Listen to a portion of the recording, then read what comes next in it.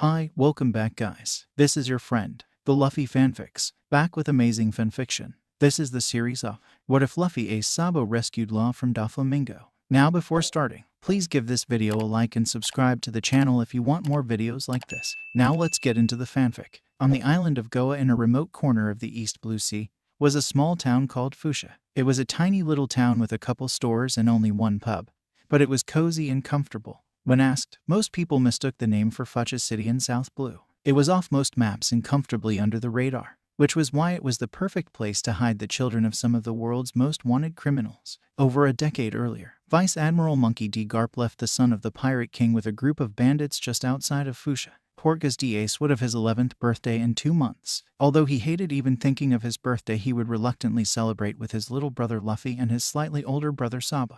What he didn't know was that his adopted grandfather would bring him the worst early birthday present ever. They fought a giant python this time. It was so long that it could wrap around a house twice and had fangs as tall as a teenage boy. Unfortunately for the poor python, it was facing 3 violent, almost preteen boys in a fight to the death, and it lost terribly. Ha, we did it. The smallest of the boys cheered loudly, leaping into the air with a fist pump. His straw hat was too big for his head, but he wore it anyways, letting it slip down his forehead and muss up his black hair. A huge smile stretched across his face at their accomplishment. "Why are you so happy, Luffy? You left all the work to Sabo and me," the other dark-haired boy growled. Although he had a similar complexion and hair color to the younger Luffy, they didn't look all that alike. Where Luffy's hair was thin and straight, Ace's was thick and wavy. Luffy had a small scar below his left eye, but Ace had freckles across his nose and cheeks. Luffy's eyes were wide and a warm dark brown. Ace's eyes were narrow and a cool gray color. "But I really tried hard this time," Luffy whined. "You almost got it in the head with your punch." The last boy, Sabo, tried to make peace. "I think you're improving a lot." Sabo looked nothing like the other 2 boys. His skin was a warmer tone, his eyes a dark blue, and his blonde hair was cut short and close to his head. Regardless of their different looks, all 3 boys were brothers. They were not born to the same parents, but they considered themselves brothers in all but blood. As the oldest, Ace and Sabo often found themselves looking after their dopey little brother and making sure he didn't get in too much trouble. But most of the time, that was impossible. Trouble followed Luffy like a parasite. "You're always too nice to him, Sabo," Ace grumbled, slightly annoyed at how Luffy jumped excitedly around the blonde brother. Luffy stopped to stick his tongue out at Ace. "Sabo's the best big brother. Ace sucks." "What? I shared some of my food with you last night." "You did? I didn't notice." "Why you?" Sabo laughed when Ace smacked Luffy in the head. Sometimes his brothers could be so funny. The late afternoon sounds of the forest were shattered by an earth-splitting scream. It was a scream of pure emotional pain that echoed throughout the forest, disturbing a flock of birds from their perch in the tree. "What was that?" Ace yelled, worried because the scream sounded so familiar. "I think it was coming from the bandit camp," Sabo replied, and they all exchanged anxious looks. They left the dead python behind and jumped back into the woods. Branches whipped at their faces and tore at their dirty clothes, but all 3 boys ignored the stinging pain. As they ran closer to the camp, raised voices could be heard. One of them was extremely recognizable to 2 of the brothers. "Is that Gramps?" Luffy asked Ace, slightly out of breath. Their training in the woods was improving his stamina bit by bit, and he could finally keep up with the older boys. "Sounds like it, but why is he here?" "Ace, isn't your birthday coming up soon?" Sabo called back. "Maybe he came for that." "The old man doesn't care about that." Ace scowled fiercely. He hated being reminded of his birthday. "But why is Dadden yelling?" When they burst from the woods, the 3 boys came across a curious sight. Curly Dadden, the bandit leader and foster mother to the 3 boys, was in tears on the ground. Her screams had dissolved into wails that the boys heard every now and then when they made too much of a mess. The other bandits were in shock around her, staring at the man in front of them. Vice Admiral Garp stood high above them with his thick arms crossed over his chest in the no-nonsense stance that Luffy knew so well. A large and very old crescent-shaped scar circled his left eye. He seemed to have grayed a little more from the last time he visited. "Boy, Gramps," Luffy waved from the edge of the clearing. Ace smacked him in the back of the head, but the damage had been done. "What did you say?" Garp yelled. His deep voice rumbled over the clearing. "Such a disrespectful grandson I have. Looks like you need more lessons to turn you into a respectable Marine." "But I don't." The rest of Luffy's words were smothered by Sabo and Ace's hands clamping tightly over his mouth. Garp raised an eyebrow. He knew exactly what Luffy was going to say, but he would ignore it. Only this one time, since he had much more important things to deal with. Regardless, no grandson of his would ever become a pirate. "Come over here, boys." They hesitantly joined the group in front of the bandit log house and ignored the sniffling Dadden. For such a large and tough-looking woman, she could sure be sensitive. Boys, I want to introduce you to someone. He looked down to his side and the boys followed his gaze, finally noticing two small figures that they hadn't seen before standing in Garp's shadow. One was a small boy with a large, furry white and gray spotted hat, although he had a large black coat on.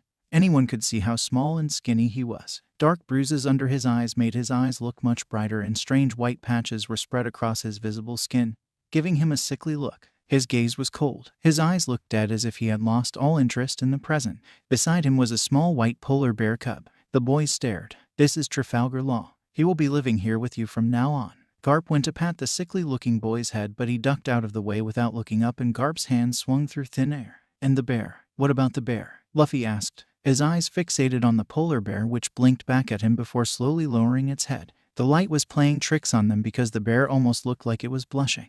But bears don't blush or get embarrassed. It's Law's bear. Don't try and eat it, you brat. Garp grabbed Luffy and picked him up so they could look in the eye. "I don't want you three to speak a word of Law's presence here, understand? He has some very dangerous enemies." Ace scowled and glared at the new boy. This boy was apparently going to be even more trouble than Luffy. Law ignored him and continued to stare blankly ahead, unaffected by the idea of his dangerous enemies. Garp dropped Luffy to the ground, ignoring his protest. "I'll be off then. I have to get back to my ship." And Daden, the woman's big fat crocodile tears long enough to hear Garp's next words. "Don't let Law have any knives or sharp objects. I had to put my crew back together twice after he got into the kitchen." Daden started crying for real again. Ace and Sabo exchanged dark looks and eyed the new boy wearily. Something wasn't right about him. In fact, something about him was downright creepy. Perhaps it was his complete silence in response to all the commotion going on around them, or the way he stared right through them. There was something off about that boy, and Ace wanted nothing to do with him. Judging by Sabo's expression, the blonde felt as uneasy as he did.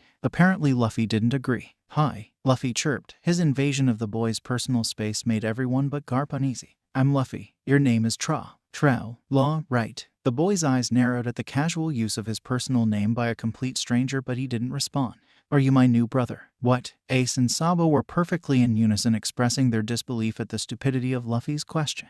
In no way did they want to have any contact with the creepy new kid. The boy blinked and gave the younger boy a look that clearly stated what he thought of Luffy's intelligence, or lack thereof. "No," he deadpanned. "Oh, then you will be soon." Luffy ignored the boy's decidedly deadly look and looked at the polar bear cub sitting behind Law. "What's with the bear?" "He's mine. Don't talk to him." The words were meant to be threatening, but Law said it in such a deadpan tone that no one could figure out how serious he was. To clear the air about his intentions, Law continued in the same monotone voice, "Try to eat him and I'll gouge out your eyeballs with a spoon." Everyone but Luffy and Garp felt a shiver go down their spine. Sabo's face turned 2 shades paler and he shuffled closer to Ace. Leaning over, he whispered, "I think we might have to be careful around him. I think he might just try and slit our throats while we sleep." Ace could only nod in response. Luffy either didn't hear Law or didn't understand the threat. "What's his name? Where did you get him? What can he do?" Law stared at the chatty dark-haired boy and wondered if something was wrong with the boy's head. Maybe he could practice his gathered knowledge on brain surgery to see exactly which part of the boy's brain had stopped functioning.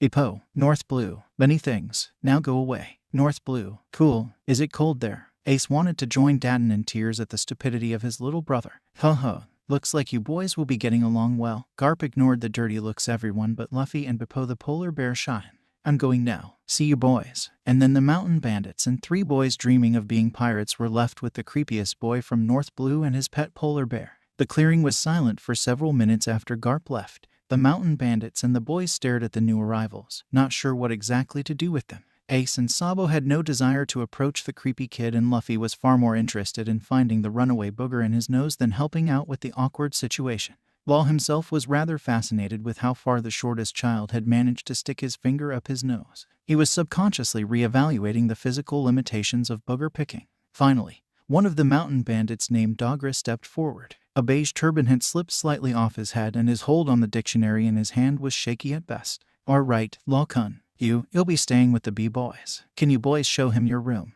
Ace and Sabo just glared at him, not moving. They didn't live in the log house anymore, so it wasn't their business. Apparently Luffy didn't get the memo. "Sure," Luffy chirped and ran towards the log house. "Come on, Law." Law picked up the old and worn black backpack at his feet and trailed behind the perky boy. The polar bear shuffled in behind him. One of the other bandits was brave enough to ask the bear to stay outside, but that was the extent of his courage. He quickly backed off at Trafalgar Law's dark glare, and the bear ambled comfortably into the log house. Are we really going to leave Luffy alone with that kid? Sabo raised an eyebrow at his brother. No, Ace grumbled. The two barged inside the building and up to the rafters. Luckily, Luffy was still alive and in one piece, chattering away about sleeping arrangements. The bear was sniffing the floor and testing the rotting wood under his weight. Sabo sleeps there, Ace sleeps next to him, and I sleep next to Ace. You can sleep next to me, okay. And sometimes we get a bath, but we all have to go at once because there's not much hot water. And we have to hunt for food because the bandits don't have much money. But that's okay because it's good training and Dadden cooks what we bring back.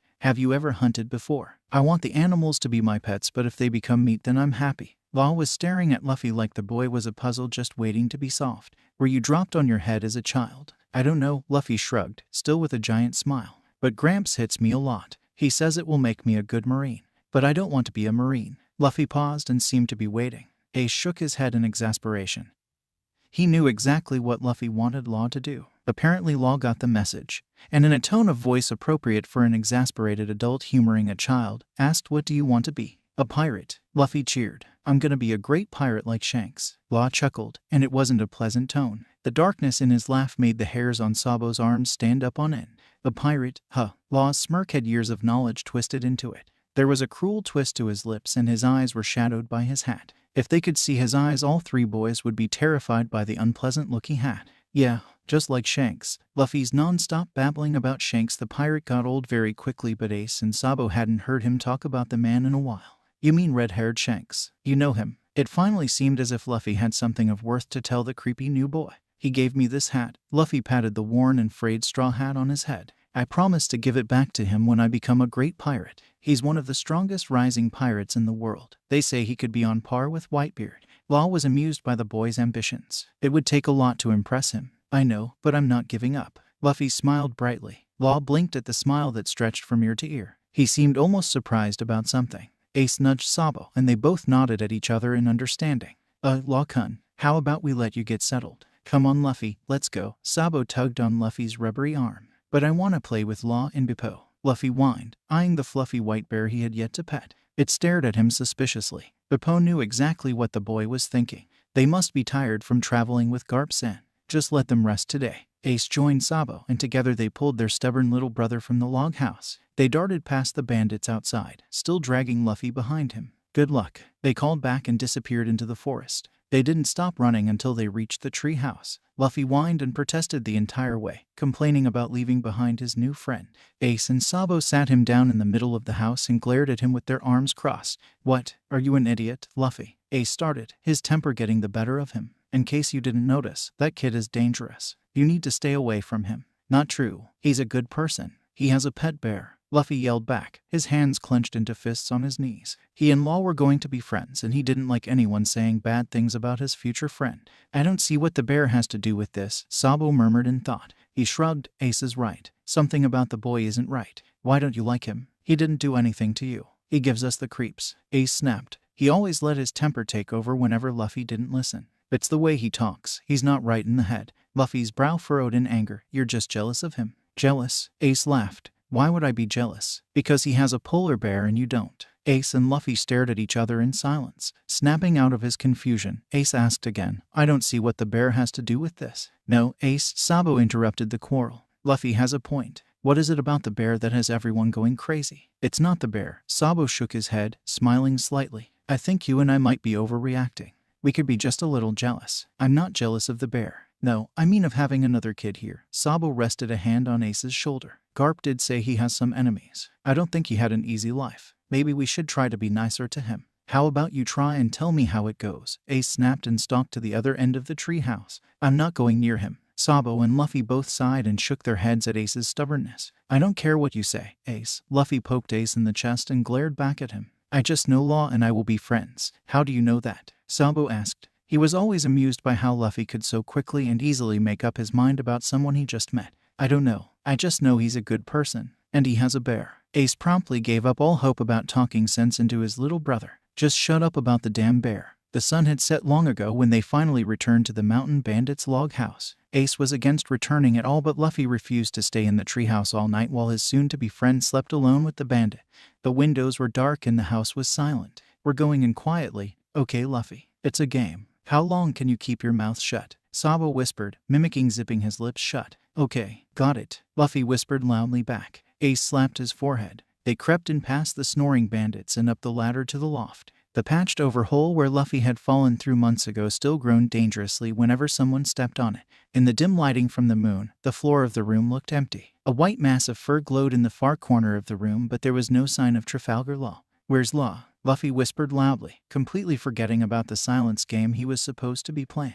He shuffled around on the floor in the dark, searching for a human body. Law, where are you? Just leave it, Luffy. You can look in the morning, Ace muttered. He crawled onto his futon and pulled the ratty blanket over his head. Good riddance. Now I can sleep in peace without that creep around. But he's not on his futon. Where is he? Luffy whined. I'm sure he's fine. Sabo yawned and pushed Luffy towards his futon. Now go to sleep. Luffy pouted and moaned. But what if he left? Would you shut up? A voice drawled from the far corner where Bippo the polar bear was curled up. Some of us were sleeping. Ace jumped out of his bed in complete surprise, his lanky limbs tripping over his blanket. Sabo and Luffy were equally shocked, but Luffy's shock was more on the pleased side. Using Bippo as a pillow, Law was snuggled up in a warm fuzzy blanket that looked much more comfortable than any blanket Luffy or Ace ever had. His white spotted hat was off, but the boys couldn't see much else in the dark. Bippo's dark eyes stood out amongst his white fur, watching them with a startling amount of intelligence. Law, you're still here, Luffy cheered before Sabo slapped a hand over his mouth. A bandit grunted loudly downstairs. Obviously, Law drawled.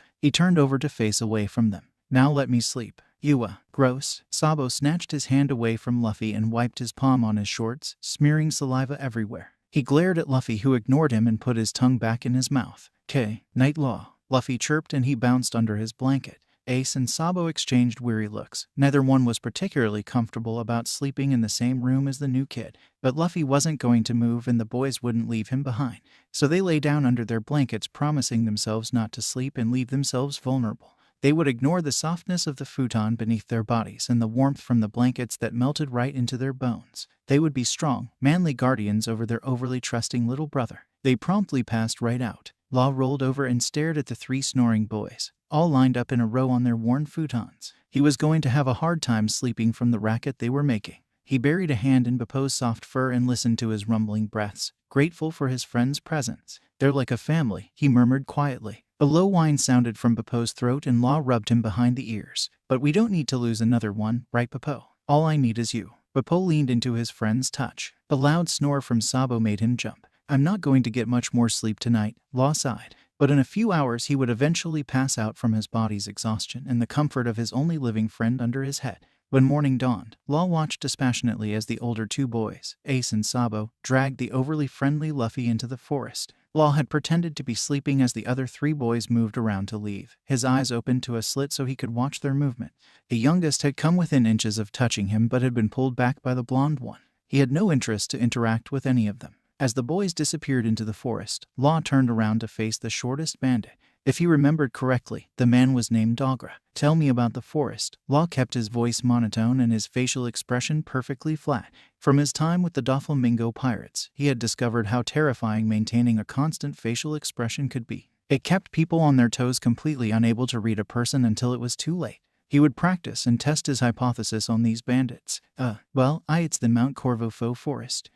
There's all sorts of dangerous animals. Dogra managed to stutter out. Apparently testing his hypothesis meant that it would be difficult to gather information from terrified sources. Perhaps he should tone down the creepiness. I understand. Law tilted his head up a bit so his eyes could be seen. He tried to make his face seem less threatening. Apparently it didn't work. The man was still quaking in his boots. Cowards. Is there a town or village nearby? Why, you might be able to get to G Gray Terminal in a day. It's to the end north. Ju just beyond is Goa Kingdom. Fufusha village is further to the south. Thank you, Law nodded. He considered trying to smile but decided against torturing himself like that. The memories were just too painful. You have been helpful. Dogra slid down to the floor when the boy turned away and shuffled backwards. Law turned to his friend who was sitting patiently by the door. Let's go, Bippo. Unlike the other three boys who were yelled at about chores until they disappeared into the woods, no one said a word to Law. He didn't mind. Having the bandits quiet was enough. He knew what would happen if they tried to give him orders. It wouldn't turn out pretty for them.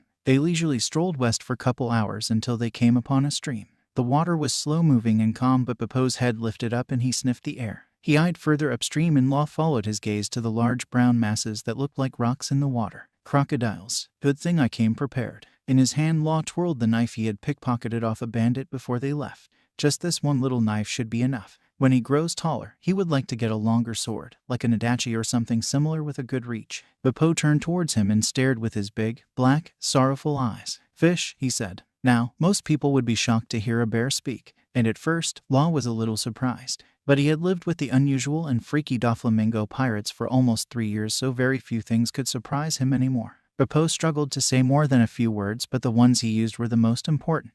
Of course, Law smiled just a little. He pulled some wire and hooks out from his pocket and made 2 fishing rods out of broken branches. Bepo dug up some worms and the two grilled up a lunch of fresh-caught fish. Although the fish were decent, they were nothing like the delicious fish from the pure and clear water of North Blue. Bepo seemed to agree if Law judged correctly from his lack of enthusiasm over his second favorite meal. Not much we can do about that for now, Law shrugged and stood up. He packed away the extra fish and tied it to his makeshift fishing rod with a large piece of cloth he had stolen from the Marines. We'll have a feast when we get back to North Blue. No more of this fatty red meat and bread they eat around here. And we'll get you a seal. That's your favorite, right? Bepo nodded. Yes, Captain. Law turned away and smiled. For some time Bepo had started calling Law Captain. He hadn't told Bepo of his desire to captain his own pirate ship and find One Piece, but somehow his friend seemed to know. Perhaps it was the way Law refused to take orders or the way he felt most at home sailing on the sea.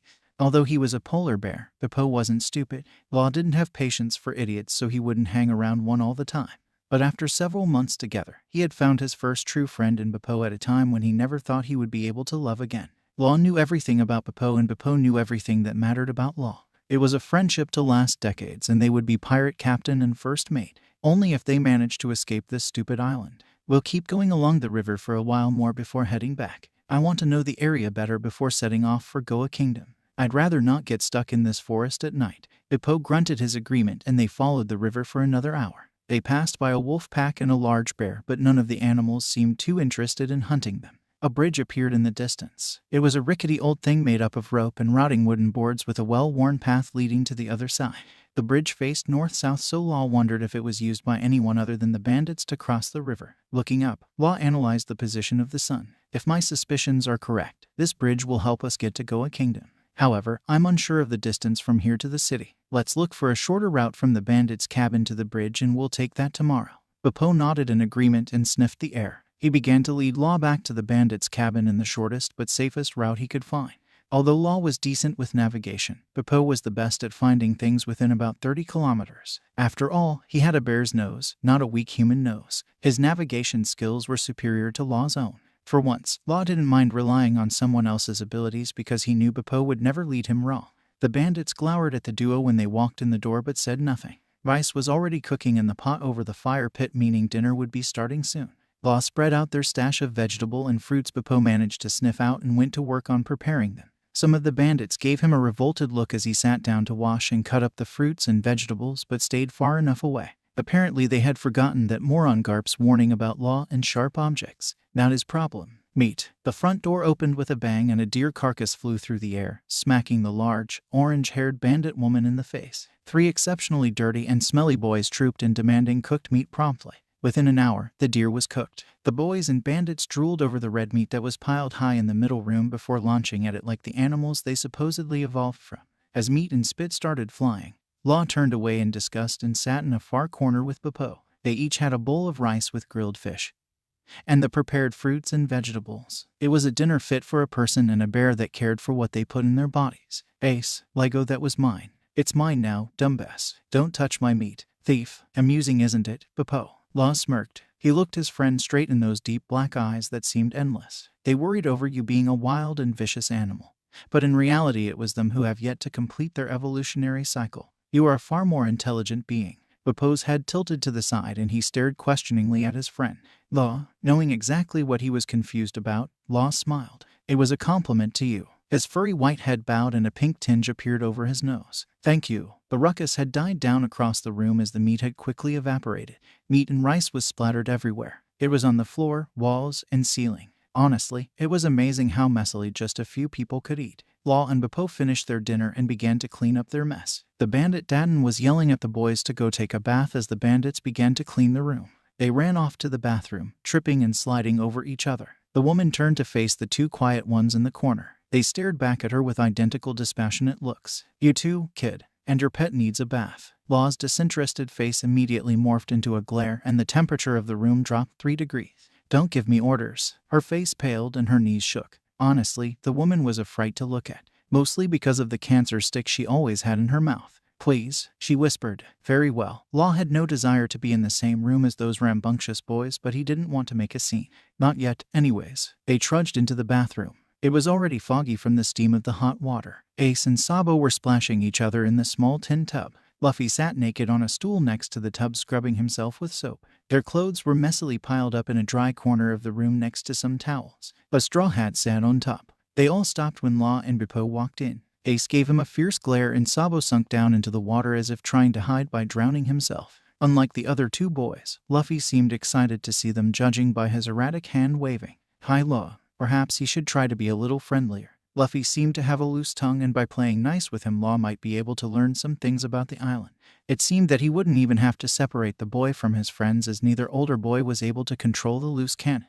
Hello, Law nodded back. He removed his hat and his clothes, carefully folded and placed them away from the other boys. Bippo went and filled up a small pot of water and grabbed a bar of soap. Luffy was watching him in fascination, but the other boys didn't notice the strange sight of a bear preparing for a bath. There's no more room in here, Law. Come back later, the hothead Ace snarled. Being friendly was too exhausting. He was going back to being an asshole. Don't tell me what to do, Law countered with ease, unaffected by the other boys' menacing looks. Compared to the pirates on the Grand Line, the boy was a mere insect, an ant that would be crushed beneath Doflamingo's pointed-toe shoes. How does he do that? Luffy asked while he pointed at Bippo, who had already got himself wet and started lathering the soap in. It was as if he had never seen a bear cub wash himself like a human. Bippo visibly deflated at the youngest human's question, his shoulders and head slumping in depression. The same way you do. Law rolled his eyes and decided to ignore the children to the best of his ability. He dumped some water on Bippo's back and helped the bear lather the soap into his fur. The fingers running through his snow-white fur helped perk Bippo up, and a low rumble of pleasure echoed from his chest. It was going to be an awkward bath. Luffy stared in amazement at the bear that washed himself like a human, and Ace's glare was trying to burn a hole into Law's forehead.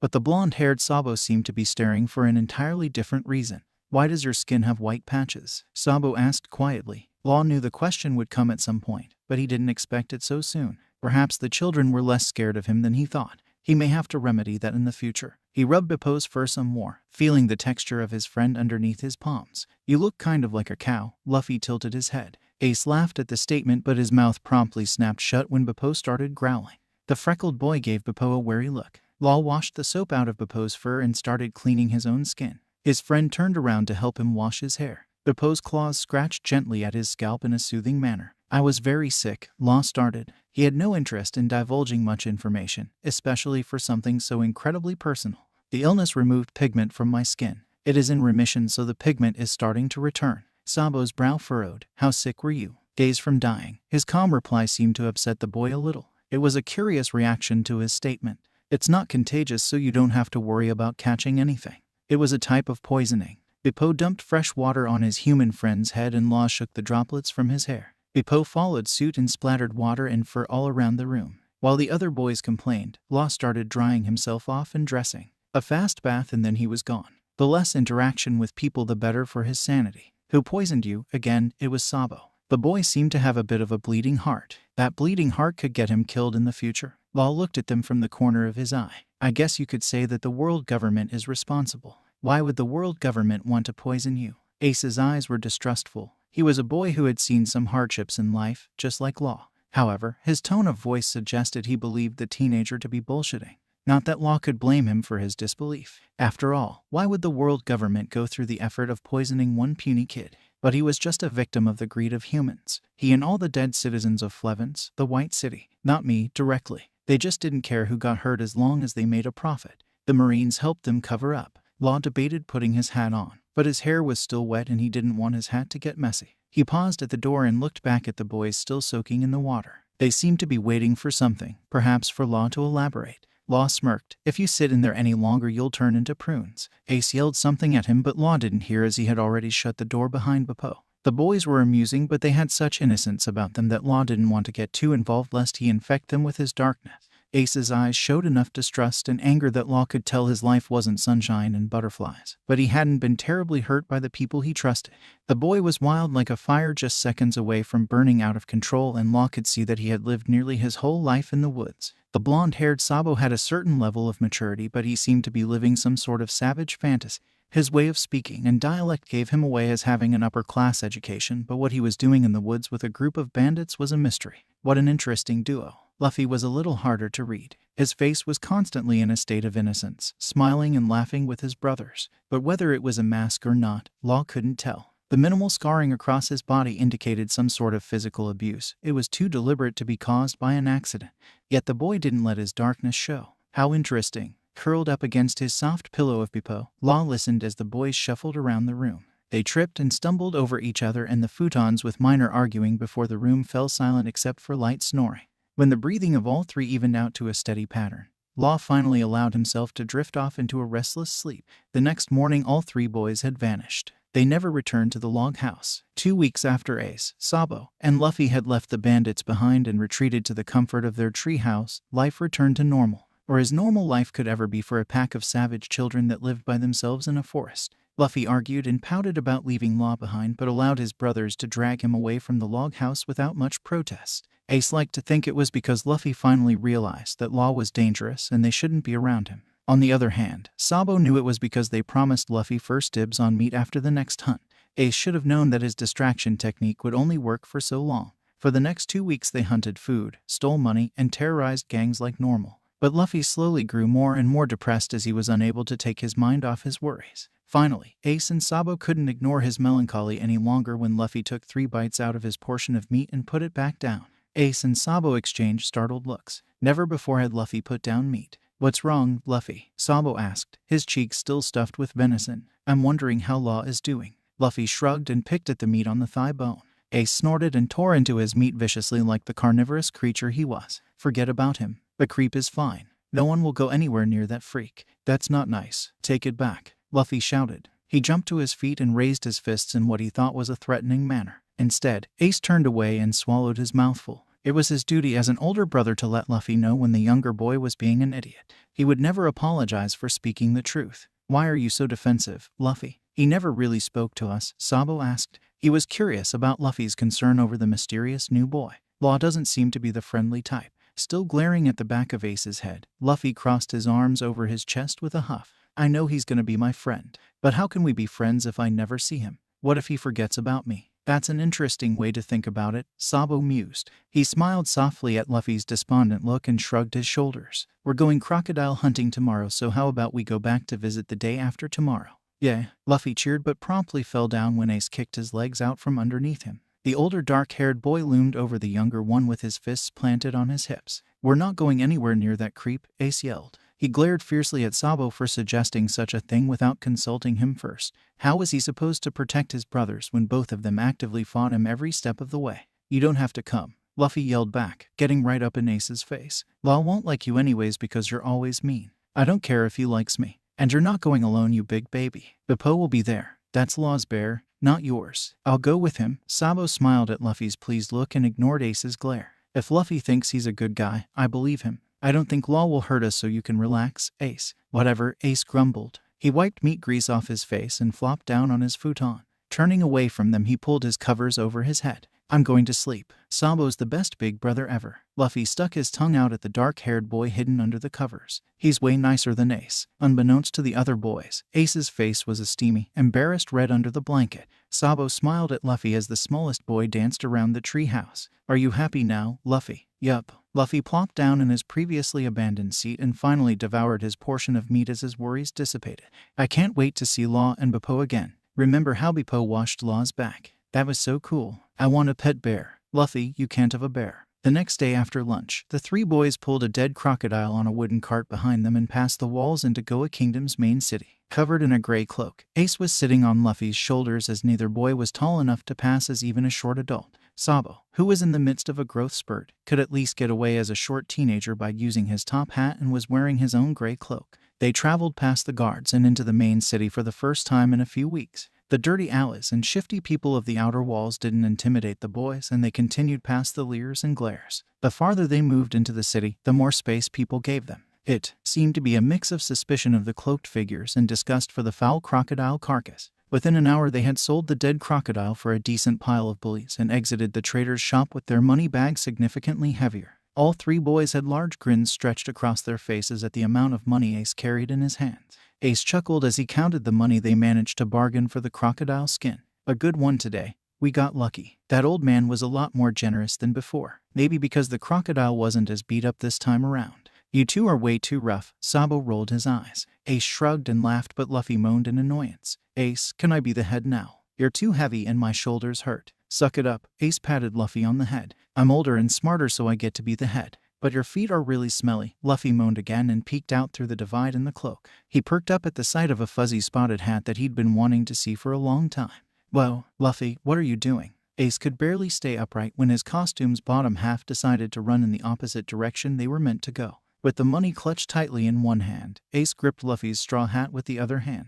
Where are you going, you moron? Technically, he is the legs, Sabo called from behind him. Luffy stopped and spun around in a circle when the person he was chasing disappeared. Ace was yelling something in his ear, but he ignored the older boy. A white mass disappearing down an alley caught his eye and he grinned. He sprinted down the alley and turned the same corner that the white thing disappeared behind.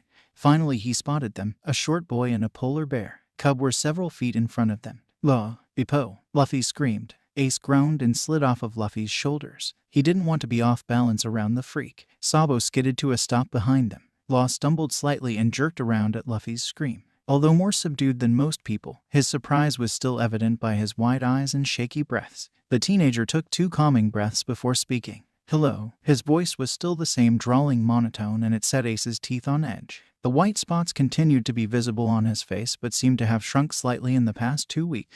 However, the thick dark circles under his eyes were still exceptionally prominent and gave him the image of a chronic insomniac. Bipo's fur was a brighter white than the last time they saw him, and the sun glinted brilliantly off his head. He carried a thick black bag in his mouth and was squatted comfortably next to his human friend. What are you doing here? Luffy asked. He bounced forward like a rubber ball and rubbed Bipo's fur behind his ear. He didn't notice the bear glance at his human friend for instructions on what to do with the little human petting him. I thought you were still with the bandits. I left a while ago. They hold no interest for me. Sabo pulled his hood down. Where are you living? Gray Terminal or the forest? A smirk spread across Law's face. Neither. I have boarding in the city. Boarding? You mean a room in the city? How'd you get that? Ace grumbled. He never got boarding in the city. Well, legal boarding anyways. I'm an apprentice. My employer is paying me in room and food. Law glanced up at the sun's position and turned back towards his original destination. I must go back now since I have a job. Don't ever bother me again. Come, Bipo. The bear snapped out of its stupor and jerked away from the hand behind his ear. He trotted after Law on all fours, a poor attempt at pretending to be a dog. Okay, see you later, Luffy called. He ignored Law's cringe and smiled at his brothers. Now we know where Law is, so we can visit. Not really. We don't know his address, Sabo pointed out. Right. Hey Law. When Luffy turned around, Law and Bipo were gone. They had taken his temporary distraction to escape and were long gone. Damn, don't worry, at least we know they're doing all right. Sabo rested a hand on Luffy's shoulder in an effort to comfort the younger boy. We'll see them again. You're right, I'll see them again. Luffy smiled with complete faith that things would work out in the end. Sabo flipped the hood of his cloak back over his head. I wonder what kind of work he's doing. He doesn't look like someone who does a lot of physical work. Ace snorted and pushed Luffy's head down, forcing the smaller boy down so he could climb on Luffy's shoulders. With those twigs for arms, he looks like a strong breeze could blow him over. Those white spots on his skin looked smaller, but he still looks really sick. Or maybe he's always tired. Sabo smiled at Luffy's disgruntled huff as Ace made himself comfortable. He's really small for a teenager. Ace flipped the hood over his head. What kind of illness did he say he had? He said it was poisoning, Sabo replied. His lips quirked into a slight smile, and Sabo gave his brother an amused glance. Is this concern I hear, Ace? No, I just don't want to catch whatever illness he has, Ace huffed. Sure, whatever you say. It's true. Shut up. Stop laughing. I'm not laughing at you, Ace, Luffy grunted under his brother's weight. Beside them, Sabo's shoulders shook from trying to hold in his laughter. Sabo's just being a jerk. Sabo could feel Ace's glare through the back of his head. His brother could be so touchy whenever Sabo pointed out that Ace may actually care a little. Okay, whatever you say. Sabo hummed a little tune to drown out Ace's grumbling. What should we do now? Let's go to the port. Luffy piped up from deep within the gray cloak. I want to see the ships. Good idea for once. Ace patted Luffy on the head like a little dog. We can grab lunch at that fish and chips shack. Remember that one, Sabo? The one that looks like it hasn't been cleaned in years. That place was delicious. All right, let's go. We can spend some of today's earnings. Down at the port they shed their cloaks and Luffy was finally free of Ace's smelly feet. They dashed from ship to ship, admiring the tall masts and massive sails. They stopped to drool over a small but well-built caravel. The wood was dark timber and the craftsmanship was better than anything the boys had ever seen among the fishing boats. Ace laughed over the peculiar choice of a figurehead. Sabo and Luffy had to agree that a pink flamingo was an unusual choice. After staring at all the ships they wanted but couldn't afford, the three boys stopped in at the small snack shack next to the port. The building was poorly built and the wood was rotting from the salt air. Inside, the tables and chairs were mismatched collections and stained with grease, beer, and something that looked suspiciously like blood. The clientele matched the restaurant. Fishermen, sailors, and the working class frequented the shop, so the boys felt no need to hide under their cloaks for the meal. They were in no danger of being recognized by anyone who would turn them into the local government or Sabo's wealthy parents. The owner stared at them suspiciously when they walked in but let them be when the boys paid up. All the other customers ignored the slightly smelly, wild-looking boys and went about their business. "Oh man, this is so good." Luffy moaned around a mouthful of fried fish. He shoved another forkful of the delicious fish in his already stuffed mouth. "Can you even taste the food? You're eating so fast." Sabo laughed and munched on another fry. Luffy said something in reply, but neither of his brothers could understand what he said as his mouth was stuffed with fish and chips. Rolling his eyes, Ace pushed a glass of water towards the younger boy and waited for Luffy to guzzle the water and clear his throat. Luffy sighed and set down the empty glass. "This is amazing. I want more." "Hold on and let us finish," Sabo laughed. "We'll order some more in a minute." But Luffy was already gone. He banged on the worn-stained counter to get the owner's attention. "I want more fish." Ace and Sabo sighed as the owner glowered at the demanding little brat, but he passed over a plate of freshly fried fish and chips and snatched the money Luffy tossed on the counter. "You're going to get us kicked out." "Luffy," Sabo moaned and depressingly shoved a fry in his mouth. "We'll be banned from another restaurant." "HN?" Luffy asked with an entire fried fish hanging out of his mouth and his hands busy smothering his fries in tomato ketchup. "You're impossible." Sabo slapped his hand over his eyes. He glanced over at Ace, who had been rather quiet. The other boy was staring at something in the crowded restaurant. "What are you looking at?" "Check out this guy." Ace jerked his chin towards a man who had just walked in. Sabo and Luffy followed his gaze and immediately found who Ace had been referring to. The man was tall, but much of his height was made up of his pale hair that stuck straight up like spikes on his head. His black clothing consisted of gears, buckles, and other random metal bits that made the man look like a piece of machinery. But the most interesting thing was the tight mask that covered his lower face and the circular goggles that hid his eyes. The man was probably one of the most unique individuals any of the boys had ever seen. The boys were not the only ones fascinated by the new arrival. Almost everyone was looking at the strangely dressed man, and not just because of his unusual clothing and hair. The way he held himself with confidence suggested this man was strong and knew how to use his strength. Ignoring the eyes on him, the man stepped forward and nodded at the greasy-haired owner behind the counter. "Hello," he greeted. His deep voice was muffled by the mask over his mouth and nose. "What can I get ya?" the owner asked. The owner's suspicious look was more subdued than when he glared at the boys. Perhaps the man, like everyone else, could sense that the stranger was not someone to mess with. "I'm looking for someone. Perhaps you've seen him." The owner waved a hand for the man to continue. "He's a rather short teenager with dark hair, but he normally wears a white hat. He's a little sickly looking and might have white spots on his skin." Both Ace's and Sabo's faces paled at the man's words. They remembered the warning Garp left them when he dropped Trafalgar Law off at the bandit log house. "I don't want you three to speak a word of Law's presence here, understand? He has some very dangerous enemies." The owner was shaking his head before the man had even finished. "I don't get many kids coming in here. Have you tried inside the city?" "Yes, but no luck. Thank you for your time." The man turned away from the counter but paused when he spotted the three boys sitting in the corner. The steps he took towards their table were careful and calculated. Ace and Sabo exchanged glances, and Ace looked at Luffy, who was staring at the man curiously. If Luffy said anything, there was going to be trouble. This man was dangerous, and Luffy had a loose tongue. "Luffy," Sabo hissed under his breath. Apparently he had the same thought as Ace. "Don't say anything." "Hello," the man greeted. He was even taller up close, and he towered over the boys. Ace felt a bead of sweat roll down the back of his neck. "I'm looking for my friend's little brother. He normally wears a white hat and is around your height. His name is Trafalgar Law. Have you seen him?" Sabo quickly shoved a fistful of fries into Luffy's mouth to prevent the idiot from saying anything. The older dark-haired boy quickly answered the man before he noticed Sabo and Luffy's unusual actions. "Afraid I haven't," Ace shrugged. His palms felt sticky and his stomach was turning over, but he fought to keep his face straight. We're not actually from the city, so we don't know many kids around here. The man looked over at Sabo and Luffy. Sabo's face was perfectly set into a poker face, but Luffy was hiding his unease about lying beneath his chipmunk cheek. His eyes were turned towards the wall and a bead of sweat rolled down his forehead, with the stranger's face so completely covered. They couldn't tell if he believed them or not. Well, thank you for your time. The man politely nodded and left the restaurant. All three boys sighed in relief and slumped down in their seats. Luffy swallowed the mouthful of fries and wiped his mouth. Who was that? The youngest boy asked. That, Ace's eyes narrowed at the door the strange man had disappeared through, was one of Trafalgar Law's dangerous enemies. A week later, after meeting the three wannabe pirate boys again, Law and Beppo strolled past the city gates, through Grey Terminal, and into Mount Corvo's forest. The sky was overcast again, with a typhoon moving north 100 miles to the west. The smaller trees swayed in the wind, their branches creaking ominously. The deeper parts of the forest off the trail were dark and dreary. It was beautiful. Law double-checked the map the old doctor had given him. For the past 3 weeks, Law had been serving as an apprentice to a grizzled old doctor in Goa Kingdom. Dr. Adair Charles was rough around the edges and gruff with both his apprentice and his patients. But the man knew exactly what he was doing and recognized some amount of talent in Law. Dr. Adair ran a small clinic in the outer city and limited his patients to the poor who could normally not afford medical services. It was the ideal place for Law to practice his medicine. Unlike doctors in the wealthy district, Dr. Adair treated a wide variety of illnesses and injuries. The poor never went to the doctor until it was almost too late, and Dr. Adair had to perform what everyone else considered miracles.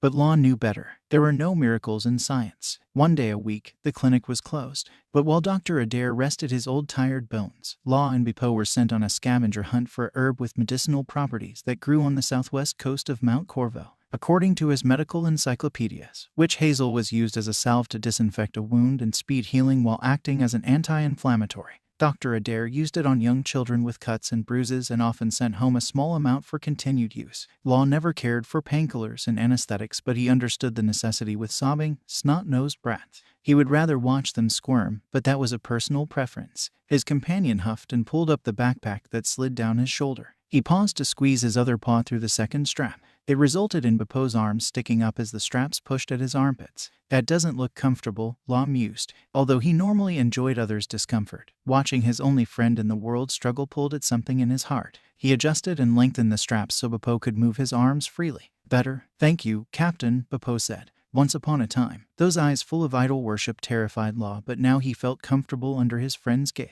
Beppo believed that he could take on the world and win. He had started to believe that he could match up to those expectations. We should be close to the location. Law looked around at the foliage and fauna, noticing the subtle changes. Do you remember the description? Yes, Captain, Beppo nodded. Good, but just in case. We want a large shrub with stringy yellow flowers. Just a few branches should do, since Dr. Adair wants to try growing them himself. They walked a little further until Beppo stopped and stood up straight. His ears wiggled forward and his nose sniffed the air wildly. It was not a defensive position, so Law relaxed his grip on the cheap katana he managed to procure illegally. What is it, boys? Here, Beppo grunted. Law did not acknowledge the new word but appreciated his friend's growing vocabulary. You mean the three idiots, right? Law hummed at Beppo's nod. They do live in the forest like a pack of wild dogs, so that doesn't surprise me. Perhaps we're close to their base. Do keep your ears open for any sound of them. I don't want to test to see if stupidity is contagious. They set to work, and just after noon they had accumulated a decent pile of the herb Dr. Adair needed.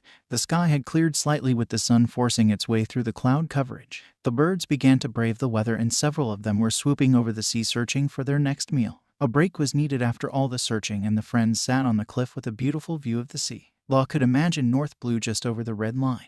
But more than that, the Grand Line was waiting for him. It called out to his heart, begging him to return to its treacherous waters and islands of adventure. And at the end of the Grand Line was the mysterious island of Raftel, where One Piece lay waiting for the next pirate king. We'll get out there, Beppo. The bear followed his gaze to the horizon. We'll conquer the Grand Line and be free. Together. Law smiled at how innocent the question sounded, but to Beppo it meant everything. Of course, I need the best first mate to watch my back. A pink tinge spread across Beppo's nose. Thank you. We'll find One Piece and I'll become Pirate King. Law smiled at the thought of the one man he knew would be proud of that dream. But first I'll stop Doflamingo. Only after he's gone will I be truly free. After a light lunch of onigiri, smoked fish, and pickled vegetables, Law and Beppo packed up for the trek back to the city. They were a half hour into their walk when the ground shook beneath their feet. Law glanced at Bippo, but the bear was searching the woods with his ears and nose. So it wasn't an earthquake. What is it? Law hissed at his furry companion when the bear wasn't quick enough to explain. Unable to explain with words, Bippo ran off the path into the heavy foliage with Law on his heels. The ground trembled again beneath their feet and Law struggled to remain upright.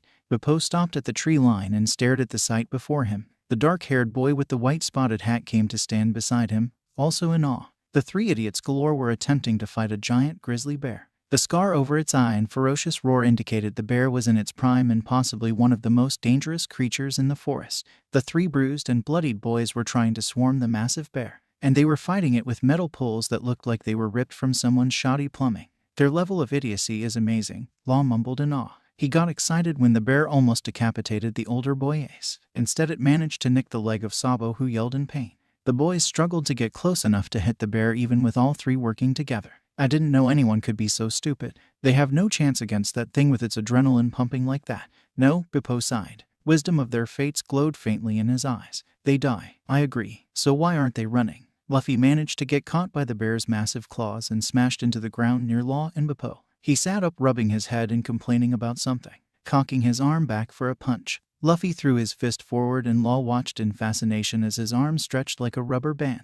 He completely missed the bear and nearly hit himself in the head when his arm returned to its regular shape. The idiot had apparently eaten a paramecia devil fruit that looked to be rubber-based. Law still considered him an idiot. After all, who knowingly eats a rubber devil fruit? What a useless power. What are you doing? Law drawled, a hint of curiosity in his voice. Luffy jumped at the sound and whirled around to spot the two observers in the trees. Hi Law. Hi Bippo. What are you doing? Law repeated, rather exasperated with the boy's short attention span and memory of a goldfish. Oh, fighting a bear. Luffy smiled. Law stared at the boy while waiting for further explanation. When none proved to be forthcoming, he figured he should prod out the explanation. Why are you fighting a bear? To see who will be captain. The one to beat the bear gets to be captain on our pirate ship. I see. And what if you die? We won't die. You will have your throat ripped out by his teeth first, and then he will gorge on your intestines while your body's still warm. Of course you will die. Luffy stared at Law in confusion. I don't understand. The bear roared, and with one swipe of its paw,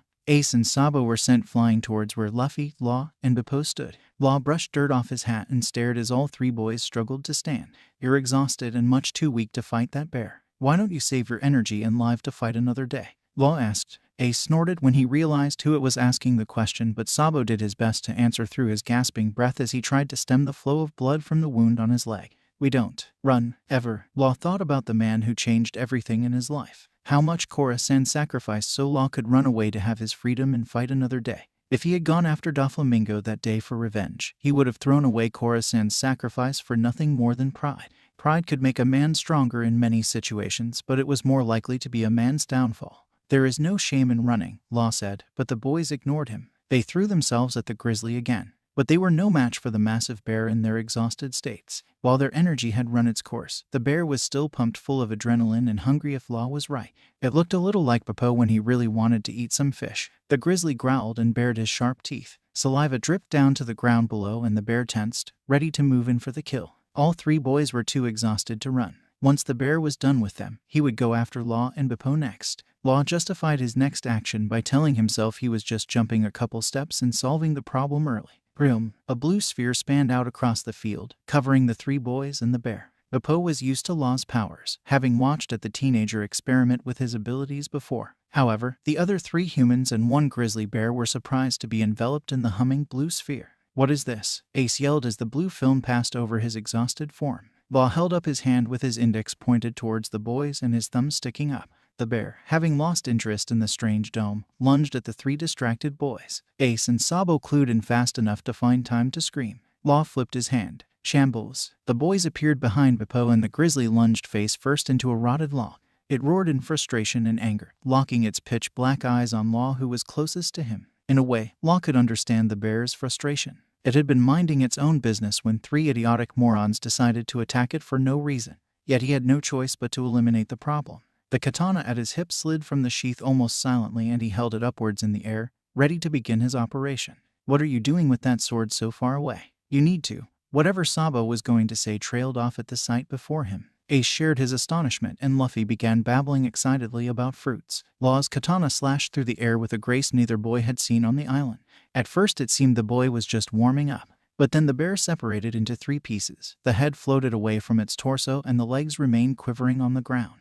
The bear's sounds turned panicked as it noticed the unusual state of its body. Foam dribbled out of its mouth as it fell unconscious, unable to rationalize the situation. The bear lasted longer than some humans. I guess that makes me the captain. Law smirked at his own joke. What the hell? Ace screamed out and scrambled back to his feet. That ridiculous pole was waved threateningly in Law's face. A small smear of blood was on the rounded end. What did you do? Remove that thing from near my face or I will decapitate you, Law drawled, not at all feeling threatened as his figurative operating table was still humming above them and his katana was gripped tightly in his hand. That was so cool. How'd you do it? Luffy cheered. He knocked Ace out of the way in his enthusiasm and smiled brilliantly at Law. Once again, the boy from North Blue was taken aback by the familiarity of the smile. It looked just like Khorasan's smile. I ate the op fruit. I'm a modification man. Is it dead? Sabo asked. His hands were putting pressure on the cut the grizzly left on his leg. At least he had some basic first aid knowledge and the blood seemed to have stopped seeping through his fingers. No, merely unconscious. I don't need to kill to incapacitate. Wow, Law is so strong. Join my crew. Ace and Sabo's jaws dropped at Luffy's demand. Neither one thought he would be so quick to attempt to recruit the creepy new kid. What? Law raised an eyebrow. When I get older I'm going to be a pirate captain. I want you and Bippo to be part of my crew. Ace and Sabo already are. Luffy nodded sagely, ignoring his brother's growing irritation. No, we're not. Both older boys recovered enough to whack him on the head with their fists, sending him face first into the ground. Luffy spat out a mouthful of dirt and smiled at Law again. Okay, they haven't agreed. But you can be my first mate. No, Law deadpanned. He turned and rolled his eyes at Bippo who shrugged in response. Neither one could figure out this boy. Why not? Luffy's hands reached out to grab Law's arm, but a suddenly loud snarl from Bippo sent him backpedaling away from the boy and the bear. The boys were not the only ones surprised by Bippo's unexpected outburst of aggression. Law had not heard the bear make that sound in months. Being a weak pushover by nature, Bippo rarely could work up the nerve to try and intimidate something unless he felt Law was in danger. But he had crouched down into a tense, aggressive stance and continued to make that vicious noise from the back of his throat. The other boys were babbling something about controlling his bear, but Law ignored them. He followed Bippo's gaze to the dense foliage of the woods. Law raised his sword and solidified his stance with his other arm outstretched, ready to use his power. Something dangerous was obviously in there. Come out and show yourself, Law yelled into the forest. The younger boys had quieted down and were searching the tree line for whatever Bippo had noticed. Finally, from the bushes emerged a tall man dressed in a long black coat with gold detailing designed in shapes of gears. His face was covered with a mask and goggles, and his hair defied gravity like no other, sticking straight up. Law felt the blood drain from his face and his hands shook with tension. He knew this man well. There was no way he was ready to face this man yet. Look at you, Law, the masked man drawled. Learning how to use your new power. You always were a fast learner. Gladius, Law hissed through gritted teeth. Gladius was one of the executives in Doflamingo's crew. Like almost all the executives, Gladius had the power of a devil fruit. He was a rupture man and was one of the crew members Law spent a great deal of time with when he was part of Doflamingo's crew. Hey, that's the guy from the fish shack. The straw hat boy pointed a finger at the tall man, but Law hardly noticed. All his attention had zeroed in on every little movement Gladius made. When you were captured by Garp the hero, the young master almost gave up on you. Gladius stopped several meters from the boys. Bippo had shuffled over to stand in front of the younger boys who were still injured and exhausted. But Virgo suggested that Garp was too soft-hearted to bring you into headquarters. After all, 13 years old is awfully young for an execution. Even if you are a pirate, you're a pirate, Luffy gasped from behind him. But Law paid no attention to the boy. Gladius continued as if the interruption had never happened. So we considered the option that perhaps he would try to hide you. We're better to start looking than his home island. What do you want? His hands were stiff from the tension of trying to keep them from trembling, and the katana's handle was slippery from sweat, as unfriendly as ever. I had expected you to be happier to see someone from the family. If they could see his face, a severe frown would be slashed across Gladius's face. Is that any way to speak to your teacher? I'm not his puppet, Law snarled. His temper flared at the reminder of his former life with the Donquixote pirates. I won't die for him. Sharp, focused eyes narrowed from behind the tinted goggles. What did Khorasan say to you? He told me enough. That Doflamingo wants the op fruit because of rumors that the user can grant immortality. And Khorasan was supposed to eat it, not you. Gladius removed his hands from his pockets and rested them at his side. The casual stance was meant to make Law relax, but it did the opposite. From his marksman training with the man, Law knew that the rupture man never relaxed. The young master was so upset to learn that his own brother had betrayed him. You do know that he was a spy for the Marines. You hate the Marines. Of course, Law swallowed down a lump in his throat. His memories of Corazon's last day alive were still vivid in his mind. The smell of the wooden chest he had hidden in, the sound of gunshots from a revolver, the feel of his chest gasping in silent cries. Nor could he ever forget Corazon's apology to him, days after Law had stopped caring that the man worked for his hated enemy. He would never forget. The young master was so disappointed that you ate the fruit instead. He had such big plans for you. The harshness in the man's voice softened, but his stance didn't relax at all. He's been considering ways to work around this little mistake. He really would rather if you lived. Law. Doflamingo, the warlord, was known as the charismatic devil. However, Gladius had never picked up his captain's charisma. Neither was he very good at lying. Law narrowed his eyes and tightened his sweaty grip on the katana. Don't lie to me. But Law never got to finish his refusal. A blast with the force of a cannon forced him reeling backwards. His shoulder hit the ground hard, sending a shock of pain throughout his upper body. Several feet later, he skidded to a stop and quickly assessed his injuries. His shoulder, although bruised and aching, had not been dislocated in his fall. Otherwise, there appeared to be no serious injuries, just various scrapes and bruises. His throat was sore from accidentally inhaling a mouthful of dust. The teenager stood up on shaky feet and assessed the situation. The other 3 boys had been in the radius of the blast but were not victims of the full-on attack. All 3 looked dazed and confused as to how they came to be sprawled on the ground, surrounded by dust and chunks of earth. Beppo was near them, shaking his head to get rid of any dizziness. Other than Beppo, not one of the others would be able to run fast enough to escape. Teenagers, Gladius hissed through the dust.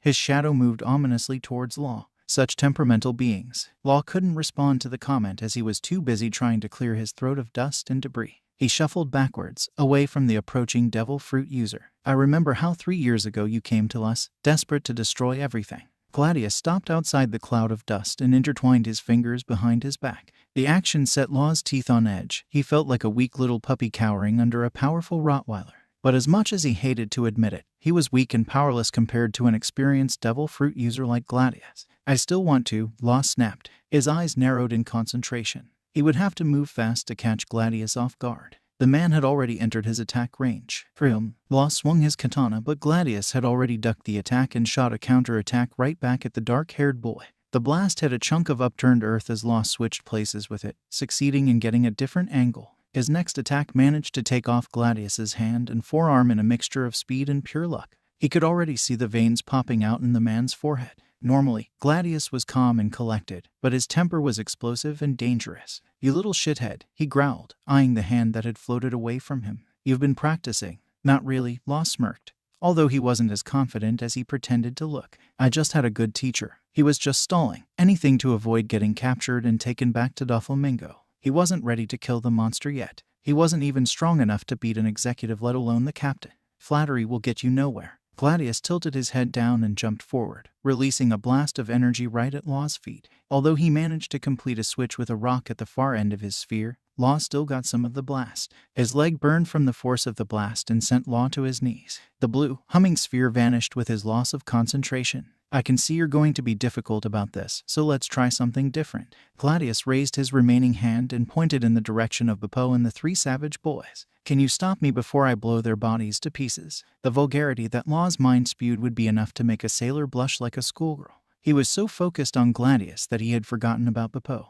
The older of the 3 boys were yelling something, and the youngest was screaming with tears running down his face. But Law could only focus on Beppo and his sorrowful gaze. His friend's eyes told him that whatever happened, he had already been forgiven. It made his heart catch in his throat. He couldn't do it. He couldn't take the chance. Law tossed the katana several feet from him and knelt down into the dirt. He didn't say anything but threaded his fingers together behind his head. "Well, isn't this surprising?" Gladius mused. He bent down and picked up the limb Law managed to detach. "I never thought that you, of all people, would have a bleeding heart." "Shut up," Law growled. He ignored Beppo's whimpering and focused harder at the ants running through the blades of grass. "Such attitude. You should know better, Law," Gladius chuckled. There was a ruffling of clothing and the other boys started yelling again. Their voices merged into a melody of fear and panic. Law's head jerked up to find Gladius aiming his hand at them, the forearm already swollen with energy. "Perhaps I'll just kill them anyways." "No." The scream tore out of his throat before he could fully comprehend the situation. Beppo and the other boys were scrambling away, but they were too slow. But so was Gladius. A large figure grabbed Gladius's head from behind and slammed him face first into the earth. The explosion from his arm shot harmlessly into the woods and sent a flock of birds into panic. When the dust cleared and the mysterious figure was revealed, Law let out a sigh of relief. It was an unusual feeling to be thankful to see a Marine. Even if he was an idiot, he was a strong idiot. "Don't hurt my grandsons, you bastard," growled Garp the hero. "Gramps," Luffy gasped. Ace made a similar noise of astonishment from somewhere behind him. The appearance of his grandfather was entirely unexpected.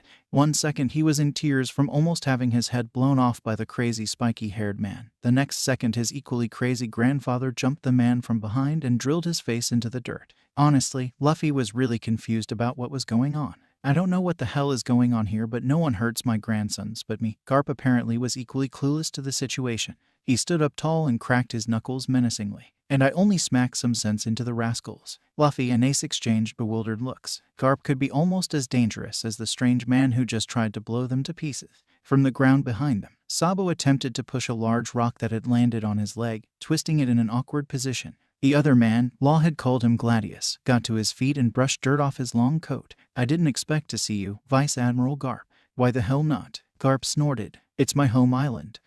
Gladius drawled. His tone was amused and deprecating. "No reason. But now you've made things complicated. I'm sure you know what I'm here for." "Of course, I'm not an idiot." Garp pounded his fist into his open palm. The action was meant to be intimidating, but his opponent looked unaffected.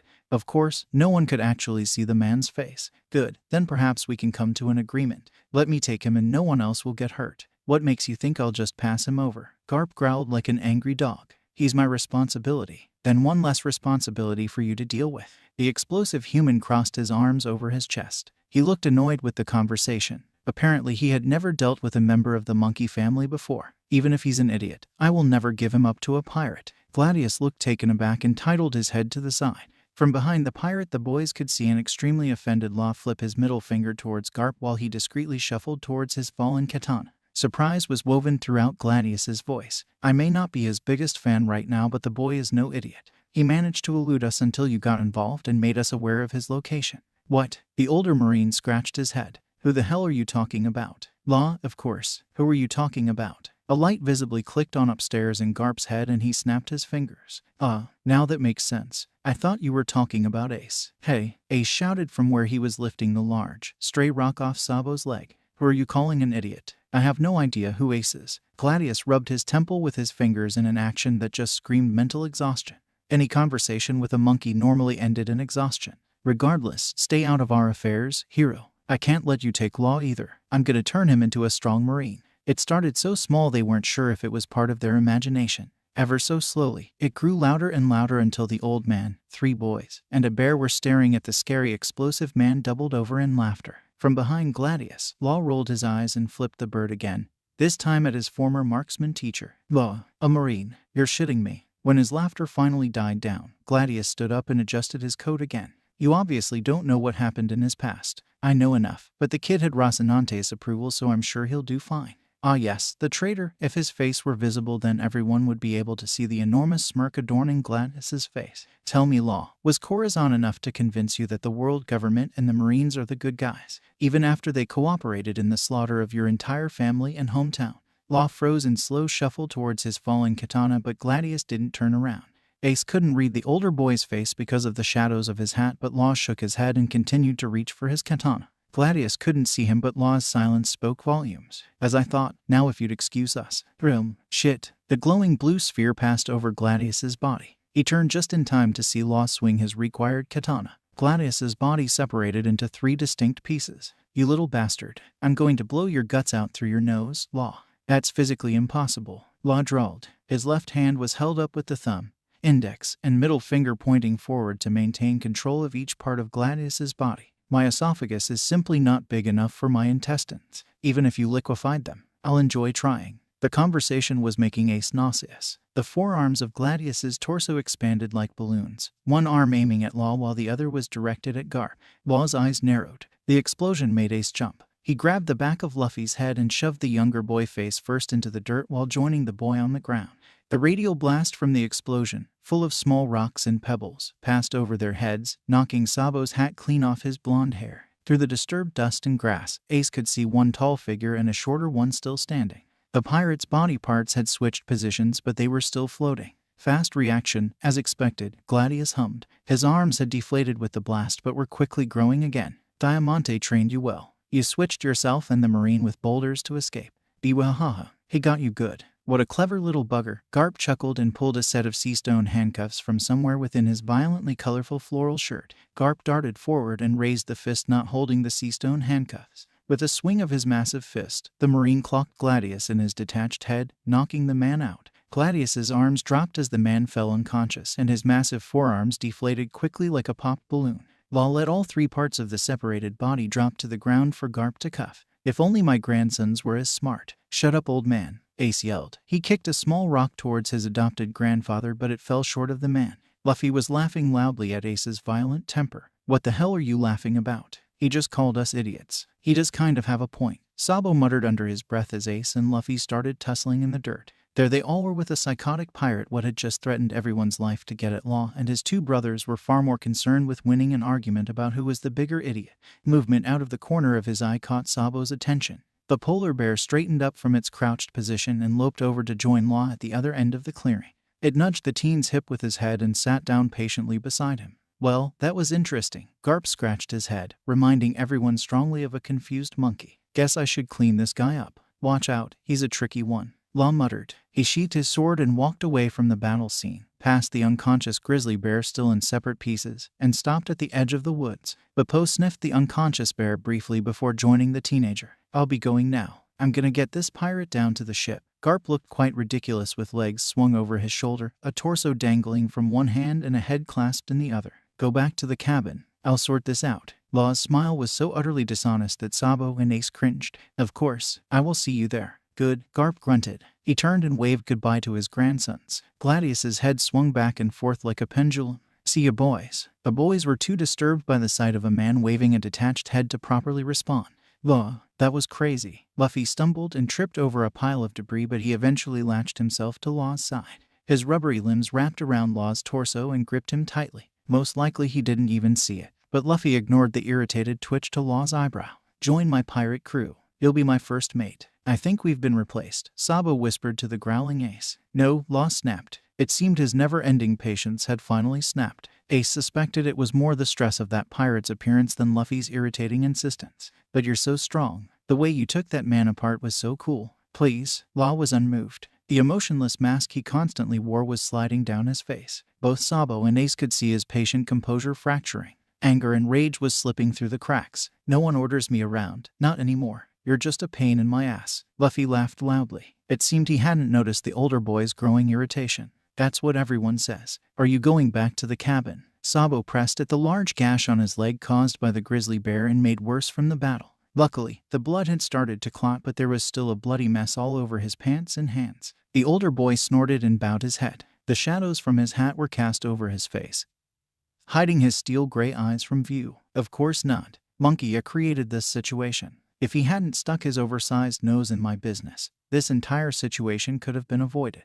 What the hell are you talking about? Ace snapped. A muscle jumped in his jaw as he fought to keep from lunging and strangling the ungrateful bastard. He was trying to help you. And that is the start of many problems, Law murmured. He turned to stare directly at Ace, his frosty eyes glaring through the shadow of his hat. No doubt Vice Admiral Monkey couldn't keep his big mouth shut and blabbed about me around Marine headquarters. Luffy glanced back and forth between his brothers and his new friend.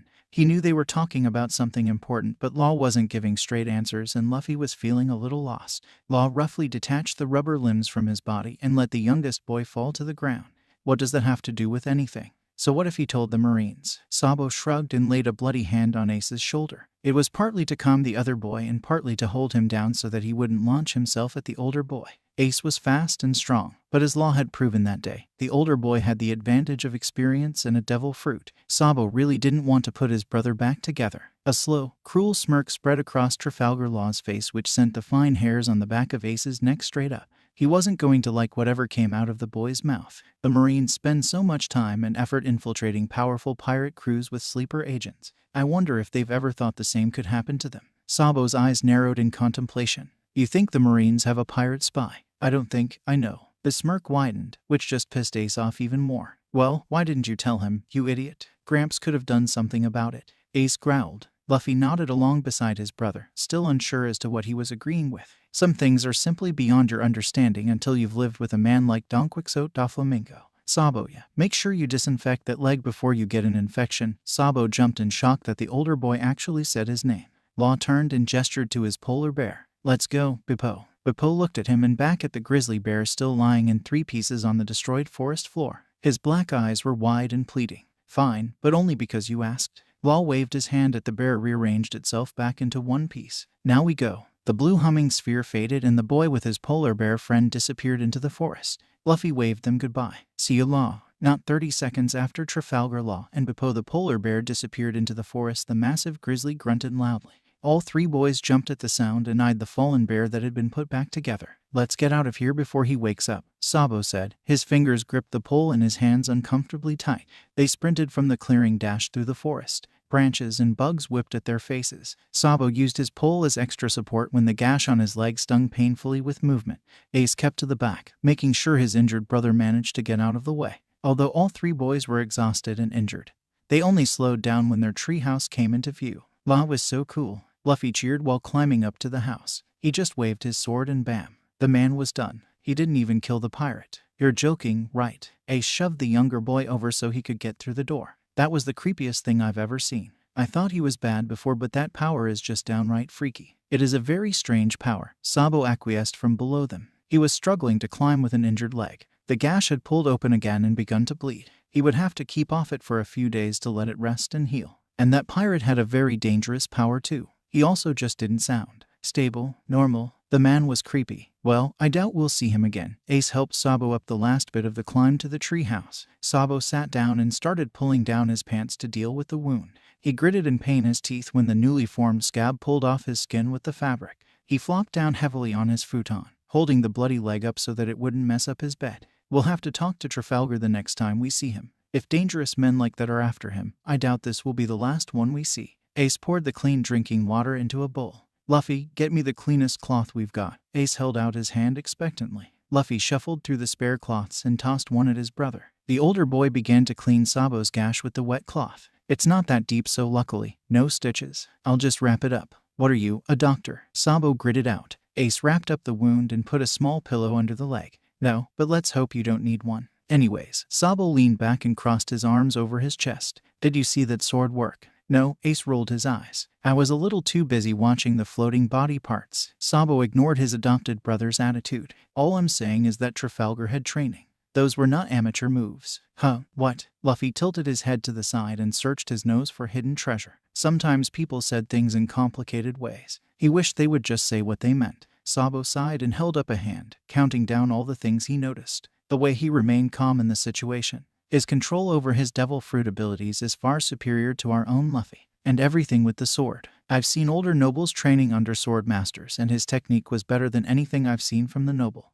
Like you're a sword master, Ace snorted in amusement. So what do you think? I think he's been trained by several masters, including the pirate we just saw. Sabo exchanged a look with Ace. I also think he has more experience than us. Why do you think he has more experience? Ace mused. I just thought he wasn't right in the head. Well, he could be insane. Sabo shrugged. It was a distinct possibility. The boy was rather unnerving with all the talk about intestines and body parts. But think about how calm he remained and turned the situation around.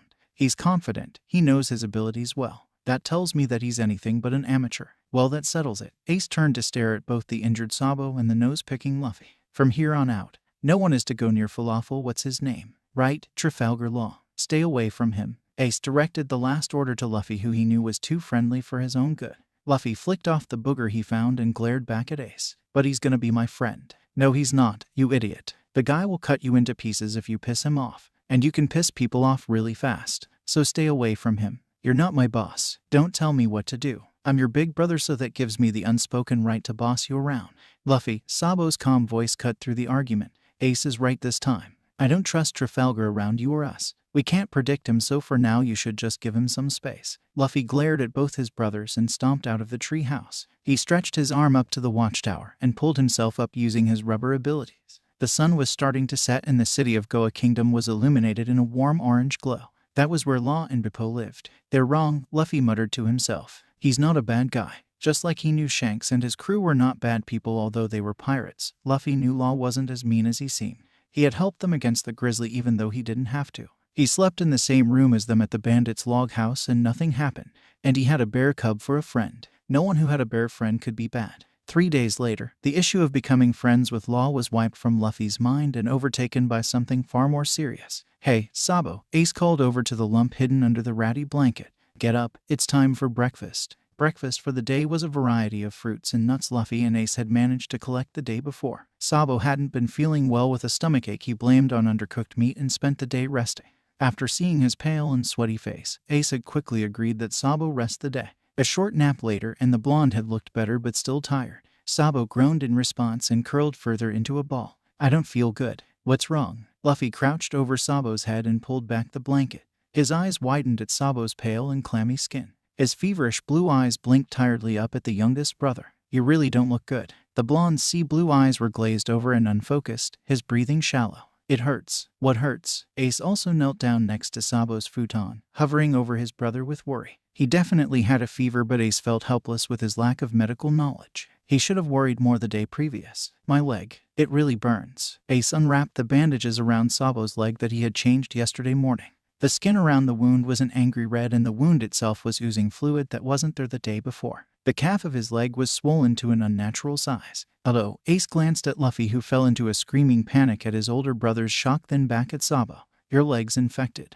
Ace lightly rewrapped the wound with new bandages and yelled at Luffy to stop freaking out. "Go get some money from our fund. We'll need it for the doctor." Luffy took a deep breath to calm down. He could deal with this strange subject of illness better if he had orders. "Right. How much?" Although normally goofy and carefree, Luffy was surprisingly serious with his brother's health in jeopardy. "I don't know. I've never been to the doctor before." "Take as much as you can carry." Luffy shoved wads of bills in his shorts pockets and helped Ace tie Sabo to his back so he could carry the older boy to the city. The journey was slow and seemed even slower with Sabo's uneven breathing and painful grunts. Luffy distracted the guard at the gates from Grey Terminal with his elaborate monkey impression, and Ace sneaked Sabo through with only a few curious looks. The boys ran about the inner city, looking for a doctor to treat their sick brother. The wealthy citizens gave them disgusted glares and stayed far away from the ill-looking boy who was extremely pale and sweaty. The doctors they could find refused to treat the boy without his parents' permission. "But he doesn't have any parents," Ace would shout, ignoring that yes, Sabo did have living parents. Not that anyone would call them caring parents. "That's not my problem. Now leave, you're disturbing my patients." The healthy-looking patients would stare aghast at the feverish boy in growing pain. 3 hours after they started their search, Ace struck a fist against an alley wall in frustration. The youngest brother was teary-eyed and rubbed at his eyes. Sabo had fallen unconscious on Ace's back, his ragged breathing and fast heartbeat the only sign he was still alive. "Why won't anyone help Sabo?" Luffy cried. "We have money, we can pay." "It doesn't matter if we have money," Ace growled. "We weren't born in a high-status family, so therefore we're not worth the time. No one cares for orphans in this world." "What do we do?" Luffy asked, his eyes hopeful that his older brother would have the answers. Ace avoided his gaze. He didn't know what to do. Are you looking for a doctor?" A small, skinny girl shuffled out from behind a dumpster. Her scraggly brown hair was lanky and her clothing dirty, but her green eyes were wide with hidden courage. A little boy equally dirty who toddled behind her had a healing scar on his forehead. "I know a doctor," she mumbled. "Really?" Luffy jumped up into her personal space. Startled, she shuffled back but didn't run. "Can you take us? My brother's really sick." The girl looked at Sabo's condition and nodded. "Follow me." She picked up the little boy who gurgled happily and walked down the alley. Ace and Luffy followed several steps behind.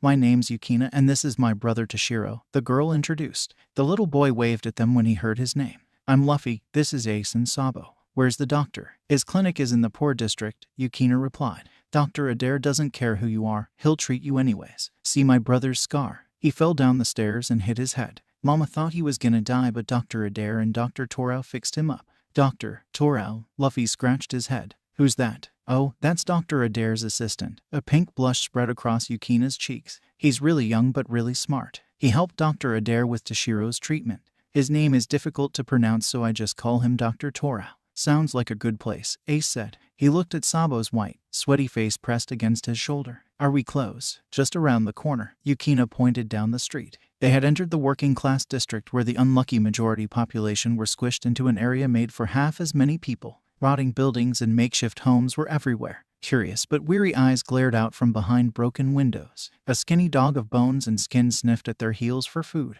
Little Toshiro gurgled in happiness and dropped a piece of stale bread for the dog. It gulped the hard piece quickly and sniffed the boy, looking for more. They turned the corner and Yukina pointed at the best-looking building on the block. It was a 2-story house with clean windows and not a shingle missing from the roof. The red cross above the door indicated it was a medical building. That one there. I'll come with you. A bell jingled about the door and the boys glanced around the crowded waiting room. Men, women, and children were squished into the room with the weakest sitting down of the few chairs. People with broken limbs or open wounds shuffled uncomfortably in their place while crying children with running noses were wailing on their mothers' laps. One hassled-looking nurse was running back and forth among the patients. She greeted them after giving a patient his prescribed medication and taking a few bullies in payment.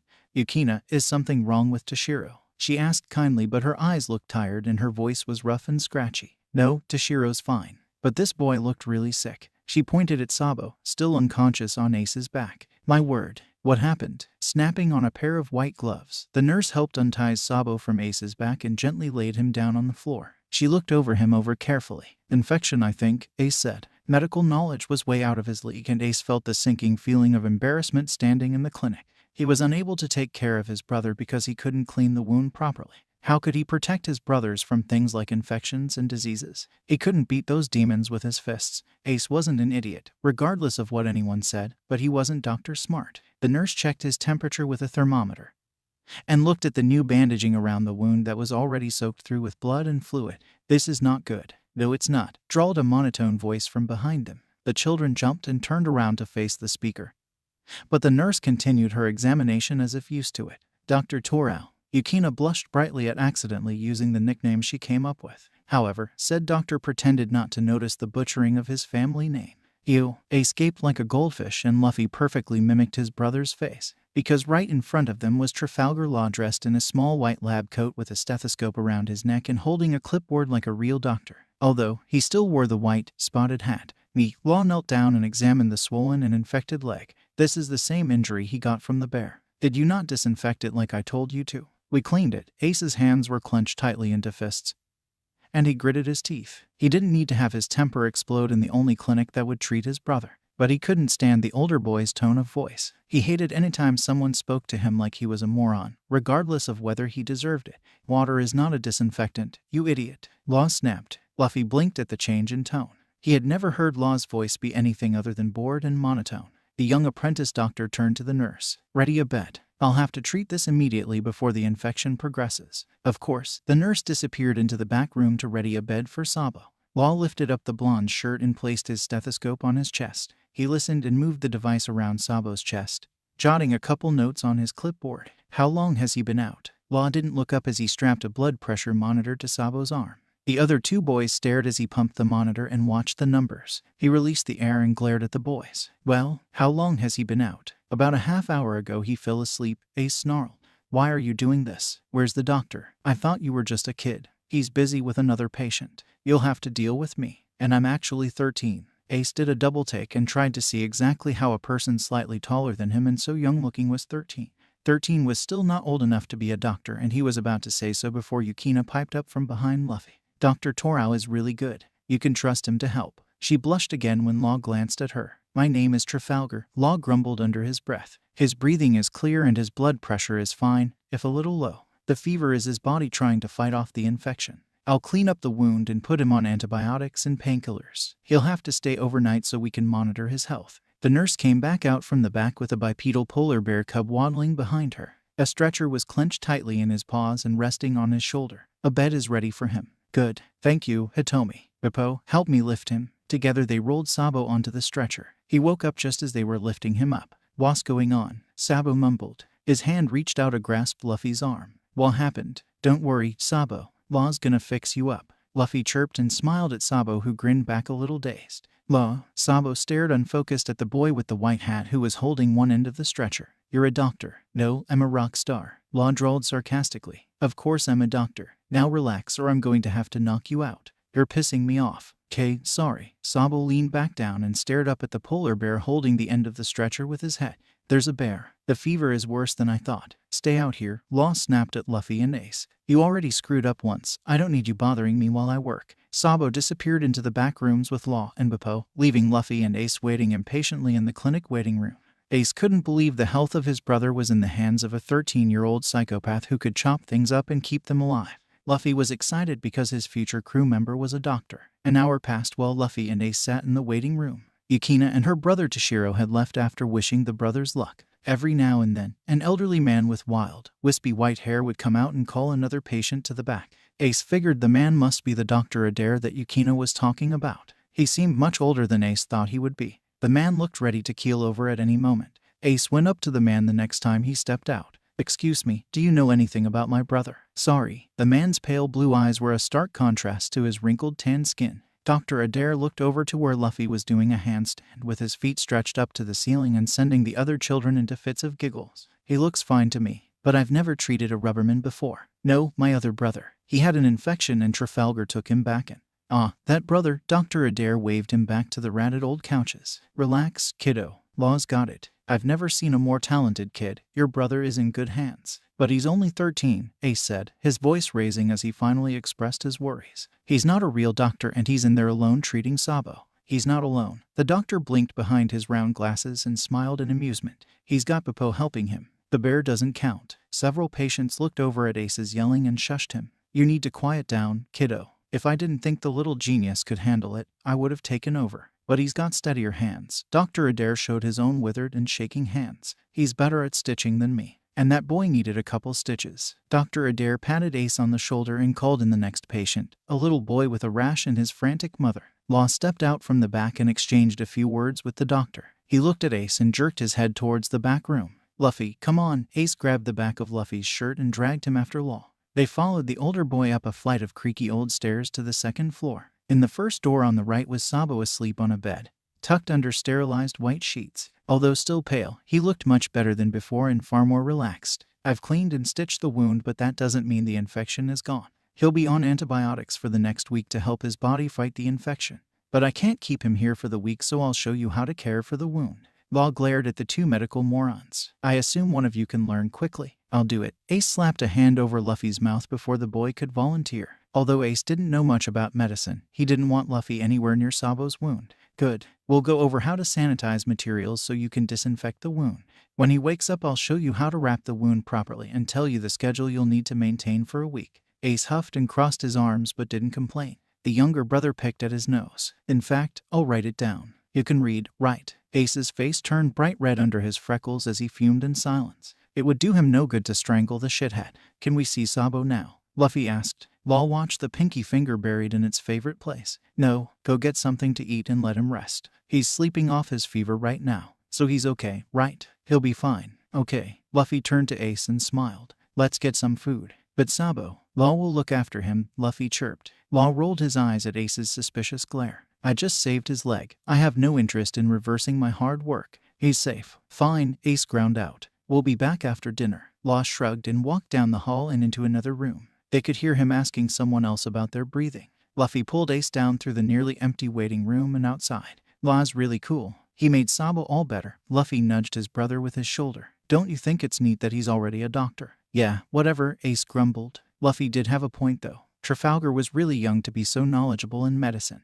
Luffy put his hands behind his head and looked up at the darkening sky. "I'm gonna ask him to be the doctor for my crew." "He's not going to do it," Ace laughed. "Why would a guy like him listen to someone like you as captain?" "Because he's my friend." Ace raised an eyebrow in amusement. "Does he know he's your friend?" Luffy seemed to think over that question. "Nope. You better tell him soon then, and I want to watch. I have his feeling his face will be hilarious." They wandered back to the clinic an hour later just as the nurse was sending the last patient out the door. She let them in with a smile. "Staying with your brother for the night?" she asked. She looked exhausted and worn out but smiled kindly when Luffy began to babble about a sleepover with Law and Sabo. "We brought some food as a thank you." Ace held up the basket of hot takeout they got from a shabby ramen restaurant where they ate for dinner. The building was run down and old, but the food was delicious. The nurse took the basket from him. "That was very kind of you. You didn't have to." "I know." Ace didn't really want to, but Luffy made him. The squirt thought Law and Beppo would be hungry, so Ace got food for the doctor and nurse as well. It was probably the first time he and Luffy had willing shared food with anyone else. They followed the nurse into the kitchen at the very back. Although clean and spotless, the kitchen looked several decades old and well used.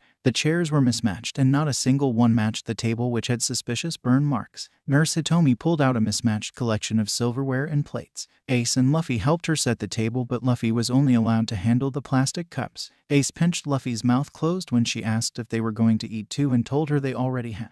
"Something smells good." "Hitomi." Dr. Adair shuffled in and slumped down in a seat at the table. "Who got all of this?" "That's us," Luffy chirped. Dr. Adair's eyes twinkled in amusement. Thank you, ramen is one of my favorites. Mine too. Luffy watched hungrily as the ramen was served among 4 bowls and the tempura appetizer was divided equally. His little fingers itched to swipe some food for himself. Ace flicked his forehead to snap him out of it. Now where's my cute little apprentice? Law, Bippo, come here. There was some shuffling on the stairs and muffled footsteps before the diminutive doctor and his pet bear slouched into the kitchen.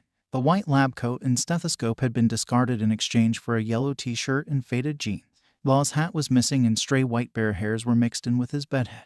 Bippo blinked tiredly at them. What do you want? Adair. Law stifled a yawn and ignored the 2 other boys in the room. The dark circles under his eyes looked even more pronounced. Oops, were you sleeping? These boys brought some food over. I thought you would like it warm. Ramen. Law raised an eyebrow. All that sodium isn't good for you. You planning on getting a heart attack soon? You can dissect my heart when I die. Dr. Adair slurped up a mouthful of noodles and grinned at Nurse Hitomi's exasperated sigh. Now hurry up and eat. Hitomi's got her new hubby to go home to. Oh shush, Hitomi blushed, her dark eyes dancing away from their amused looks. Law munched on some tempura and seemed to be fighting to stay awake. Bippo had finished his food but Law had yet to touch his ramen which Luffy was eyeing appreciatively. Mujiwara, finish this for me. Law shoved his bowl across the table towards and stood up. Not hungry? Dr. Adair asked. I'm going to bed. Thanks for the food. Law shuffled back upstairs with Bippo trailing behind him. Hitomi sighed and started gathering up the dishes. That boy works too hard. It's not good for his health. He seems really good at medicine for someone who just started. Ace's statement was more like a question.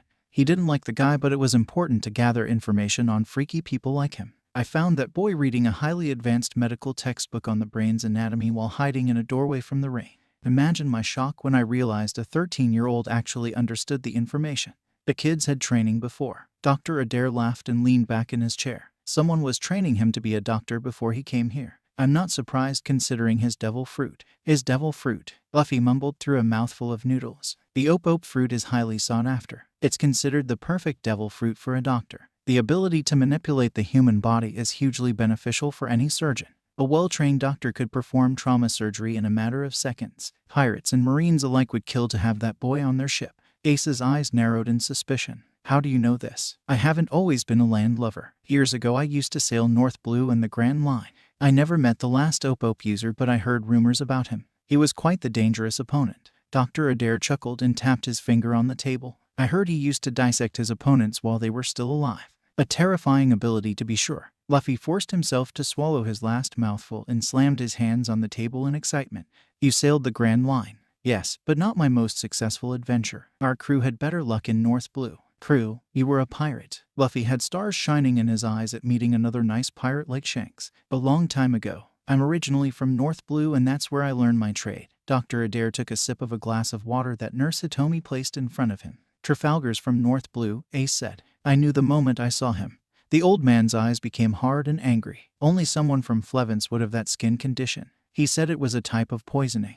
Yes, he must be the last survivor from the White City. At Luffy and Ace's confused looks, Dr. Adair smiled. I assumed you wouldn't have heard of it in East Blue, but it was once considered the most beautiful city in the world. Everything was pure white from the houses to the roads to the lampposts. I stopped there once on my travels. It was stunning. Sound nice? Luffy nodded. I'd like to see it. It looked nice, but all that white was from a special type of amber lead only found in the ground beneath Flevance. The government knew that it was killing the citizens, but because they made so much money from it they didn't tell the citizens and continued digging it up. The citizens' life expectancy slowly declined every generation until they began to realize something was wrong. Several years back the citizens began to show the white patches on their skin and died slowly and painfully from lead poisoning that couldn't be reversed. Nurse Hitomi held a hand to her mouth and stifled a gasp. How awful, she whispered. The worst thing is what happened next. The old doctor's face turned even grimmer as he mulled over his next words. Someone had spread rumors that the poisoning was a contagious illness. The neighboring kingdoms blocked all exits to prevent the citizens from escaping and seeking medical attention elsewhere. The Marines moved in saying they would solve the problem.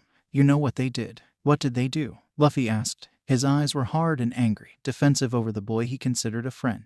They sunk boatloads of children and killed off the adults one by one as part of an extermination program. Ace felt the blood drain from his face. Luffy's straw hat was shadowing his eyes, but he could see that his little brother was just as upset. How Law escaped, I don't know. I don't intend to ask because I know it won't be pretty. Trafalgar hasn't said anything. Ace asked. No, but I know one thing. Dr. Adair leaned forward and grinned at them. It wasn't a friendly smile, but one that said he knew something bad was going to happen and would watch with pleasure as all hell broke loose. He's out for revenge, and that kid would be a dangerous enemy to have. Ace mulled over how Law was able to incapacitate an adult pirate and privately agreed with the doctor. The teenager wasn't overwhelmingly powerful, but he was smart and knew how to use his ability. The doctor stood up and nodded to the boys. I'm going to bed. There's some spare blankets in your brother's room. Be quiet because we have other patients. Good night, boys. Good night, Hitomi. Good night, they replied. Hitomi finished cleaning up and shooed the boys upstairs so she could lock up and go home. Tiredly, the two brothers shuffled into their third brother's room. Ace and Luffy snuggled into the pile of blankets left on the floor. Sabo was snoring lightly on the bed, far more comfortable than he had been all week. Luffy yawned and sleepily closed his eyes. Law's my friend, so I'm gonna make sure he's happy, Luffy mumbled. I'll help him fight the Marines. You're an idiot, Ace snorted. Luffy didn't reply, so Ace glanced over to find the boy fast asleep. He turned back to stare at the ceiling deep in thought. Maybe Trafalgar Law wasn't so different from him after all, but he was still a creepy little shit. And make sure you don't tie the knot on top of the wound. It doesn't need any more pressure, unless you want to cause Sabo more pain. No, I didn't think so. Law finished his demonstration and examined his own handiwork. It was a perfectly done masterpiece which would promptly be ruined the moment they stepped outside the clinic's sterile environment. Thanks for your help, Trafalgar-san. Sabo seemed less weary of Law but still very reserved. His face was back to its usual color and the boy looked much more alive. I feel much better, as long as these two idiots don't screw up. Ace bristled indignantly when Law jerked his thumb in his direction. You should be fine. Keep the wound clean and use new bandages. You'll have to come back so I can take out the stitches in 7 days. So come back next week. Right. Sabo slid down from the bed and tested his weight on the injured leg. That feels way better. Okay, let's go home. Finally, Ace slung an arm around Sabo's shoulder and smiled. I wasn't gonna carry you back, so at least you can use your leg. Oh, my leg hurts. Ace, I need your help. Shut up, you little liar. For once, Luffy ignored the playful brotherly banter. He smiled brightly at Law. Law's really smart. Being a doctor looks hard. It can be fun. Law's smile was a little twisted, but Luffy didn't notice. Understanding the inner workings of the human body can be extremely beneficial. So there is something Law likes. Luffy adjusted his hat. You have to come live with us. We live in a treehouse in the forest and we hunt for food and we train every day to get stronger. We're gonna be pirates. You can be on my crew, K. No, Law rolled his eyes and pushed the boy out the door into the waiting room. I can't be a doctor living like a barbarian in the jungle. And I won't join your crew. But you have to. I need a doctor. Congratulations on figuring that out. But find another doctor. Law pointed at the door in the gesture to leave. Ace and Sabo had already disappeared outside and were waiting impatiently for the youngest brother. Now leave. I have house calls to make in the mornings and you're making me late. You'll join my crew. Luffy shrugged and ignored the vicious glare Law shot him. He went outside to join his brothers. I'll see you later. The older boy snorted at the idea of ever taking orders from the idiot named Monkey D. Luffy. After everything Korra-sen sacrificed for him, he won't ever give up his freedom. No one will ever tell him what to do. Dr. Adair seemed to understand that Law would never accept being ordered around.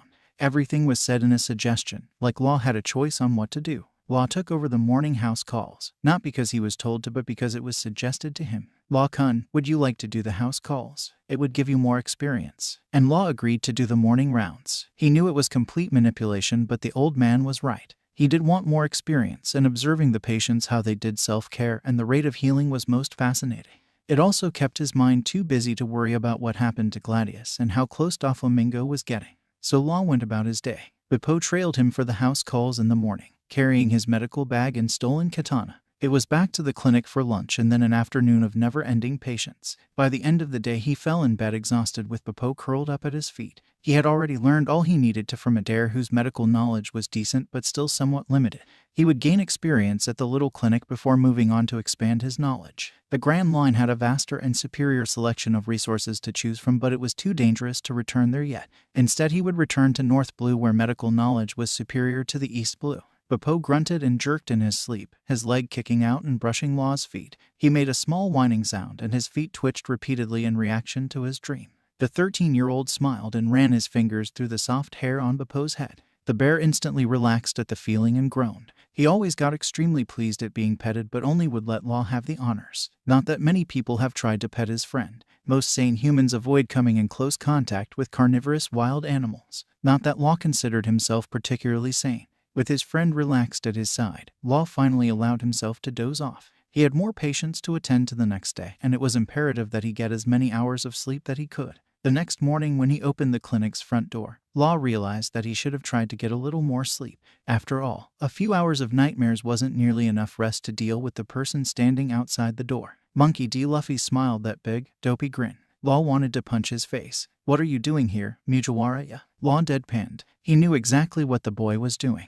"I want to hang out with Law today," the younger boy chirped excitedly. Law sighed and motioned to Beppo to follow him. They passed Luffy, who immediately trailed after them with the huge grin still stretched across his face. "I told you that I have work today. In fact, I have work every day. I have no time to entertain you." It seemed that Law's words went in through one ear and out the other. "I know Law's busy, but I want to watch Law work. Nothing I say will get you to stop following me." Luffy shook his head in the negative vigorously. "Then keep quiet and don't bother the patients. If they tell you to leave, you leave. Understand?" Luffy nodded his head and smiled. Once again, Law doubted he even listened. The first stop of the morning was old Mrs. Nadama, an elderly woman with a flair for dramatics. Apparently she became a regular at the clinic after her husband died and would complain about phantom aches and pains. A tumble over one of her cats had sprained her ankle last week and Law was stopping by to see how it was healing. She always insisted on seeing Dr. Adair, but had recently found great pleasure in cuddling Law and Beppo. Although he was a bit of a sadist, even Law wouldn't do anything cruel to an old civilian lady.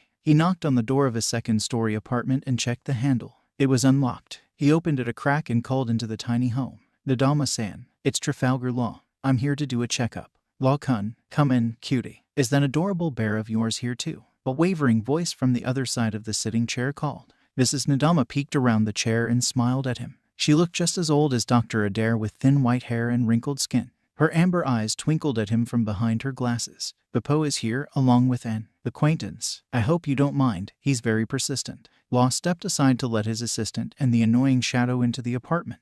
The little room seemed so much smaller with two more people and a bear. "And who's this little cutie pie?" Mrs. Nadama beckoned Luffy over to her chair. The straw hat-wearing boy bounced over to her. "Hi, I'm Luffy. What an adorable little boy. Are you Law-kun's friend?" Law shook his head in the negative behind Luffy. Mrs. Nadama's eyes twinkled in amusement at the sight. "Yup, he's my friend. You seem like such a nice boy. I hope you're a good friend to Law-kun." The old woman leaned over and stage whispered into Luffy's ear, "Kami knows, that boy needs a friend." Of course, the woman reached out and pinched one of Luffy's cheeks, squealing about how cute he was. Law decided to cut in before the conversation went ways he didn't want to deal with so early in the morning. "Nadama-san, how is your ankle? Has the swelling and pain gone down?" Law dropped to the floor and gingerly examined the joint. "It hurts at night and those damn pills don't do much of anything," the woman grumbled. She lifted up her long skirt so Law could get better access to the taped ankle. He unwrapped the tape and examined the slightly swollen ligaments. "Do you ice it when it's painful?" And the tape wasn't tightly wrapped. "Is it always like that or did you have trouble this morning?" "I ice it when I remember. And I don't like it too tight, it feels weird." Law sighed and resisted strangling the old hag. "If it hurts you need to rest and ice it. Otherwise it will be painful, especially at night. The reason the tape needs to be tight is to provide stability and support blood circulation to speed up the healing process. You need to let it heal. At least tell me you've been using the crutches Adair lent to you." "Of course, I use whatever Charles gives me." The woman was mildly affronted. She turned and winked at Luffy. "That doctor is one fine piece of ass. Then I hope you will give me the same honor of following my directions." Law ignored the comment about Dr. Adair's behind and held out a hand for Beppo to pass over the medical bag. The young doctor rummaged through and pulled out a small tube. "This is an anti-inflammatory gel, but it will only work if you don't aggravate the injury. I will not be giving you more painkillers, so use what you have left. You need to stay off this leg before you do any permanent damage." Law often liked to threaten his patients with the possibility of permanent damage if they didn't follow through with his care plan. Most people feared the unfixable. After all, medicine was a science, not a miracle. But the girls wanted to do a get-together in a few days. Mrs. Nadama whined. Law snorted and ducked the hand that swiped at his spotted white hat. "If you had followed my original instructions, you would have been fine to participate and your ankle would be much better. But since you ignored my instructions, you will be on house arrest for the next 3 days. Rest, you crazy old bat. That's no way to talk to your elders." Mrs. Nadama reached out to poke Law with one grizzled finger, but he stepped out of her reach. "If you respected me as a doctor, I would respect you as an elder. Respect runs both ways. But you're such an adorable child, even with your know-it-all attitude and smirky face." "I am not a child. You are to me." Mrs. Nadama managed to snag Law's jacket and drag him into a smothering hug. From within her grasp, Law glared at Beppo and Luffy, who seemed to find a great deal of amusement in his suffering. "Okay, now let me go." Law adjusted his hat and glared sullenly at the old hag. Adair can deal with her next time rather than pushing the crazy patients onto the younger doctor. He packed up the medical bag and moved to the door. He gestured Popo and Luffy to join him. If that's all, we'll take our leave now. Mrs. Nadama laughed and waved at them. Come visit any time. And tell Charles I said hi. Luffy was laughing as they started down the stairs back to the road. She was funny. What a crazy old lady. She's not normally that bad, Law mused. Maybe she's in withdrawal from the painkillers. But soon Law found that old Mrs. Nadama wasn't the only one acting stranger than normal. All of his morning patients were clingy and cuddly. The less brave ones would go straight for a smiling Luffy while the others would make surprising grabs at Popo or the more intimidating Law. Children, normally subdued and quiet while being examined by Law, were far more excited and happy than he had ever seen them. They oohed and awed over Popo and cheered with Luffy as best as their bodies would allow them to.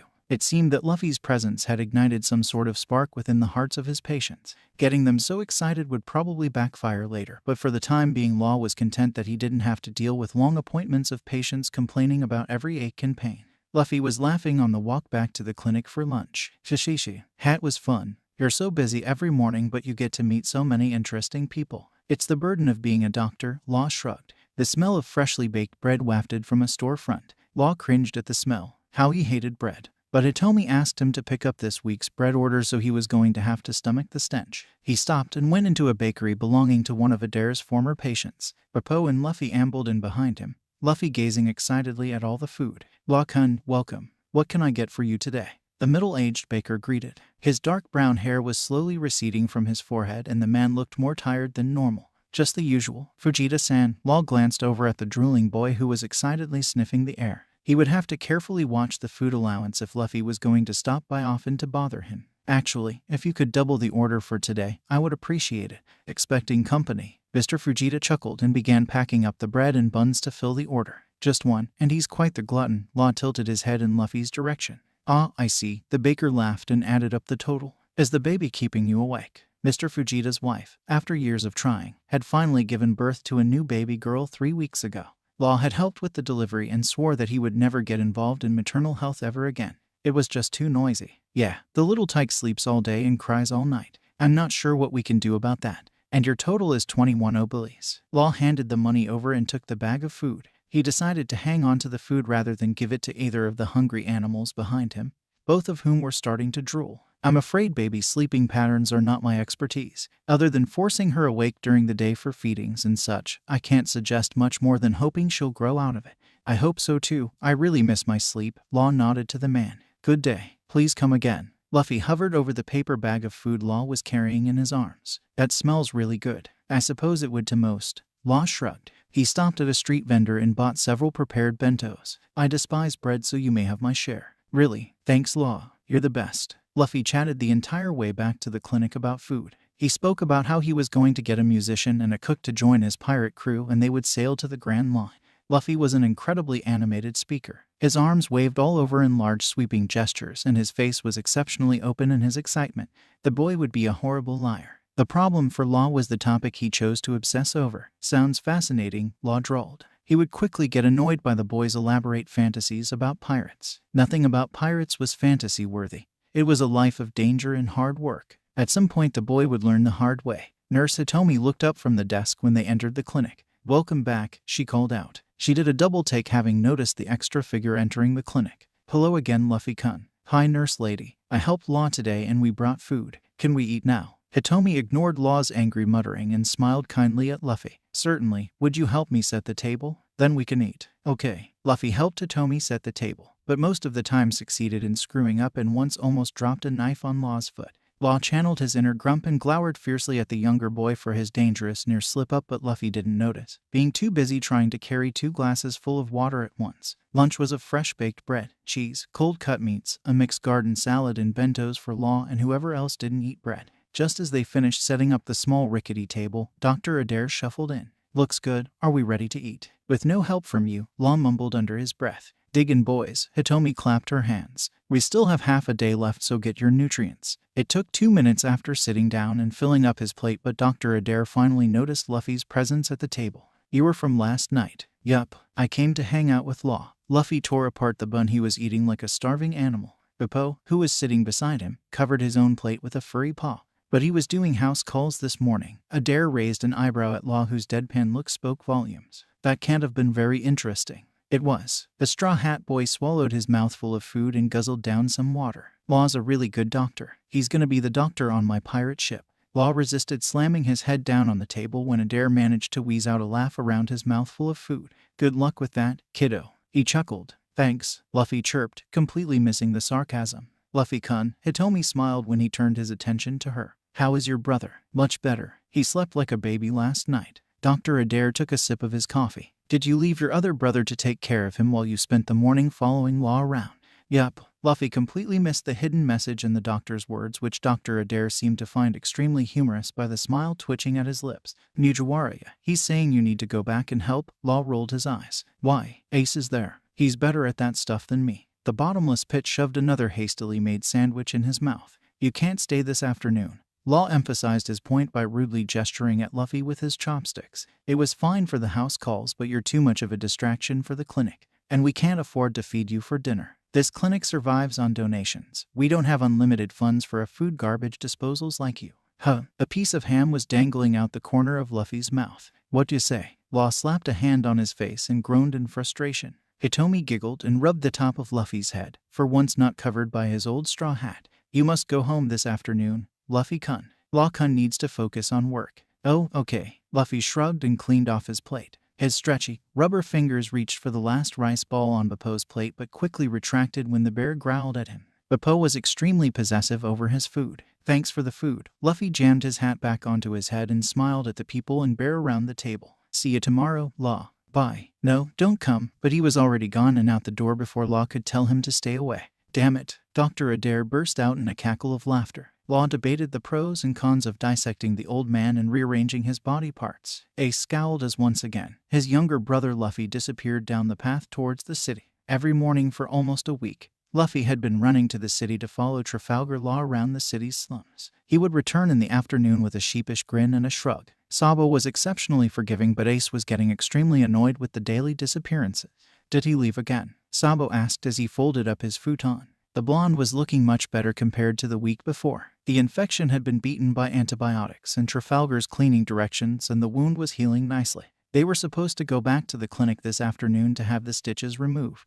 Yes, that kid's really starting to piss me off, Ace grumbled. He helped Sabo fold up Luffy's futon, which he forgot before running off. He was used to cleaning up after the youngest brother, but this was starting to get ridiculous. Sabo laughed good-naturedly. Luffy's just excited because he thinks Trafalgar-sen will actually join his crew. You can relax, he's enjoying time with his new friend. While he's having a grand time with his new best friend, you and I are stuck doing everything. He needs to start pulling his weight again or I'm gonna throw him over a cliff. Sabo raised an eyebrow at the annoyance in Ace's tone. Geez, Ace, you're really bothered by this. I just don't like people shirking their job. Ace huffed and folded his arms over his chest. The blonde glanced over the annoyed, huffing boy. His face was pulled into a deep frown with his eyes glaring in the direction of the city. His leg was jittery and anxious as if he wanted to run after his loose cannon brother. Oh, I see. Sabo chuckled and sat down to unwrap his leg. The wound was closed up nicely. Law would probably be pleased to see they had followed his instructions. He didn't want to think about what Law would have done if they hadn't done as he said.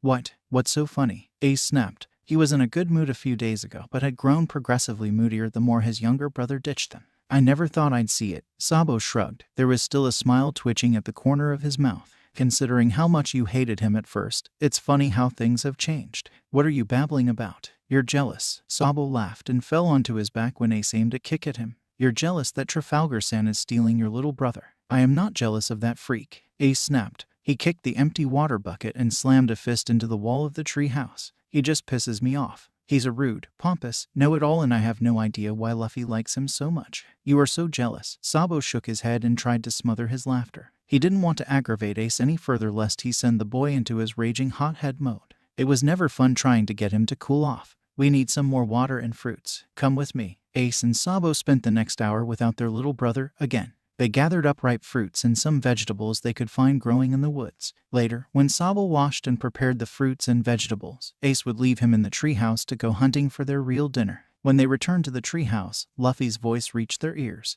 Isn't it cool? We built it all by ourselves. Another voice answered, which made the older brothers worry. They couldn't hear much as the other speaker was not nearly as loud as Luffy. Exchanging looks, they both started to creep up the side of the tree to get closer. We made it to look like a pirate ship. There's a mast and Jolly Roger at the top. It has a really good view. You wanna go see? No, thank you, a drawling voice replied. Ace snorted when he recognized the voice. Figures that Luffy would bring his new best friend to their secret tree house. So much for it being secret if he goes around telling all the creeps about it.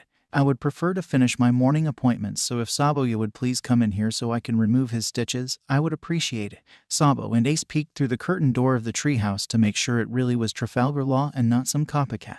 But it really was him relaxing on the floor of their treehouse looking perfectly at home. His pet bear Beppo was even there being used as a backrest for the young doctor. Sitting across from him was Luffy, who looked surprised to see Ace and Sabo back so soon. Hey guys, Law's here, see? Luffy waved at them with a bright smile. He's gonna be Sabo's doctor today. Goody. Ace rolled his eyes, began putting away the nuts, fruits, and vegetables they collected that morning. His rude greeting was ignored by everyone else. Sabo dropped the bucket of stream water in the corner for them to boil later. Nice to see you again, Trafalgar-san. You want to take out my stitches? Yes, Law nodded and sat up from his relaxed position. I need to see how it's healing. It's looking good. Sabo sat down in front of the young doctor and rolled up the leg of his pants. He had taken to wearing pants with his leg bandaged up. No need to let any enemies know that he was injured. It doesn't really hurt much anymore. Law leaned in closer to look at the wound with Luffy hovering over his shoulder. The snap of rubber echoed in the treehouse as Law wiggled on a pair of white, sterile gloves. He poked the skin around the wound that was turning back to its normal skin tone.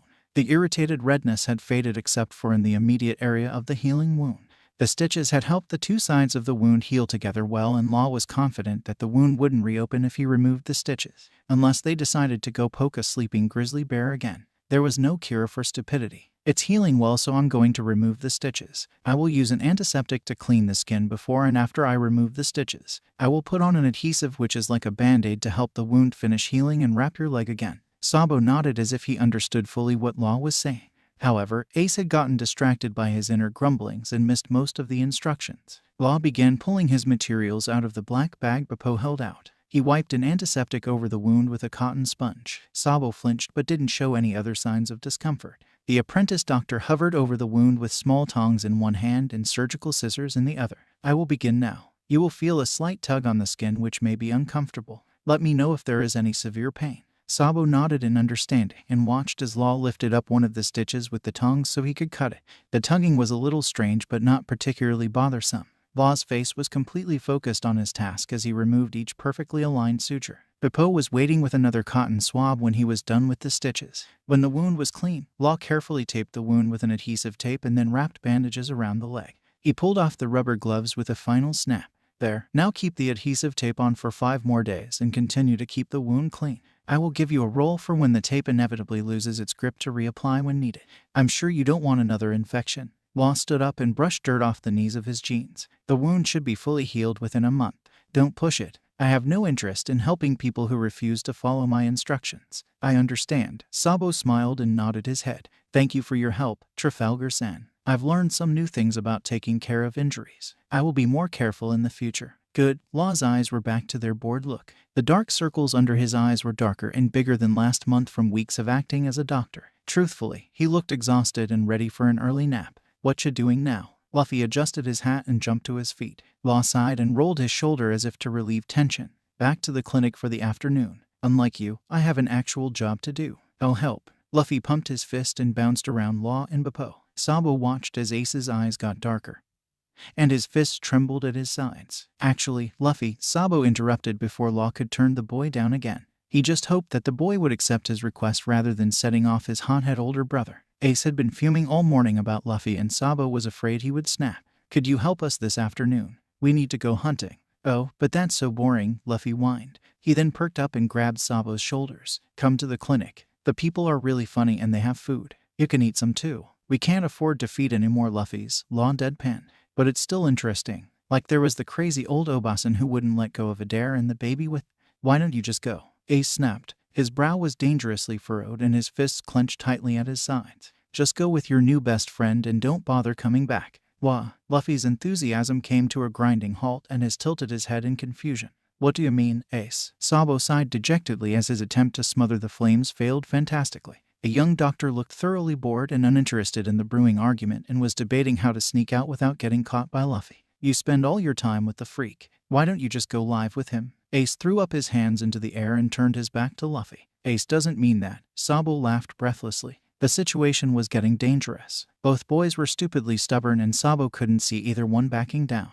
"Don't call Law a freak," Luffy yelled, his own hands clenching into fists. Law raised an eyebrow at the progressing argument and Luffy's adamant defense of him. But he noticed that Luffy didn't deny Law's freakishness. "But he is. You saw his power." Ace pointed a finger at the teenager who shrugged in response. He could understand people's aversion to his abilities. "And he's just creepy. And you're mean," Luffy yelled. "You're always mean to people. Law hasn't done anything to you, but you're always calling him names. I don't like it when people are mean to my friends. You're such an idiot. He's not your friend. He's just using you. Just grow up." In his anger, Ace's temper got the better of him. He stepped forward and shoved Luffy's shoulder, knocking the smaller boy to the floor. Luffy stared up in shock at the boy he considered his brother. The way he pushed Luffy was so different from every other way they've fought. It wasn't friendly annoyance or brotherly irritation. There was a callousness behind the action that everyone, including Luffy, noticed. The blonde brother was shocked into silence by Ace's actions. Law raised an eyebrow and exchanged looks with Popo. The polar bear bent down and helped Luffy stand up. Ace was shocked by his own actions. He stared at his shaking hands and desperately wondered why he would react that way. But the rage was still flowing and he couldn't bring himself to apologize. The youngest boy's eyes were shadowed by his hat as he brushed off the bottom of his shorts. All 4 other occupants of the treehouse were waiting to see what the rubber boy would do next. Law's eyes narrowed when Luffy's lips twitched and the boy rubbed at his mouth. This was going to be different from what he expected. "Fine," Luffy whispered. His voice was shaking as he tried to hold back the tears that everyone could see were brimming in his eyes. Luffy turned to Law, but his face was still hidden beneath the shadows of his straw hat. "Can I stay with you, Law?" Law glanced at the shocked Sabo and the furious Ace. This was quite interesting. "Sure, Mugiwara, I think we have room for you." "Okay," Luffy choked out. Law climbed down the tree, closely followed by Beppo. Luffy joined them at the ground and all 3 walked away from the tree house. The youngest boy ignored Sabo's shouting at him to come back, but his shoulders were far too tense. Sure enough, halfway to the city, Luffy broke down and cried all over Law's hoodie. It was messy and disgusting. Law was not impressed. "What the hell is wrong with you?" Sabo snapped at his remaining brother. The other boy was sitting cross-legged on the uneven floor, his back to the blonde. "Do you realize what you've done?" "Yes." Ace's voice was weak and shaky, but Sabo plowed on. "Because you've just done the one thing I know you didn't want to do." "What did you expect? Luffy to come back begging on his knees for forgiveness?" Ace shook his head in the negative. "Good. Because we all know that Luffy won't ever apologize for making a new friend." Sabo threw his hands in the air. "So what exactly were you trying to accomplish?" The dark-haired boy shrugged his shoulders. Sabo huffed at the lack of response. "Come on, Ace. Answer the question." The blonde looked closer when Ace still failed to respond. The slight quiver of his shoulders and a hitch in his breathing gave away the boy's inner turmoil. With a long exhale, Sabo let his anger and frustration out in a puff of air. It would do him no good to be the middleman in his brother's fight, but neither would it help to yell at anyone. It seemed that Ace was already beating himself up over the argument. He stepped around the boy to face Ace and sighed in amused exasperation. "Oh, Ace." The dark-haired boy wiped at the stream of tears dripping down his cheeks. "Shut up," he snapped and rubbed at his moist eyes, if only to avoid looking his disappointed brother in the face. "Why'd you do it?" Sabo asked, his voice softer than previously. He would do no puppy kicking while said puppy was down. "I don't know," Ace choked out. He sniffed and wiped his running nose with his t-shirt. "I just got so angry. You were so green with envy that I could mistake you for Murimo." The blonde rolled his eyes. "Luffy's not replacing you with Trafalgar-san. You're still his big brother. He's just excited about having a new friend, especially a friend who used to be a pirate when he was so young, which isn't safe." Ace snapped and slammed his hand on the floor. "Trafalgar's got too many unknown factors. Why can't Luffy see that?" "Aren't you worried?" Sabo shrugged and sat down next to his oldest friend. "Of course I'm worried. If you think I'm not scared that next time we see Luffy he'll be sailing out to sea with a murderous pirate group, but you're forgetting one very important thing." "What's that?" Ace grumbled. "Luffy's impeccable judge of character." Sabo smiled and pointed at himself. Then he poked Ace in the chest. "And his persistent determination to make friends. That's different." Luffy just, "No, it's exactly the same." Sabo poked his brother again, except this time in the forehead. "Except you actively tried to kill him and he still followed you everywhere. Trafalgar-san hasn't done anything to hurt us or Luffy. He's just different. You're not exactly someone who can blame another person for being different, Mr. Son of the Pirate King." "Whatever." Ace had begun to pout, his eyes still a little red. "Why do you keep calling him Trafalgar-san? He's not that much older than us." Sabo shrugged. "He's just really mature. It makes him see that much older. Plus, he probably saved my life. Even if you don't like him, I still respect him. Plus, he's kind of scary. I don't want to get him angry." "Well, that's your opinion," Ace grumbled. "I still think he's creepy. And that's fine, we all know you're stubborn." but don't forget that not everyone shares your opinion, including myself and Luffy. Sabo knocked his shoulder against his brother's. Anyways, maybe you should think about apologizing to Luffy and Trafalgar-san. Why should I apologize to him? Maybe because you called him a freak to his face. You know that freak can chop you up into little pieces and keep you alive while he tortures you. Why would you antagonize him? Because I have a death wish. Ace rolled his eyes. I could take him. I could, Luffy, and I would be digging up your decapitated body parts all over the island. Or he might have Bappo eat you alive. Stop it, Sabo. Now you're being creepy. What? That bear always looks hungry. Law's fingers were turning white from his straining grip on his pen. All day he had been followed by a morose 7-year-old boy who kept his presence known with regular gloomy sighs. At first he had agreed to the boy's presence if only to antagonize the head-headed older brother. He had quickly realized his error in judgment. Another sigh. Law felt the cheap plastic crack under his fingers. The young doctor put down the pen and took several calming breaths. In and out, in and out. Losing his calm would do nothing to improve his situation.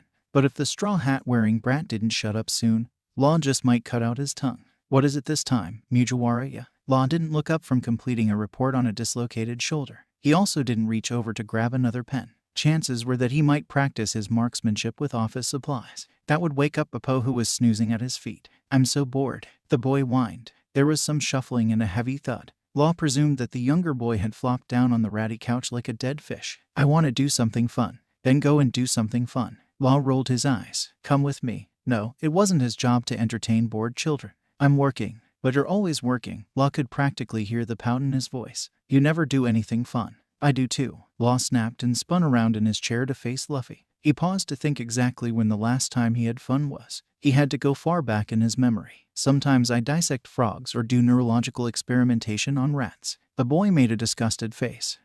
That's gross. That's science. Science is fun. Only for losers. Law raised an eyebrow in disbelief. Did Monkey D. Luffy, of all people, just call him a loser? Who was the idiot to judge him? School is boring. Let's go outside and do something. He's right, kiddo. Both Law and Luffy jumped in surprise when Dr. Adair stuck his head through the open office door. Bappo jerked at Law's movement and looked up sleepily.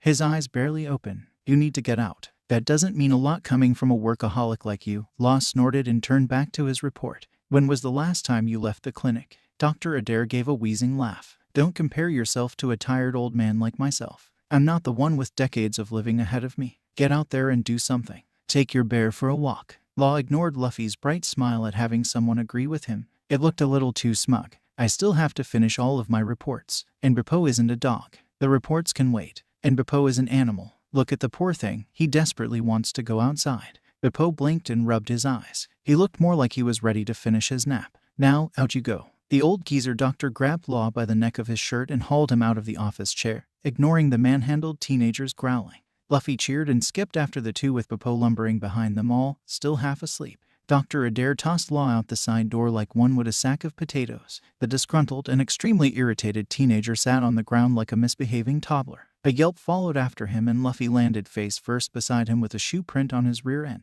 Glancing behind him with the scariest face he could muster, Law glared at his employer. The man ignored him and patted a confused Bappo on the head. Now don't come back until dinner. The crazy old man gave a cheerful wave and slammed the door behind him. Luffy shot up out of the dirt and brushed his clothes off. The older boy ignored his movements, pulled his fuzzy white hat low over his eyes and laid down on the ground. He clasped his fingers behind his head and made himself comfortable. Well, as comfortable as one could get lying on the ground. What are you doing? What does it look like I'm doing? It was a rhetorical question. Sleeping. Law fought the urge to roll his eyes. His eyeballs were getting a workout. I would be if you shut up. Why are you sleeping? We're supposed to be having fun. There was a thump on the ground as if the boy had jumped in excitement.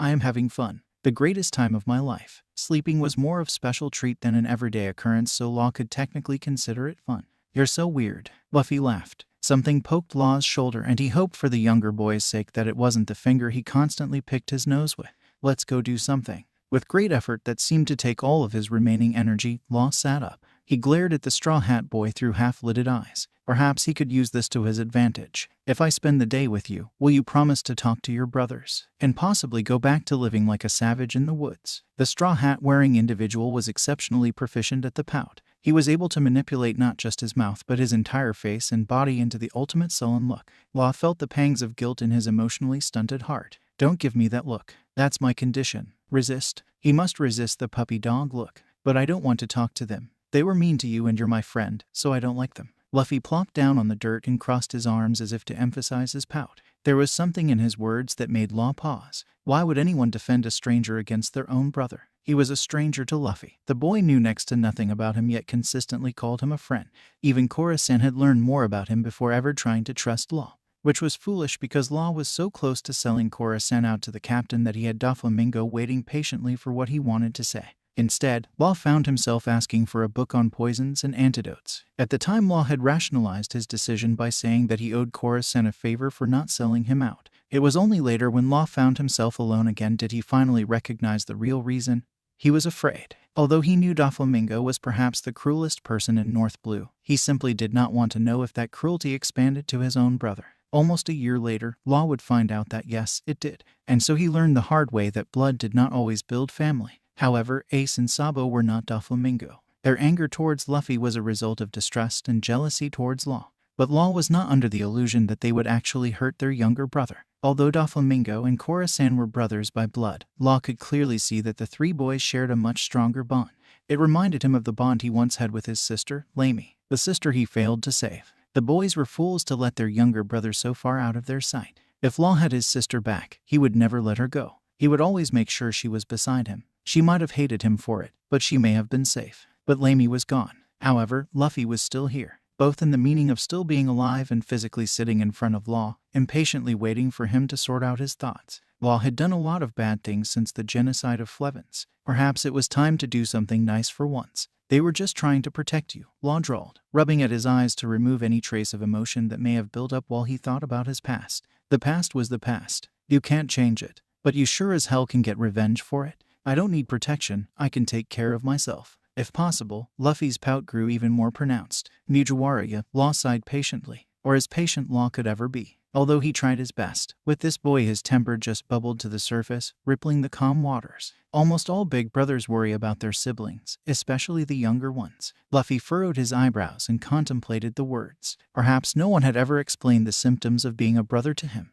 How do you know? Because I was once a big brother. Law glanced away and studiously examined the crumbling brickwork of the apothecary next door. The things he put himself through for other people. He could feel the boy's eyes searching his face and resisted the urge to hide. I couldn't protect her. Luffy was silent for a short time. One thing Law could appreciate about the younger boy was that he never asked for more. The short explanation he was given was enough. He seemed to be thinking about what Law just said. It looked to be quite a painful process, judging by his furrowed eyebrows and scrunched nose. Finally, he opened his mouth to speak. If Law says so, then I believe him. Luffy nodded and smiled as if he had reached a conclusion. Perhaps in his mind he had. So, you'll go back to bothering your brothers and leave me alone. Luffy crossed his arms and the disgruntled pout was back. Only if they say sorry. They're probably thinking the same thing. Law muttered under his breath. He groaned and slowly got to his feet. His bones were starting to creak like an old man's worn body. Perhaps the regular nightmares were finally starting to take a toll on his body. All right, what do you want to do?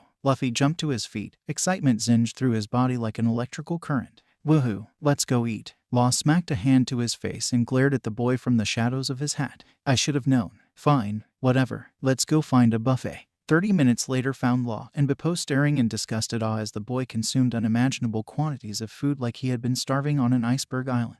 Perhaps, if this was what he normally ate, they had been starving him. But Law knew such consumption was unnatural. Perhaps the boy had a chemical imbalance that allowed him to consume large quantities of food without gaining an inch on his waist. Law glanced down at his own meager meal and pushed the overcooked spaghetti around on his plate. When he glanced to his left, Law noticed Beppo's empty plate and the way the bear eyed Luffy's mountainous plate hungrily. He would have to go and fill another plate for his friend. It was difficult enough to get the bear inside the restaurant. He had to do some creative lying involving a very large guide dog and debilitating panic attacks. It would ruin his effort if Beppo were to stand up and fill his own plate at the buffet. Here, finish this for me. Law shoved his plate towards Beppo. The bear's mouth curved up into a smile. It was something Beppo had been practicing for a while. Bears don't smile, and Beppo would never bare his teeth at Law because such an action would be considered a sign of aggression. But a closed-mouth smile was something he desperately wanted to perfect. Beppo gripped the fork awkwardly in his paw. It was amusing and, dare he say it, rather cute to watch a bear cub attempt to eat with a fork. But then the plate disappeared from under Beppo's nose and the spaghetti was dumped into Luffy's open mouth. Beppo growled and the metal fork bent under the pressure of his paw. Mujiwara, That was Beppo's spaghetti. The boy looked disgustingly innocent even with his mouth full of stolen food. Law knew he would never get a proper apology from the human garbage disposal. Don't touch other people's food. Law stabbed at the rubber fingers reaching for his glass of water with his fork. The boy retracted his hand and looked confused for a moment, before he shoved a large bun in his mouth. I'm getting some more food for Beppo. Don't go anywhere. Law left the table without waiting for a response. He ducked and dodged frantic servers and hungry customers to slip into the line at the buffet table. He quickly filled a plate with cooked fish and meat as well as salad and vegetables, but paused at a familiar voice. A thick hand reached in front of him for the serving spoon and the beefy body knocked Law out of the way. The teenager growled but reined in his homicidal urge to cut off the man's hand. He backed away from the table but again stopped when his ears picked up a familiar voice again. Discreetly glancing around the restaurant, Law spotted the source of the voice. Luffy's older brothers, Ace and Sabo, were greedily consuming plates of food at a similar rate to their younger brother. Food was flying left, right, and center as the boys attempted to fill their bottomless stomachs. It was perfect timing. Law could shove the straw hat-wearing boy back to his brothers and return back to the clinic to finish up his work. Perhaps he could even sleep in his bed without having a rubbery body attempt sneak into his bed from the floor. His foot often dealt with the problem when he planted it right in the boy's face, but the sleepwalking boy was getting on his nerves. Law already used Beppo as a pillow. He had no need for Luffy to be a blanket. Swerving around a morbidly obese woman with two large children waddling behind her, Law paused at the danger zone near Sabo and Ace's table. A piece of bread, disgusting little thing, missed his ear by a hair. He could feel the breeze as it passed by. Watching you eat is almost as morbidly fascinating as surgery on infected intestines. Law drawled as piece of cheap steak missed landing on his shoe by 5 centimeters. Both boys paused in their gluttony at the sound of his voice. The blonde's eyes were wide with surprise, but his companion looked more irritated than anything. I was hoping you wouldn't see us, Ace grumbled around a mouthful of mashed potatoes. He had a direct line of sight to the buffet table and so probably saw Law wandering around. You knew he was here. Sabo forcefully swallowed down the food in his mouth. Ace ignored his brother and raised an eyebrow at Law. What do you want? I've come to steal your other brother over your decaying corpse. Law quickly re-evaluated, joking in such a manner when the boy's face turned bright red and his grip tightened around the fork in his hand.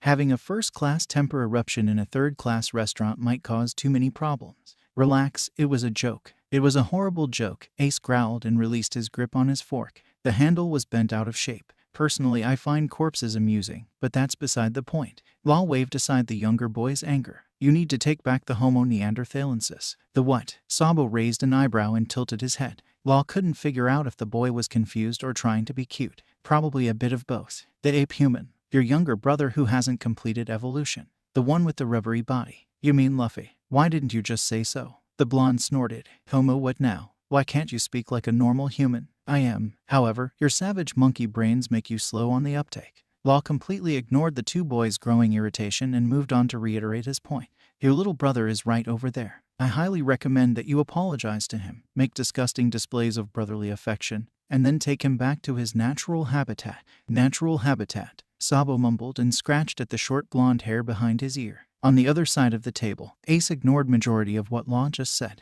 I'm not apologizing. He needs to apologize to me. Idiot, Law rolled his eyes. You're the big brother, so you need to apologize first. What kind of rule is that? The one of many rules involved in being a big brother. Law popped a carrot stick in his mouth and chewed thoughtfully. He worked hard to find that vegetable at the buffet table. What would you know about that? Ace snorted and leaned back with his hands clasped behind his head. I bet anyone related to you ran the opposite way the first moment they had. Let me give you some advice. Law flicked a piece of dry chicken off his plate and watched as it bounced off the idiot's forehead.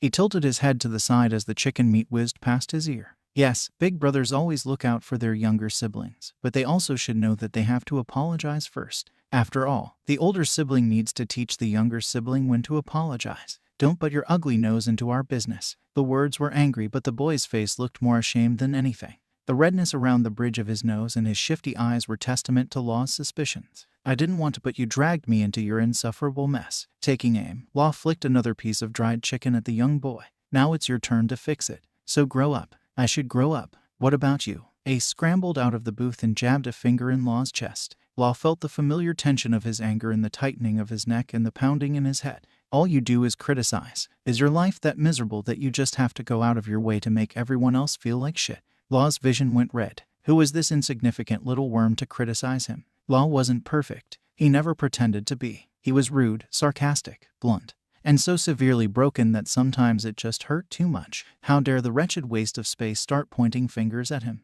It was not my choice to be dragged into your disaster of a family, Law snarled. Sabo looked worried and rested a hand on Ace's shoulder. I once had a family of my own with a younger sibling. I would do anything to have them back. Yet I see you throwing away the only family you've got over a little jealousy and a petty squabble. Ace's eyes widened in surprise at Law's confession. He didn't know the young doctor was an older brother. The teenager was so reserved and ice-cold he couldn't imagine Trafalgar Law being a loving older brother. But hearing the confession and seeing the wall the boy built around himself, maybe Ace could understand how he came to be that way, even if he didn't know exactly why. All he understood was that Law had lost his parents and sibling in most likely a horrific way. The teenager snapped his mouth shut and swallowed harshly, realizing he had said too much. A muscle ticked in his jaw as he mulled over his next words. He couldn't be too bossy if he wanted Ace and Sabo to what needed to be done, especially since the morons couldn't see that solving their family drama was needed. I suggest that you fix this, Law finally ground out through clenched teeth. His tone of voice said that it wasn't actually a suggestion and they better do as he said or else, because you never know what the future may hold. Law turned his back on them and walked stiffly back to the table where Luffy still sat with a sleepy Beppo. Luffy had obviously not seen Law speaking with his brothers and greeted the teenager as usual. You're back. Did you bring more food? Law slapped the boy's hand which was stretching for the plate he held. Hands off, you glutton. This is for Beppo. Beppo perked up and eagerly accepted the plate of food much to Luffy's chagrin. But he was quickly distracted by the two boys who appeared behind Law. His face quickly morphed into a pout and he looked down at the table, drawing nonsense pictures with his finger on the wood. Law slid back into his seat and busied himself with a glass of water. He already got involved far too much and preferred to remain a silent observer henceforth. Luffy, the blonde, glanced nervously at Law before squaring his shoulders. Ace and I have something to say to you. Ace especially. The youngest boy looked with a massive pout on his face, but surprisingly didn't say anything. We're sorry, the brothers said in unison. Luffy blinked and his mouth dropped open. Law had to hide his smirk behind his glass. Ignoring the human drama, Beppo continued to eat.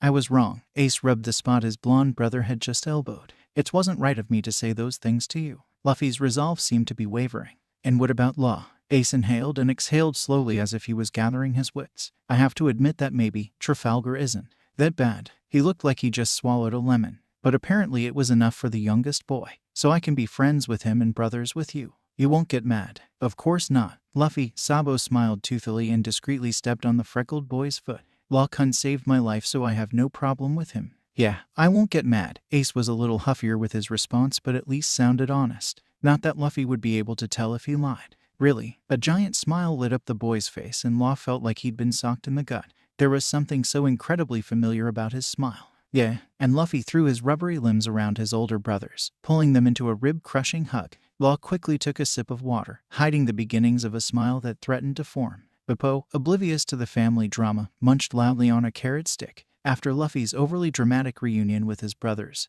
things went back to normal. The three boys went back to living like savages in the woods. Law continued his studies and work at the clinic, and Luffy irregularly stopped by to annoy him. It was a comfortable understanding. Law couldn't get rid of the rubber boy completely, but he could force him off onto his brothers. Ace and Sabo, in turn, tolerated Law unwillingly spending some days with their younger brother. The young doctor was slightly concerned about how easily he fell into routine. He was never one to have patience for youth, but somehow he developed a toleration for the younger boys. The days when it was just him and Beppo at work somehow seemed so much longer and a real struggle to get through. Perhaps he was starting to lose his mind. That was the only logical explanation for his reluctant attachment to the Straw Hat Boy. But the other thing that worried him was how quiet life had become. How easily he had settled into a routine on an island that was only a temporary stop for him. If there was one thing he had learned from his time on the sea, the calm always came before the storm. The sky was a bright and vibrant blue with not a cloud in the sky. The sun bared down on Law's neck as he worked at the free clinic. Dr. Adair, Hitomi, and he had set up for sailors at the port. Dr. Adair had taken the lucky work position within the tent they set up, claiming he had a headache. Law and Hitomi weren't stupid. They knew it was much more than a headache that was bothering the elderly man. But it was a struggle to verbalize his feelings, so Law chose to silently accept the situation and did basic checkups out in the sun with Beppo panting beside him. Law-kun, Nurse Hitomi quietly appeared behind the young doctor as he finished up with a patient. It was several hours after they had begun and just past lunchtime. As usual, Law hadn't noticed the hours pass, so caught up in his work. Just a moment. Hitomi-san, Law scribbled on an information sheet used to give patients guidance on basic health. The sailor across from him had seen better days. Collingwood-san, I need you to reduce your alcoholic consumption. You are slowly killing your liver, and without a good liver you will wither away and die like seaweed in the sun. No more than 1 beer a day, and you must go alcohol-free every 4th day. This will help your liver start to heal. The sailor stared glumly at the slip of paper and nodded. Figured you'd say as much. Nelson's been telling me for months to cut back. I highly recommend you listen to Nelson-san. Good day, Collingwood-san. I wish you the best. Thanks, Dr. Trafalgar. Collingwood tipped his black hat and shuffled off to where his friend waited. It's kind of funny to see such large sailors treat a little doctor like yourself with so much respect. Hitomi giggled and patted Beppo's head. The bear was starting to look uncomfortably hot. Because I terrify them. Beppo, go for a swim and cool off. Law pointed at the rocky shore that was undeveloped near the port. The water wasn't particularly clean, but it was still cool enough. The bear perked up and happily trotted off to the shore. What was it you wanted, Hitomi-san? Dr. Adair isn't managing very well in this heat. Hitomi's honey brown eyes showed her maturity to the situation. She was acknowledging it, unlike Law, who really wanted to pretend it wasn't happening. I'll be taking him home to the clinic and get him settled. I will stay and clean up here. Law shuffled a few of his notes distractedly. Of course, Law-kun. Hitomi patted his hand. Law packed up all the paperwork he had created that morning and wandered down to the shore. Beppo was frolicking happily in the water. His fur would be a pain to clean all the salt out of, but Law didn't disparage his friend of the enjoyment he was having in the cool water. If Law was going to be grumpy about his mentor's aging body, then at least Beppo could be excited about a little water. Beppo stopped in his splashing and swimming to look at Law. Perhaps he saw the sweat dripping down the human's face or the tension that strung his body tight. But his friend offered what the bear considered a fabulous offer. Swim. No, I'm not getting in the water. The polar bear continued to stare earnestly and held out a paw. Absolutely not. You know I can't swim. Beppo wadded closer in the shallow water. His claws and rough pads prevented his feet from slipping on the algae-covered rocks. A wet paw was held out within reaching distance. Trust me. Those words made his heart skip a beat. He remembered when he first uttered those words to the bear as he tried to stitch up a gaping wound on the struggling baby polar bear. Attacked by a large male bear and separated from his mother, Beppo was sure to die if Law hadn't stumbled across his bleeding form in North Blue. He said many things in those hectic hours of spontaneous surgery, but the words "trust me" stood out as the moment the baby polar bear stopped struggling to actually see him. Not just look at him, but see him. The paw was still there, waiting for him. His stomach churned in fear. Stepping into the water would mean putting his life in the hands, or paws, of someone else. Law stripped off his yellow t-shirt and black shorts, right down to his navy blue boxer shorts. He grabbed the paw tightly. Fine, you better not let me drown. If a bear's face could smile, he was sure Beppo's would be making such an expression. The bear was perfectly content letting Law lie feebly on his back while Beppo paddled around the rocky shore. The water was cool and refreshing on his skin, if uncomfortable from the soul-sucking weakness it gave him. He barely had enough strength to hold on to Beppo's slippery, wet fur. But it was comfortable, even with uncomfortable feeling of his weakness. Feeling the movements of Beppo's strong muscles as he lay on the bear's back was reassuring. For all of his failings and imperfections, Law knew he could rely on Beppo to never let him drown. Commotion in the port caught their attention. Law weakly lifted his head to try and see what everyone was fussing about. The large white sails caught his attention and made his stomach drop like a rock. A marine ship, but not Garp the hero's ship, was cruising into port. This could only mean trouble. Law ducked behind a wooden barrel as another pair of Marines marched past his hiding place. Beside him, Beppo sniffed the air and nodded when the men were far enough away. The stench of beer from the barrels they were hiding behind was almost overwhelming. Law had no idea how Beppo was handling his sensitive nose. How Law and Beppo came to be hiding from Marines behind Scotty's bar was not a particularly interesting story. It was more of a precaution. Although he had been a member of a prominent pirate crew for almost 3 years, Law had yet to get a bounty. That did not mean he wasn't wanted. Doflamingo had his strings everywhere, including the world government and the Marines. There was no doubt in Law's mind that Doflamingo was still searching for him, simply because of the devil fruit he wasn't supposed to eat. It was better to be safe than sorry. They slipped out from behind the barrels and dashed across the street into a narrow alley. Beppo led the way on all fours, which left the human boy constantly looking over his shoulder, a physical reaction he had become familiar with over the past year. Beppo stopped and sniffed the air behind the bakery they frequented for Dr. Adair's disgusting bread craving.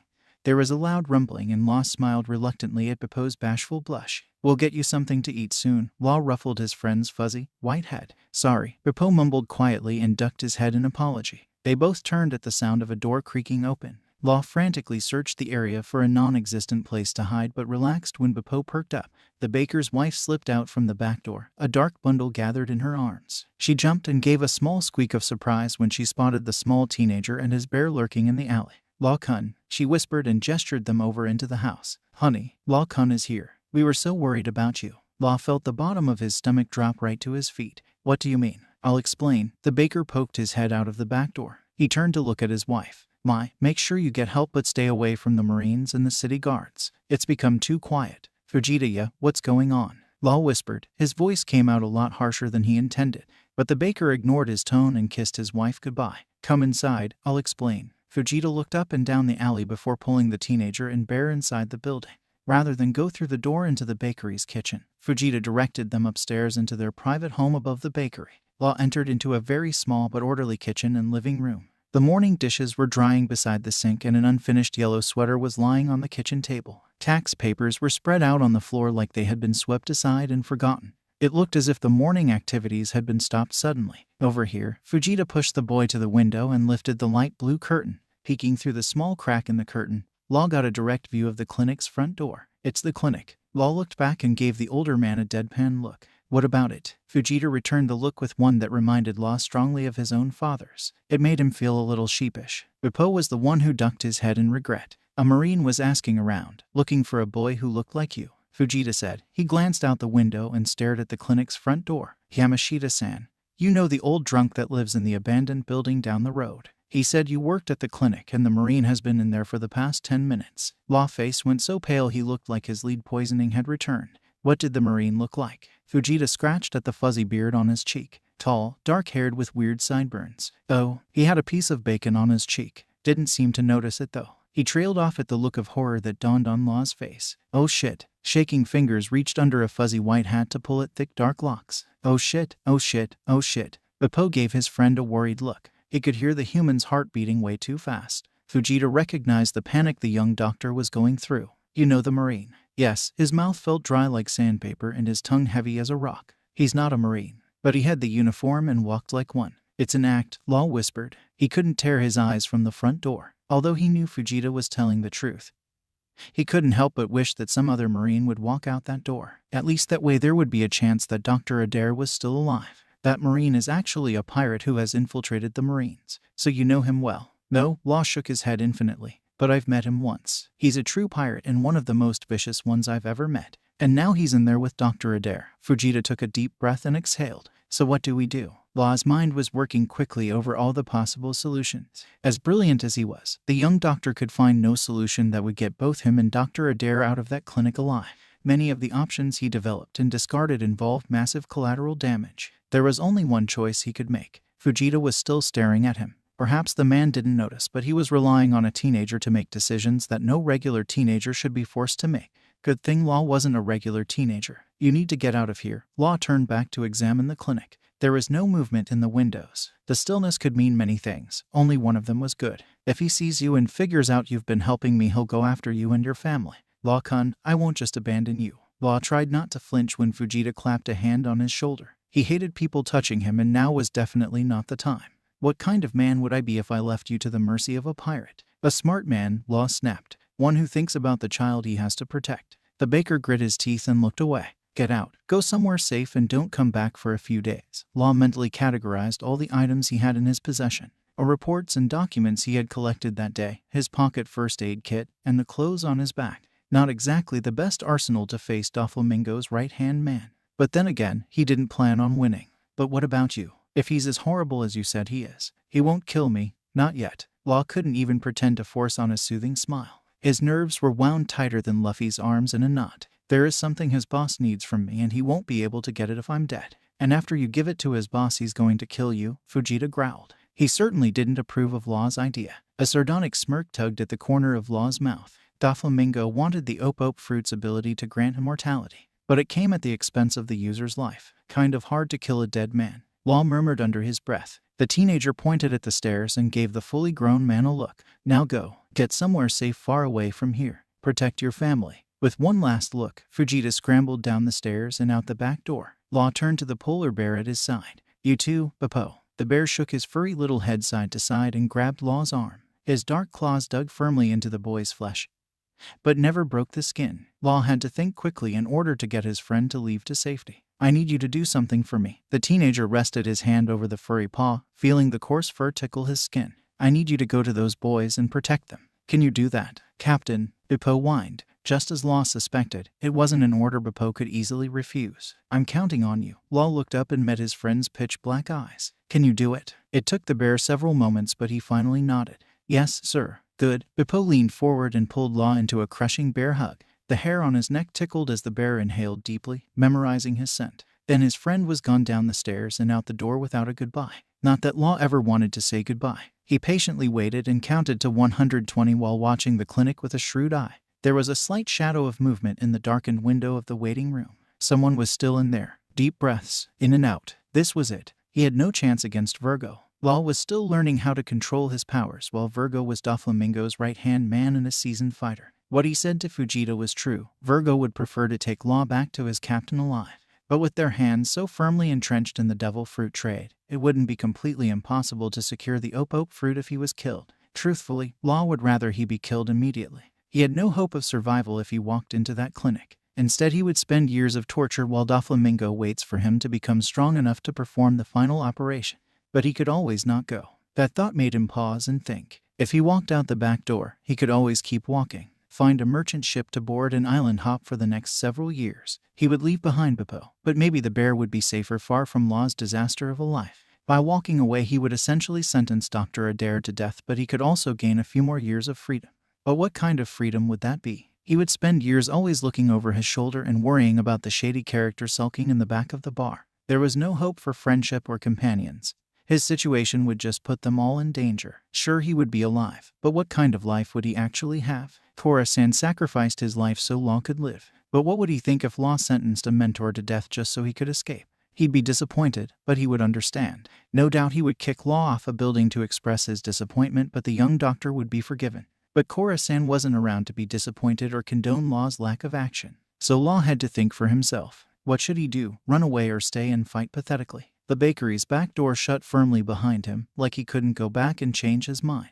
Law slipped down the alley and peered into the larger street where he could see the clinic's front windows. A large shadow ghosted into view and vanished. Measured steps and an easy pace. Virgo was either waiting or interrogating. Probably both. The young teenager skirted around the far side of neighboring buildings to go at the clinic from the other side. His paranoia was heightened as he slipped around the buildings and through alleys. In an otherwise bustling city, not a single person was out on the street in the neighborhood. Such silence was chilling. Perhaps they too felt the fear that was pressuring Law on all sides. Nature tended to pick up on danger before human logic could analyze the situation. He scrambled up the side of a nearby house by jumping off their woodpile to catch the rain gutter. Swinging from the cheap metal, Law was for once grateful of his malnourished body as the piping didn't collapse under his weight. He dangled precariously above the ground before struggling to pull himself onto the roof. Damn it, he gasped and rested his hands on his knees to catch his breath. I miscalculated my own strength, or lack thereof. After catching his breath, Law slipped along the metal shingles to reach the other side of the roof. From there, he was in jumping range of the clinic's overhang just above the bathroom window. It was always cracked open for fresh air and hadn't been closed since he left that morning. The thick ledge beneath the window was within his jumping range, but it was also a long way down. If he missed, he was certain to break his legs. However, if he used his power, Virgo was certain to notice. Law took aim and launched himself across the gap between buildings. For a split second, he was flying free in the air. His hands scrambled for the ledge and Law gritted his teeth for when he finally caught hold as his arm threatened to pop out of its socket.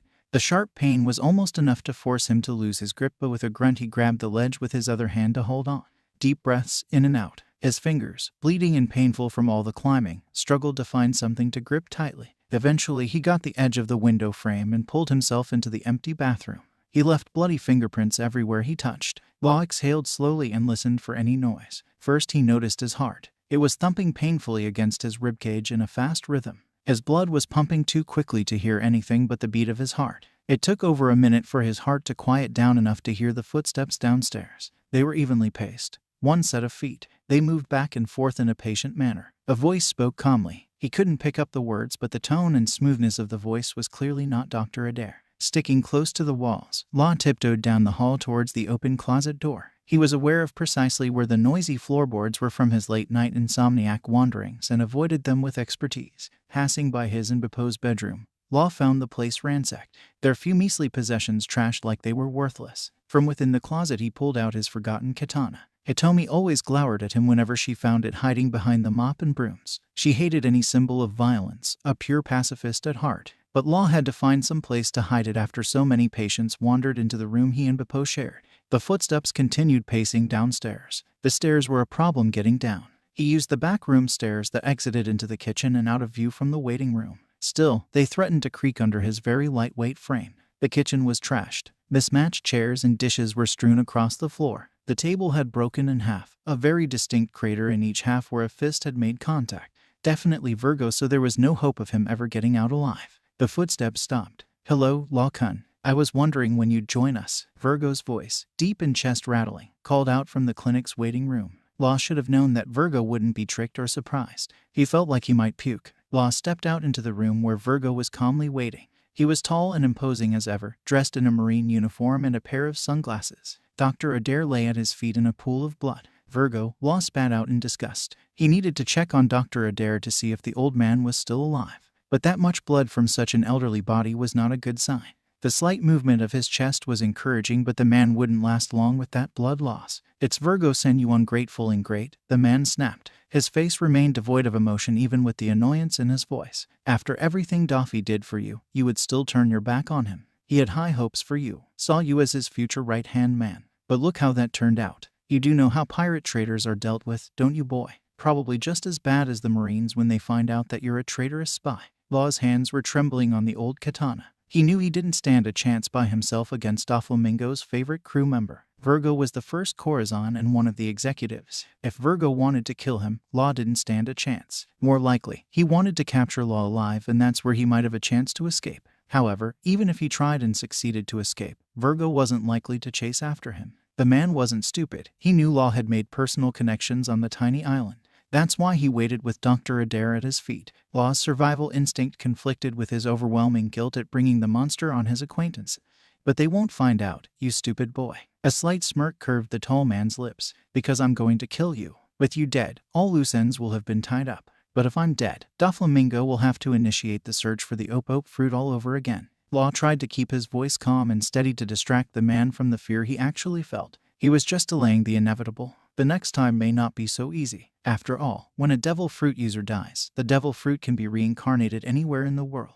Doffy can't control where it will end up. "You're placing a lot of importance on your life, fool. You're more disposable than you think." Virgo's shoes made a squelching sound in the puddle of blood. There was splatter on the bottom of his otherwise pristine white pants. He would have a difficult time getting the blood out of the material without it turning pink. Then I guess Doflamingo doesn't mind waiting a few more years for the eternal life operation." Law caught the tightening of Virgo's eyebrows. "So you know of the fruit's real power then? Good, that will make things easier." Virgo stepped over the doctor's unmoving body. "Then perhaps we can come to an agreement." "What agreement? I thought you were going to kill me." "Oh, you will die, one way or another." The psychopath's lips twitched again. He was probably thinking of the various methods he could use to kill the teenager. Law had no doubt Virgo was even more experienced than himself in causing painful deaths. "But whether others die along with you is your decision." Law felt the bottom drop out of his stomach like his intestines had just been pulled down by gravity. Virgo was threatening everyone he had ever come in contact with. The patients at the clinic, Hitomi who had just married the love of her life, the locals who gave him little trinkets and goods as he passed by, they would all be threatened.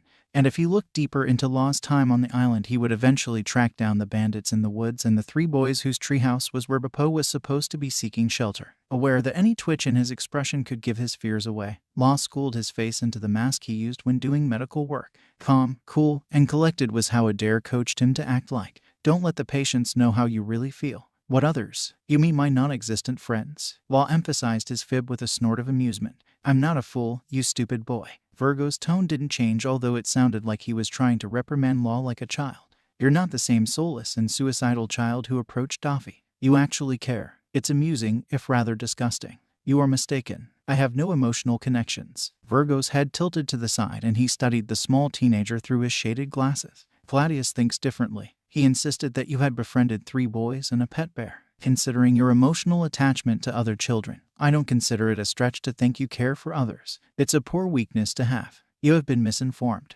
This was leading somewhere. Law was certain of it. Virgo was trying to make a point. He was trying to teach a lesson and Law wouldn't like curriculum. Have I? But I won't take your word for it. The pirate shoved his foot under Dr. Adair's body and lifted up so the dying man was lying on his back. The old doctor's head flopped to the side with surprisingly clear eyes staring straight at the teenager. This was your mentor. Adair mouthed silent words at Law, flashing a bloody mouth. Internal bleeding, Law's analytical mind supplied. He had already absorbed the words Dr. Adair attempted to communicate and acknowledged what the old man was trying to tell him. The fake Marine unsheathed his standard-issue sword and raised it above Adair's body. The doctor closed his eyes and Virgo drove the blade into his heart. Law's stomach twisted and his heart stuttered violently in his chest. His eyes couldn't turn away from his mentor. A wet and bloody hacking gasp was the last sound the old doctor made before his head dropped back to the floor for the last time. Room. A scream of rage ripped from his throat and he raised the cheap sword to cut the monster into pieces. But he was just 13 years old going up against an experienced fighter who had successfully infiltrated the Marine. Faster than Law could move, Virgo's foot contacted with his stomach in a way that felt like every organ had just been turned to mush. Wood splinted at his back as he slammed painfully hard into the wall and landed with a thump on the floor. It took everything in his power to fight through the pain and keep his room operating. But the physical ache was enough to force him into a protective ball. His knees and arms curled around his stomach while Law fought to keep his meager lunch down. There was absolutely no way he could beat Virgo in a fight. Gladius was only possible because there were other distractions for the man. However, Law was alone to face Doflamingo's right-hand psychopath after he had just killed a defenseless elderly man. He needed to be very careful about his moves. Is that all you've got, Law-kun? I expected more from you. Each of Virgo's footsteps made the wooden floor tremble as he got closer. The sword was still clenched tightly in Law's hand, which trembled out of a mix of fear and pain. No matter, I will enjoy this. Virgo lifted a leg up in the air, covered in black haki. He truly meant to violently beat the teenager this time. But the man's other leg, of which he was balancing on, was haki-free and vulnerable. If Law debated his next action too long, Virgo would realize his plan. It was better to act first and worry about the consequences later. Law swung his katana and felt a slight bubble of hope at the clean cut he made in a diagonal line across Virgo's left femur. The man grunted and flailed awkwardly as his body slid off the leg's support and fell to the ground. Against any other opponent, Law may have hung around to smirk at the awkward movements, but the last words Dr. Adair tried to speak sounded in his head. Run, you idiot. So Law ran, through the kitchen and out the back door. His feet pounded on the dirt and gravel road as he forced his muscles to put every effort into running. It wasn't more than 150 meters into his sprint when he turned a corner and nearly slammed full speed into a small body. As it was, he tucked and rolled across the gravel before springing to his feet. Law, we found you, Luffy chirped with an excited wiggle. Sabo and Ace were resting their hand on their knees to catch their breath. Popo was behind them and he perked up in excitement at the sight of his friend. Here Bear seemed really worried for some reason. So we came to find you. Panic clawed at his throat. This was not what he wanted when he sent Popo away. No time to talk. Law snapped and grabbed the front of Luffy's shirt in a fist to drag the boy behind him. The old katana still held tightly in his other hand. Run, you idiots. But Gramps said we have to stay so he can find us. The Straw Hat Boy garbled out something else, but Law couldn't focus on his words. There was a loud crash and the sound of wood splinting from down the street where he just escaped from. Ace and Sabo yelled something at him, but the blood was pounding too loudly in his ears to focus. He could feel the vibrations from their running footsteps trying to keep up in the comfort of Popo's panting breath as the bear easily flanked his right side on 4 paws. Hey Trafalgar, what the hell is going on? That was Ace yelling from behind him. There was no time to explain. No time to say that because of Garp's interference, Law had brought his past to this quiet, redneck island at the far end of East Blue. How would someone even start? After my surviving family and friends were all annihilated by the Marines for being ill with a disease the world government was well aware was happening but too greedy to stop, I kind of got a little mad. Like, crazy, psycho, unstable mad. I joined a pirate crew in the desire to kill as many people as I could before the illness took my own life and was getting on fine. Until one pirate, who was actually a Marine spy infiltrating his older brother's pirate crew, had to go remind me that I was still a human with feelings and showed me so much kindness that he made me actually want to survive. He literally forces a highly desired devil's fruit down my throat, which gave me the tools to cure my illness but wasn't enough to save his life when the captain found out and killed him. Now I'm running for my life because a high-level member of my former pirate crew is a spy in the Marines and he's found me because Garp just couldn't leave me alone. Also, he just killed my mentor. Yeah, hard to express when you're running for your life. Don't stop. Law snapped and tightened his grip on Luffy's rubbery wrist, even over the blood pounding in his ears. He could hear Popo's panting, Ace's breathless complaints, Sabo's gasps for breath, and Luffy loudly asking useless questions that Law studiously ignored. But even over all the noise, it was the calm, steady footsteps Law was most aware of. Each step was measured and without hurry, as Virgo knew exactly where Law was and which direction he was moving in. Virgo was in no hurry. He had Haki and would be able to find the young teenager wherever he hid in the neighborhood. The objective was to get where Virgo would have a harder time beating the shit out of him. Some place where that marine uniform would be a hindrance. He needed to force Virgo to decide between his long-term mission undercover in the Marines or capturing a traitor. Luffy's wrists still held tightly. Law turned unexpectedly down a narrow alley. The change in direction had Luffy's rubbery body literally bouncing off the wall, but the others were able to keep up. Virgo's pace didn't change. Law-kun, where are we going? Sabo asked over Ace's grumblings in a politely confused tone. Law deemed it more acceptable to respond to. Somewhere a little safer. A few half-empty sake bottles littered the ground around a popular gambling game with dice. It looked like whoever was playing got up and left so quickly they forgot to hide the evidence of their law-breaking. But why they would leave so quickly was a curious thing. The few guards that patrolled the working-class neighborhoods were easily bought off and lacked pride in their job. So what had scared them off? He couldn't stop to think about it and instead jumped over the mess in the alley before turning down another alley shortcut. The homeless and scavengers that usually inhabited this particular covered alley seemed to have made themselves scarce, leaving behind their makeshift homes and meager possessions. Again, it was an odd scene, but there was no time to wonder. They were getting close. Law could feel the buzz of energy and hear a rising murmur of voices from a large crowd of people. Virgo had apparently picked up their direction and caught on to Law's plan because his pace quickened, but he was slower in the unfamiliar alleys. Law still had a chance. The alleys twisted and turned for several more meters as the four boys and a bear sprinted between the city and crumbling buildings.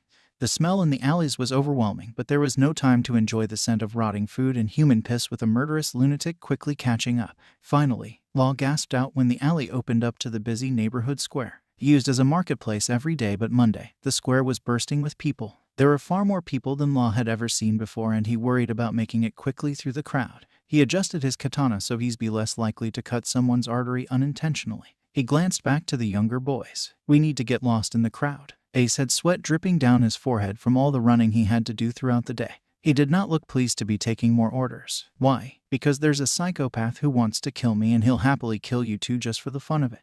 Now let's go. The crowd was massive, with what looked like every person from the neighborhood crammed into the square. At the far end of the square, a few men and women were yelling and giving inarticulate orders. Getting through the crowd would require some serious maneuvering. But something happened as he started squeezing through the small gaps between bodies. Whispers and murmurs rose up around him and the crowd pushed aside to let him through. Suddenly, the crushing crowd of people was a clear pathway to the center of the square. Friendly faces stared down at him and hands reached out to push him along.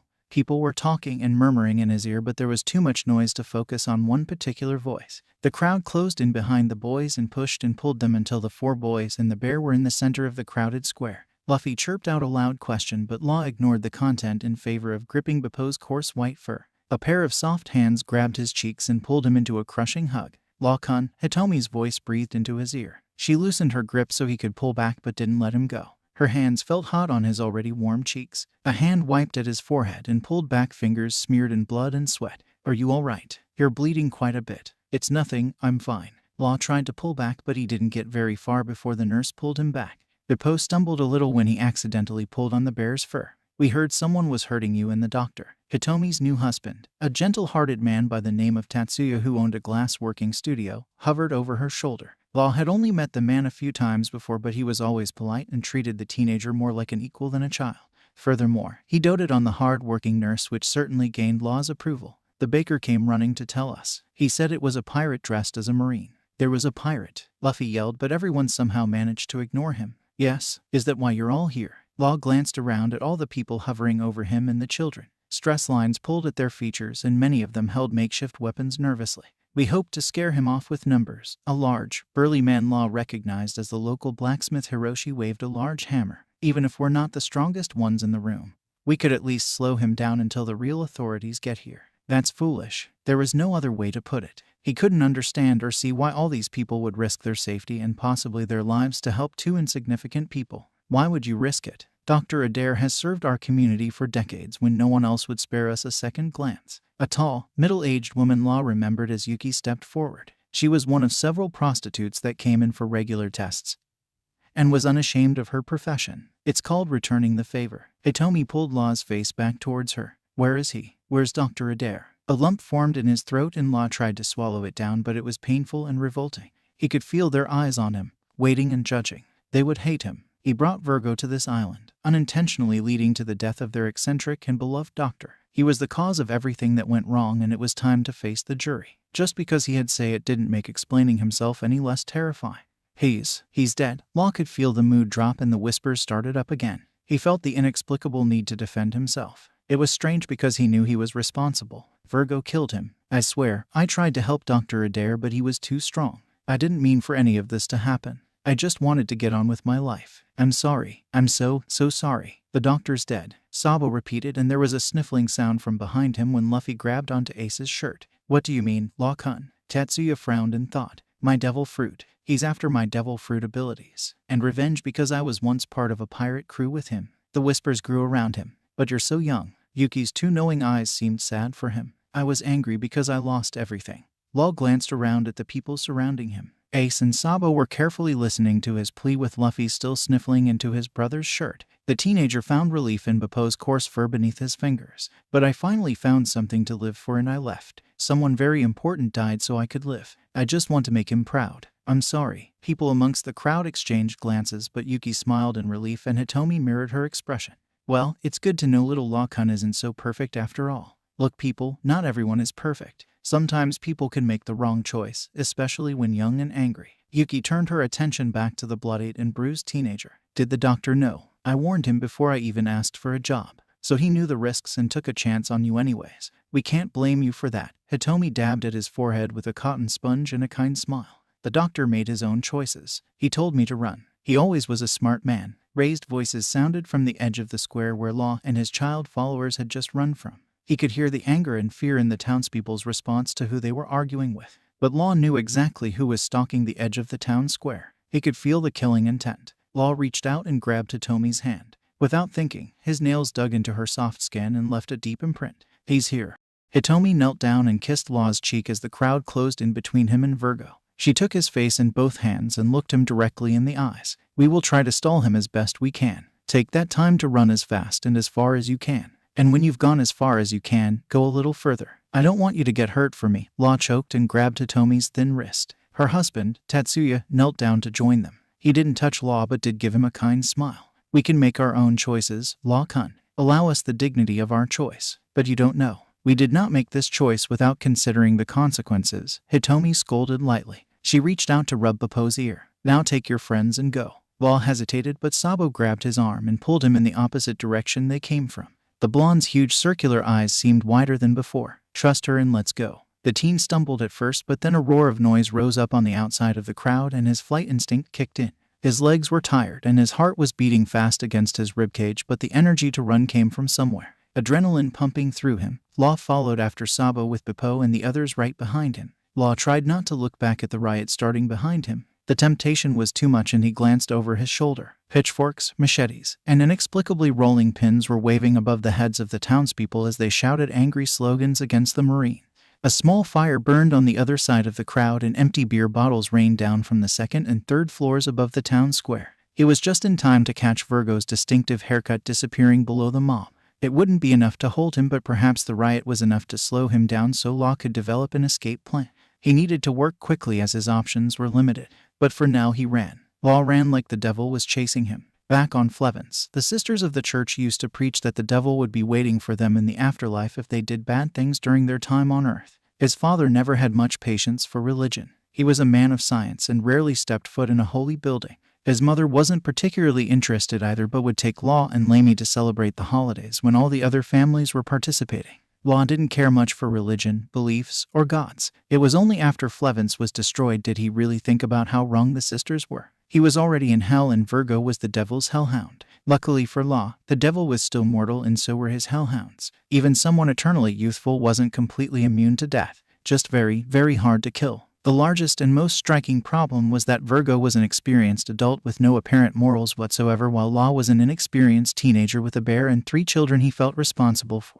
Law could not beat Virgo, but at the very least Virgo would take him alive. The children and Bappo had no chance of surviving a battle. This is a disaster, Ace shouted from in front of him, and Law turned back to focus on the direction they were running. Thanks for this, asshole. You were the idiots who decided to get involved. Law snapped right back. He needed to focus on how to get out of this situation without anyone else acting as martyrs for him. Unfortunately, Ace seemed to be pushing all the wrong buttons. That's cause your bear wouldn't leave us alone. We didn't know you were being hunted by a psychopath. Not helping guys, Sabo grunted from the back of the group where he had fallen behind.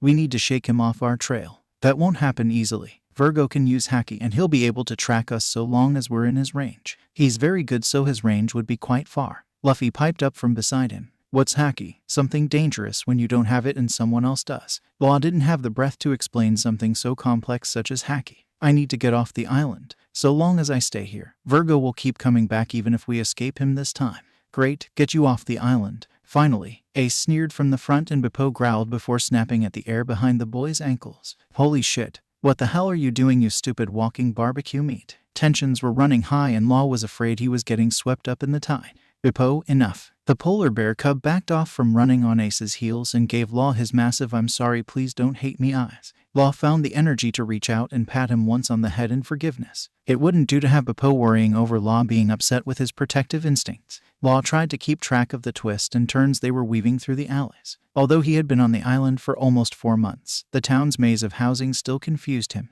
The poor working-class districts were built with no planning, so roads and alleys took so many twists and turns, so if a visitor wasn't familiar with the area it was easy to get lost. They could slow him down by sticking to the working-class districts rather than the better-developed middle-class district. Head through Gray Terminal, then we'll swing up into the woods. We'll have the advantage there. Law grunted and took a sharp left turn towards the massive garbage dump.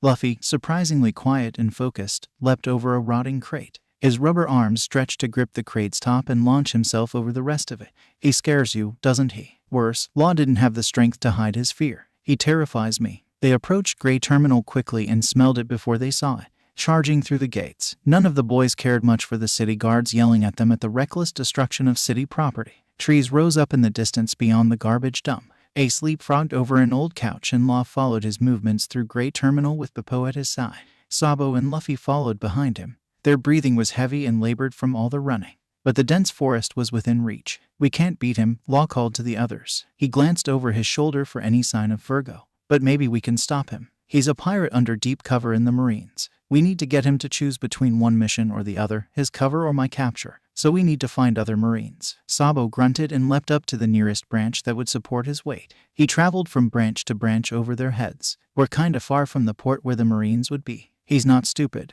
If he notices we're traveling towards the port, he'll come up with some excuse. He'll probably try and blame Dr. Adair's death on me and say you're my accomplices or something. Having Marines brought to us will give the townspeople a chance to build a case against him and might blindside him. Even better if he's caught in the act hurting children. The entire idea relied entirely on perfect circumstances, but he had no other options. The children and city people had already been dragged into the entire affair. They weren't enough to stop Virgo, and the only ones left on the island who could were Marines. He really hated to admit that. Maybe. It's a long shot. Sabo at least didn't shoot down the idea, although he wasn't particularly convinced. Law glanced at him. Do you have an idea then? The silence said all he needed to know. I need you to go and get the highest-ranking Marine you can and bring them to the highest point of the bluff on the west side, Law said to the youngest and his most vigilant defender. The order went over as well as he expected. We're not leaving you, Luffy yelled, although his anger seemed subdued under his tired state. It's not like we're on good terms with the Marines, Ace pointed out. It was irritating both that he spoke the truth and also that he was on horrible terms with almost every authority on the island.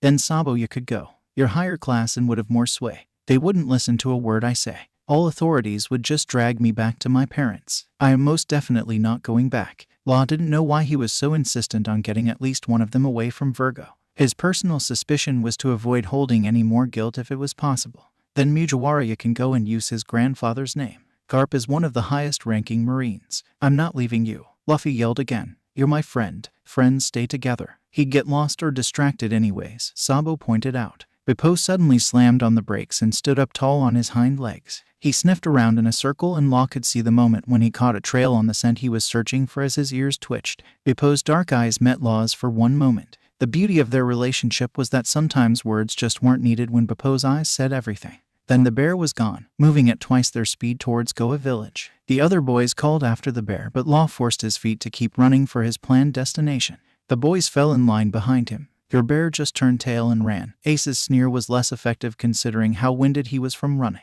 Some loyal pet you have, Trafalgar. He's not a pet. Law snapped. He logically knew that everyone was exhausted and scared, which meant tempers would run high, but he couldn't back down from defending his best friend.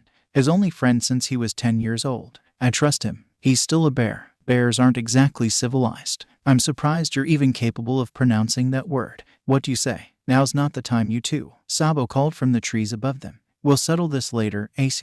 Law could see the tree line thinning in the next 200 meters. We're near the bluff. Then we fight? Luffy asked from behind him. Hopefully not, but at the rate my luck goes, then most likely. Law kept silent on their chances of survival. He slowed down near the edge of the tree line. We can't hide in the forest forever. Virgo's observational haki will find us eventually. What we can do is make it harder for him to reach us. Sabo smiled and wiped at the sweat on his forehead. He caught on quickly to where Law's mind was going. You're a clever guy, Trafalgar-san. Traps we can do, and do well. Let's get to work. You three make the traps. The young doctor searched through the tall grasses. I've got something in mind to maybe turn this in our favor. They didn't have much time to prepare, but between the three brothers a significant number of traps were set. Law had just finished wiping his katana clean of leftover residue when he heard the rustle of leaves and the snap of a rope. The other boys heard it as well and backed away from the tree line. They gripped their makeshift weapons tightly. Everyone was still tired after their flight from the city, but there was nothing that could be done. Last chance to run, Law whispered to the others. He had told them to leave multiple times, but seemed to have some insane hope the little morons would finally get some sense. Don't insult me, Ace snapped. I may not like you, but I made my decision. Great decision for an early and painful death, Law grunted as he unsheathed his katana. Don't say things like that. We'll get out of this alive. We have to. Sabo twirled a large pole in his right hand. We're brothers. Family helps each other, Luffy smiled. You're not my brother, Law snapped. Somehow in the course of 20 minutes he had gone from friend to brother, and Law was not particularly thrilled with either if that meant the kid died. His guilty conscience was already weighing him down. The tall trees in front of them shook ominously and one fell over. That was the log trap that had been tripped. Luffy, who was standing in front, trembled. Law grabbed his rubber arm and pulled the younger boy behind him. Ace and Sabo moved to flank either side of the youngest. The kid may act fearless, but he was just a child who had no real-life experience with the cruelty of the world. After today, he would learn a lesson he'd never forget. Law wished Popo would hurry. Virgo wouldn't kill him, but he'd kill the other boys slowly and painfully because a group of children had no chance in this fight. After finishing off the boys, he'd torture Law the entire trip back to Doflamingo. That way, by the time they reached his former captain, Law would be begging for death. A tall shadow moved in the darkness of the woods. His heart jumped into his throat and a cold sweat broke out on the back of his neck. He couldn't let fear take over. This was his fight. It was his duty to make sure the others didn't die because of his past. Out of the woods stepped Virgo. Green leaves stuck out from his bowl-cut brown hair and were peppered among his marine uniform. A large blob of mud was glued to his cheek and dirt marred the formerly pristine white shirt. His knuckles were bloodied, but Law had every reason to believe it wasn't his own. At least he had fallen victim to some of their traps. Law-kun, Virgo's deep voice broke the silence of the clearing. You have made this unnecessarily long. I am becoming irritated. Put down the sword and I will spare your pathetic friends. Virgo, is it? Sabo smacked the pole in his other hand. His faux bravado was impressive, but Law noticed the tremor in his voice. The only pathetic one is you and your captain, chasing after a kid all across the Grand Line. Don't you have better things to do? A muscle ticked in Virgo's forehead. Impudent brat. Law-kun stole something very precious from the young master. No one steals from his pirate captain and lives. What you steal? Ace asked from Law's right. Weren't you listening earlier? My ope fruit. But technically it was never in Doflamingo's possession, so I didn't steal it. The rarest and most desirable of all devil fruits in the world. The only fruit to grant immortality, Virgo drawled. A priceless item. Law could sense Ace was reluctantly impressed, but Luffy and Sabo were not so quiet. Wow, that's really cool, Luffy yipped. Everything comes at a price. Immortality at the cost of the user's life, Law snapped. I don't plan to die so Doflamingo can live forever. He will. I'll make sure of it. Of course, your association with that traitor is another black stain against you. To go off with that marine and turn against the family is unforgivable. That's rich coming from a pirate pretending to be a marine. A double agent like yourself has no room to judge. Your insolence may have been charming years ago, but now it is simply tiresome. Put down the weapon or I will kill your friends. Law didn't hear or see any hesitation from the three boys, although they trembled under Virgo's pressure. Even if I did, you'd kill them anyways to cover your tracks. Don't insult my intelligence, Virgo-san. I hate children, especially the little know-it-alls. Virgo cracked his neck. First left, then right. I will make this extremely painful. You'll wish you'd never been born. Wouldn't be the first time I've had that thought. Law readied the katana in his right hand and held up his empty left hand with the index finger lifted. Vroom. His blue sphere expanded out 12 meters in front of him. It wasn't enough to encase Virgo, but it was enough to put distance between him and the pirate. Virgo ignored the sphere and charged straight at Law and the boys behind him. He blocked Law's slice with his left arm covered in black armament haki, and it was all Law could do to shamble him and the boys out of the way. Taking Law's place was a massive bear trap that clamped tightly on Virgo's unprotected right arm. A vein throbbed in Virgo's forehead at the sight of blood dripping from the puncture wounds. Law shuffled back to get more distance. Ace, ever the fearless hot-headed leader, raised his pole up and screamed a battle cry before charging forward. Virgo didn't even look at the boy but raised his left arm with his finger pointed. Law held up his index and thumb. Shambles. Ace traded position with the discarded bear trap and made a perfect swing for Virgo's left side. Law wasn't gifted with physical strength, but Ace and Luffy seemed especially talented at brute strength. Seeing the flinch across Virgo's face, Law was confident in his deduction through observation. Sabo nodded at Law and ran with his pole ready to strike. Just as Virgo turned to take off Ace's head with his powerful punch, Law shambled again to switch Ace with a pebble and Sabo with a clump of dirt right behind Virgo's unprotected knee. The pirate's knee buckled and Law switched Sabo out with himself. Having thought a pattern was forming, Virgo moved to protect his right side. Law appeared left of center with his katana pulled back and ready for a jab. He stepped forward and put all his weight and strength into thrusting the weapon deep into the flesh of Virgo's lower back. The pirate grunted and shifted. At the slightest movement, Law escaped from within Virgo's reach. "Wow, you guys were so cool." Luffy threw up his rubber arms and cheered. "Wait, Trafalgar, warn me next time you do that shambles thing." Ace scowled. "I almost missed. Obviously I can't do that if you want to actually hit him." "Sabo, you figured it out fast enough." The blonde sheepishly rubbed his neck. "That's only because you threw Ace in there first." "How cute." Virgo's deep voice cut in. The man stood up and brushed grass off the knees of his pants. There was a blooming wet, red blood stain at the front of his lower torso. Law's katana had slid cleanly through Virgo's body. "You figured out how to use your powers and have obviously been practicing. Using your little friends to distract me before going in for the big finales was clever. But it will take much more than that to take me down. I didn't expect it to finish you." Law held up the katana. Fresh blood dripped off the tip. "I just wanted to hurt you." Virgo's lips twitched. "You can't escape that dark part, can you? The darkness never leaves, once you let it in." "I'm not trying to escape it. Sometimes I enjoy it too much." Luffy turned to him and frowned. "What darkness?" The rubber boy's distraction was the perfect moment for Virgo. He sped towards the youngest boy faster than before. Law cursed when Luffy froze, his eyes wide in terror at the massive pirate bearing down on him. Shambles. Luffy was replaced with a boulder that Virgo's fist easily crushed. But Virgo was fast and agile. He stopped quickly and swung out on one long leg intending to clip Ace in the head. Heart pounding loudly in his chest, Law switched Ace as well. Virgo stood up straight and rolled his shoulders. "How long can you keep this up, Law-kun? You're tiring and I can still go faster. One slip and someone dies. Then I guess I can't make a mistake." Law's sharp eyes were carefully studying both Virgo's movements, his armament haki, and the positions of his allies. He absolutely could not miss anything or Virgo would definitely win. "You've made so many mistakes in the past year, you probably can't tell the difference." Virgo took one large step forward to where Luffy had been. The ground caved out from underneath him and the pirate disappeared into a deep pit trap with a puff of dust. "Nice one, Luffy." Ace slapped his brother's back with a wide, tired grin. "What'd I do?" Luffy blinked. Sabo and Ace groaned in near-perfect unison. "You completely forgot it was under you." Law's instincts were screaming at him like the metal rock bands Buffalo listened to. "Shit, move." Law was too slow to warn them. Virgo burst out of the pit with his face contorted in fury. The three boys were right in his reach and Law's genius brain wasn't fast enough to identify three inanimate objects to switch them with. His panic seemed to be enough to pull the boys back, so Virgo's powerful kick was lessened on impact. The pirate still got all three of them in the torso and sent them flying out of Law's room. Law couldn't protect them if the boys were outside his room, but he had to make a choice. He could keep the room up to protect himself should Virgo turn on him in the next second. His other option was to dispel the room and recreate it to cover the boys, but it would leave him vulnerable too. He didn't have time to debate the pros and cons of each option in the next second. It was simple. He had to pick which one would be best. Before his thought process had even completed, Law's room had dispelled and the word was on the tip of his tongue to make a new one. Virgo was fast to react when the humming blue sphere disappeared. He kicked up a dust cloud of grainy sand right into Law's eyes. Law raised his arms to block the sand from his eyes and Virgo took the opportunity to kick him in the stomach. Pain shot through the young doctor's body and the momentum sent him flying several meters back. He rolled with the fall and tried to get to his feet while ignoring the pain.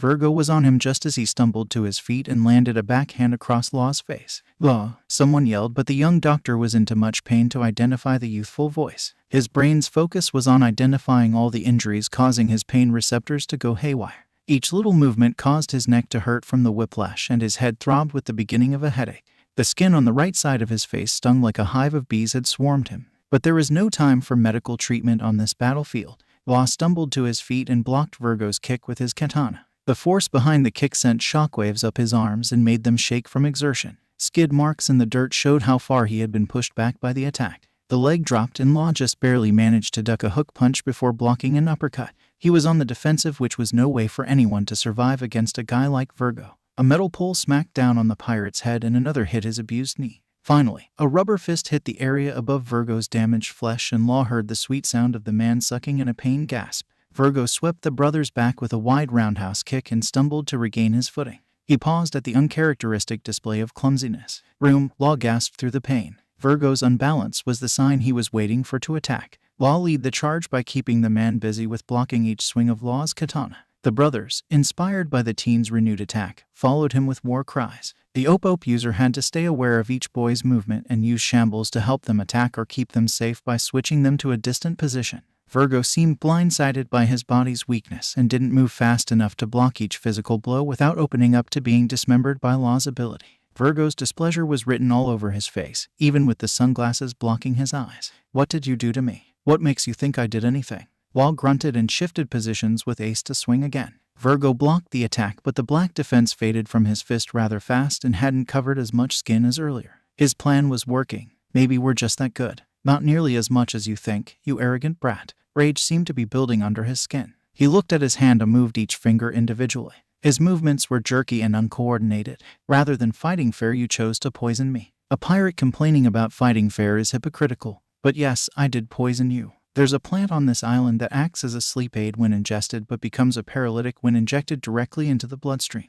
It seems to also affect the control you have over armament haki." The man's anger was a dangerous distraction, and Law nearly missed switching Sabo out of the way fast enough. Law held up the katana with Virgo's dried blood. "I'm a quick study, Virgo." "It's Virgo-san," the pirate sneered. "You still haven't learned any manners. I'll have to beat them into you again." Virgo's hand flashed out to catch the pole Sabo attempted to slam on his hip. With a twist of his wrist, the blonde was sent flying and smacked hard into a massive oak tree. He fell to the ground and didn't get up. Even with his muscles compromised, Virgo was still faster and stronger than any of the boys. "Sabo!" Ace screamed. Virgo kicked up a rock in Law's direction, which was enough of a distraction to slam Ace's face into the ground.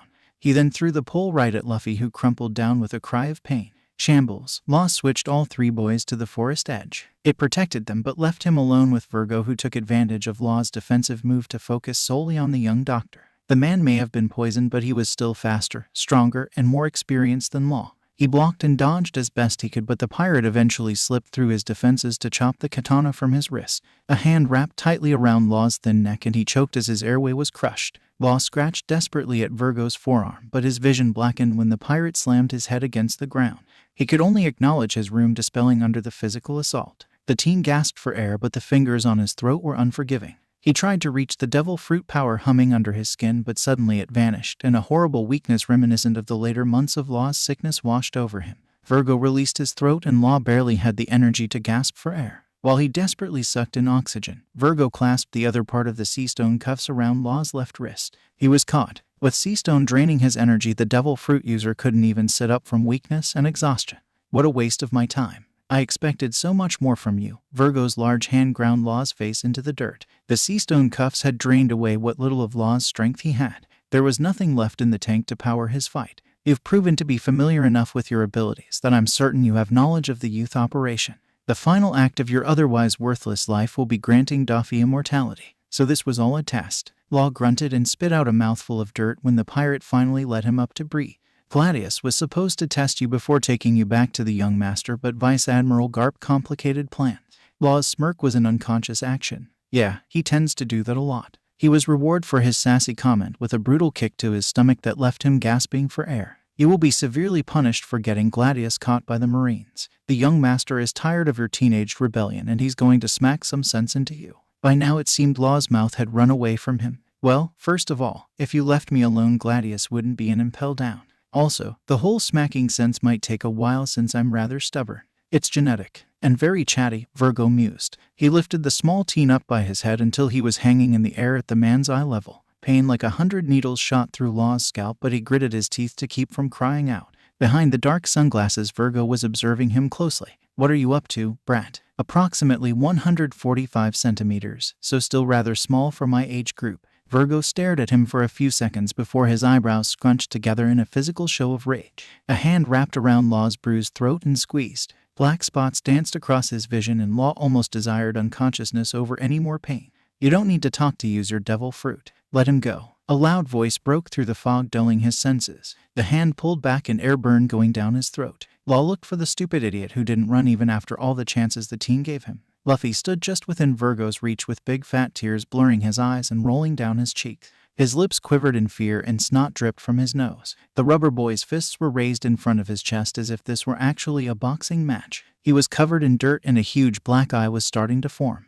Law's lips moved, but the words never made it beyond his throat. If the idiot was conscious, he should have run. Why didn't he run? Let him go, you stupid head. Luffy screamed and threw a reckless punch that glanced off Virgo's body and wouldn't even leave a bruise. Mugiwara ya. Law managed to rasp in no more than a whisper. You should have run if you wanted to live a few more minutes of your worthless life, boy. This just makes it boring, as now I don't have to chase you down to kill you. Law struggled and scratched at the already bloody arm holding him as Virgo reached for the young boy. Luffy's eyes widened in terror as the powerful pirate bared down on him. The teen's heart pounded in his chest. The kid wasn't moving. He was frozen in fear. Run Luffy. The words painfully ripped from Law's abused throat. He thought maybe he could get over it or forget should Virgo kill the boys. But somehow in all of this mess, and knowing exactly what would happen if he were to be caught, Law had allowed himself to care. After his family in Khorasan, Law had prayed to never see another person he cared for suffer like they had.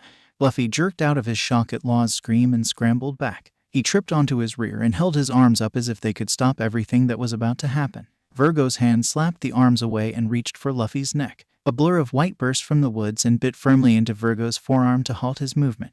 Bepo! Luffy cried a little in relief at the arrival of a friend. Law felt the mix of relief and worry on whether his friend had been successful. If he hadn't, then the bear had returned just to get killed. Virgo violently shook his arm to dislodge the bear. Bepo tumbled to the ground and scrambled to his short, stubby feet with a fierce growl. And now there's a bear. Virgo sighed and turned away from the young polar bear. This mission is infinitely longer than it needed to be. Law kicked and squirmed the best he could. He was dropped into the dirt but found he could barely push his chest off the ground. Luffy's legs were shaking so bad he was surprised the young boy was able to stand. The other boys remained out of his view, but they were suspiciously quiet, and so he tried to think positively that Ace and Sabo had just been knocked out. It was difficult. He wasn't a positive person. Now I'm going to kill you, boy. Virgo towered over a trembling Luffy. Bepo lowered down for a big leap. Law may have been tired and exhausted with no energy to run even without seastone shackles, but his eyes worked perfectly fine. So when his gray eyes caught sight of a familiar human figure moving in the shade of the woods, his heart skipped a beat. Hey Virgo. The teen's voice sounded so horrible after all the abuse his throat took, and it was twice as painful as it sounded. You were right. I am up to something. Virgo paused, intimidating the youngest boy, and looked back. I assumed as much. Tell me what your plan is and your torture will be a little less painful. The young creepy doctor smirked a painful, bloody smile. I'm just stalling. What the hell is going on here? Everyone jumped in surprise at the booming voice that carried across the small clearing. Although he knew who it was, Law struggled from where he had landed in the dirt to see the intruder with his own eyes. He knew he could trust Bepo. Vice Admiral Garp stood at the tree line in another hideous floral shirt and white khaki shorts. His angry eyes moved from where Ace and Sabo were lying behind a mound to Law, beaten and handcuffed on the ground, to Virgo's dirty and bloody uniform before stopping on Luffy's tear-stained face. Somebody better start talking. Garp strode forward with his massive hands curled into fists. I just came home to check on my cute, troublesome grandsons, and this is what I find. Vice Admiral, sir, I can explain. Virgo snapped to a perfect salute. You see, this boy, he's a pirate. Law screamed, desperate to blow Virgo's cover before he could spin a web of lies. Pain tore down his throat, but he absolutely needed to make sure Garp understood. He works for Doflamingo. Virgo shoved Law's head into the ground with his foot. Kids these days never want to take responsibility for their actions. Virgo's foot pressed down on Law's head a little harder. This menace attacked a civilian and then turned on me when I tried to apprehend him. He seems to have tricked these children into believing his innocence. Jai-chan. Law heard the slapping of sandals and Luffy's voice got more distant. He's lying. Law didn't hurt anybody. He's a doctor, so he helps people. This guy's the bad one. He wants Law's devil fruit, but me and Ace and Sabo tried to stop him, but he wouldn't stop. He hurt all of us and he said he'd kill me. Law didn't see any of this monologue as his face was getting intimately familiar with the ground, but his ears could pick up the whine in Luffy's voice, and his imagination filled in the visual with the puppy dog eyes. The young boy was talented. Kids can be so creative with their imaginations, Virgo drawled from above him. They get better and better at lying all the time. Except if there's one thing I know about my grandson, it's that he can't tell a lie to save his life. There was a cracking of knuckles. Prepare yourself, pirate scum. Then Virgo's foot was gone. Bippo pulled him off the ground and Luffy collapsed into tears on his lap. For the first time all day, Law felt like he could finally breathe. Everywhere he looked, the fog obscured his vision, each breath light and thin as if he were high in the mountains. Most of the time in the fog was spent in peaceful silence. For once, his brain was quiet and he was able to just exist unbothered by the silence. Blurry images would sometimes break through the fog. A memory of teaching Lamy to ride a bicycle without training wheels was an image he willingly returned to again and again. "Brother, I'm scared," she cried every time. She looked so small on his old yellow bicycle but had determinedly climbed on until he was about to let go. "Don't be scared, Lamy," his much younger voice would reply breathlessly each time, running behind her. "I know you can do it. But if something happens, don't worry because I'll be here to help you."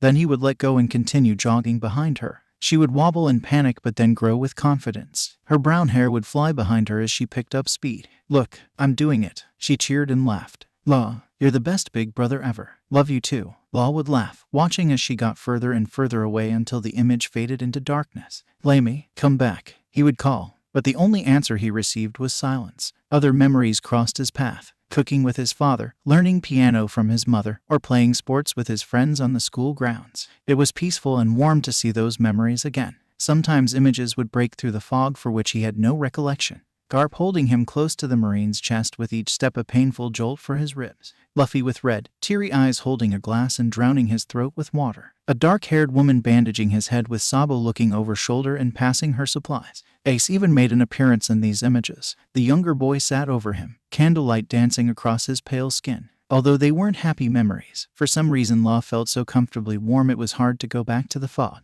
But he just wasn't ready to leave the comforting quiet. It took a while for him to realize he wasn't physically trapped in fog. He was most likely asleep. Upon that thought crossing his mind, his heartbeat picked up. "Wake up," Kora-san's voice whispered in his ear. His eyes cracked open. A few blinks had the blurriness cleared so he could see the wooden ceiling above him warmed by the late afternoon light slipping through the dirty window. He glanced around the room. It was the small room in the mountain bandits base camp where he had stayed for a few nights his first week on the island. Law tried to lift his head but gasped at the sudden pain in his throat. He let his head fall heavily against the pillow and swore not to move for a very long time. His eyes fluttered open at a huff of hot breath to find Bippo's sad face right next to him with the bear's body curled around his head. His throat burned when he swallowed and his chest ached with sharp pain from every breath. Potentially he suffered from a concussion, severe bruising on his throat, and broken or cracked ribs. But he was still alive. Law reached out to pat the furry paw nearest him. Bippo's wet, sandpaper tongue licked his cheek in response. The curtain in the doorway fluttered and a young woman poked her head in. Her dark eyes lit up with surprise when she caught Law's gaze. "You're awake. How wonderful." The curtain fell closed behind her and she knelt beside him on the floor. She wore a simple long skirt and a loose shirt. Her dark green hair was tied back with a kerchief and gave the impression that the woman spent most of her day working. "We haven't met before. I'm Makino and I live in Goa Village. Garp-sen asked me to take care of you." Law tried to speak but found his throat too sore for the vibration of his voice box. "Please don't try to talk, Law-kun. That horrible man crushed your throat." She picked up a damp cloth to wipe his forehead. It felt pleasantly refreshing. "Luffy-kun told me all about you in the battle you had. You were so very brave." Law furrowed his eyebrows and slowly lifted his arms to tap at his wrist. He hoped she got the message. "You've been asleep for almost 2 days. Your body was so exhausted that it needed time to recuperate." Law closed his eyes and relaxed more against his pillow. He'd been asleep for so long but was still so tired. He must have used all his energy and strength fighting Virgo. "Virgo." His eyes snapped open and he grabbed the woman's wrist in a loose grip. It was so painful to even move but he had to know. "Virgo," he whispered through his burning throat. "Oh, please don't talk." She gently patted his hand. "The pirate is gone. Garp-sen took him to some massive prison near Marine headquarters. He wanted to stay but he was the only one stronger than that pirate so the Marines needed his as an escort." Soothed by the news, Law released Makino's wrist and fell back into his warm nest. The woman's voice washed over him in a quiet hum and he fell asleep to the steady movements of her cloth washing his skin. The next time he woke, the room was dark with a warm light peeking under the door and hushed voices in the other room. At first, Bepo's rumbling breaths were the only sound he could hear, but if he listened closely there were several other beings breathing in the room. He tapped the paw closest to him and felt his friend start from sleep with a grunt. A wet snout sniffed at his ear and Law rubbed the fuzzy paw to let the bear know he was awake. He pulled his elbows under his body and tried to push himself up. A gasp escaped at the pain shooting through his neck, throat, and chest. Before he fell back down, Bepo rolled under and propped his body up. Law relaxed against the warm, fuzzy body and took a better look around the dark room. He found the source of the other bodies very quickly. Luffy laid sprawled across his legs like a rubber blanket and hadn't reacted when Law accidentally kicked him during his struggle to sit up. The boy had a few cuts and bruises that were already healing. Curled up next to Law's futon was Sabo, and resting between the door and the kid piles was Ace, who had fallen asleep against the wall. Law's heart skipped a beat. They were in the room with him after everything that happened. They still wanted to be around a curse like him. Sabo snorted and jerked in his sleep. Law watched as the blonde slowly sat up and rubbed his eyes before wincing. When the boy turned, a large black eye was noticeable even in the darkness. He jumped to see Law awake and staring right back at him. "Law, how do you feel?" Sabo's whispers were drowned out by the murmur of voices in the main room. "Do you need something?" The teen gestured for water. Sabo tiptoed to the other side of the room and fiddled with something before creeping back. He held up a glass of water with a straw and let Law drink as much as he could. Even the lukewarm water pained his throat. What he hated more than the pain was to not even have the strength to hold his own glass without spilling liquid everywhere. "Anything else? Are you hungry?" Makino made some cold soup for when you're hungry. "It's downstairs in the fridge." The gnawing emptiness in his stomach answered for him by rumbling at the mention of food. Sabo quietly stepped over Ace's sprawled legs and left for the kitchen. In his absence, Law tried to wiggle his feet out from under Luffy's dead weight, but found he didn't have nearly enough energy, so he just flopped back and waited for the blonde to return. A sweet smell filled the air when Sabo did return, and Law could see Luffy drooling in his sleep. Sabo had poured the soup in a tall glass, and it looked more like a fruit smoothie than soup. Makino-san said it was a fruit soup, so it will still taste good even when cold.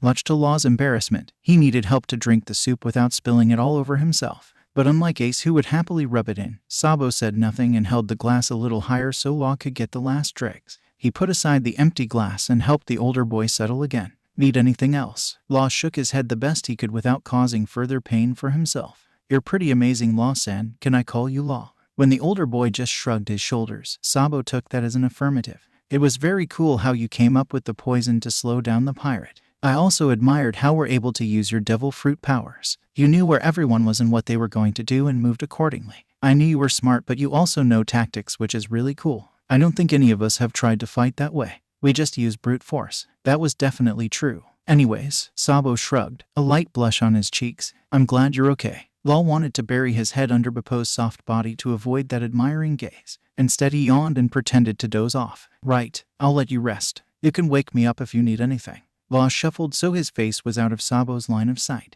Instead, through slitted eyes, he caught sight of Ace awake. The young boy's studying gaze stared back at Law. Ignoring him, Law dozed off again. A week later, the teenager stood impatiently outside a nondescript front door in the city. He was back in his working neighborhood, and Law had already been waylaid by 16 people asking if he was okay. He wasn't exaggerating. 16 people had inquired about his well-being. He knocked again, and this time a voice answered along with running footsteps. The door opened to reveal a tall, average-looking man with light brown hair. His face lit up at the sight of Law on his doorstep. "Law-kun," Hitomi's new husband smiled. "I heard the rumors. Come in, please." "Thank you." Their home was small and cozy. Pictures of the happy couple, their relatives, and their friends adorned the walls. There was even one of Law scowling next to a smiling Hitomi with Bepo cuddled in her arms. Law remembered that day. She said it was absolutely necessary to get their picture taken if they were to work at the clinic. It was a very well-played harmless lie. A picture with Hitomi and Dr. Adair hung right above it. Law turned away. He took the offered seat on a plush sofa with Bepo curled at his feet. They waited patiently as Tatsuya called for the nurse and then bustled off to make tea. Hitomi poked her head downstairs and smiled so bright when she saw who was sitting on her couch. "Law-kun, Bepo." She thundered down the rest of the stairs and threw herself next to Law on the couch. He had no time to discourage her before arms with surprising strength crushed him into a hug. "Hitomi-san." Law patted her back awkwardly. He hated being touched. It sent shivers down his spine. But once he was trapped in the hug, it wasn't so bad. Kind of warm, actually, except for the pain in his ribs. She sniffed and pulled away. "I'm sorry. I was so worried about you." "You too, Bepo." She patted Bepo's furry white head. "Ace said he told you what happened." "He did, but I needed proof with my own eyes to know you were all right. You look to be doing well, Law-kun. Tatsuya carefully balanced a tray full of teacups, a teapot, and a bowl of milk. He set out the milk for Beppo and poured a minty herbal tea for every human. Sorry, but all we have right now is herbal. That's fine. Law accepted the mug handed to him. The pirate didn't seriously injure anyone, but there were a few broken bones. I think the Marines are rather embarrassed because they offered to cover the medical expense for everyone who was hurt. Of course, they all had to see a Marine doctor, which didn't go over well. Law looked away and sipped his tea. It scorched his tongue and left a tingling burn that destroyed all flavor. The nurse seemed to know him too well. What's wrong? Strong fingers rubbed his shoulder. He didn't want to shrug her off. He swallowed and wiggled his toes under Beppo's warm hips. Articulating his guilt was a challenge that needed to be faced head-on. I'm responsible for everything that happened, Law choked out. The adults immediately shook their head in negation, but they didn't understand.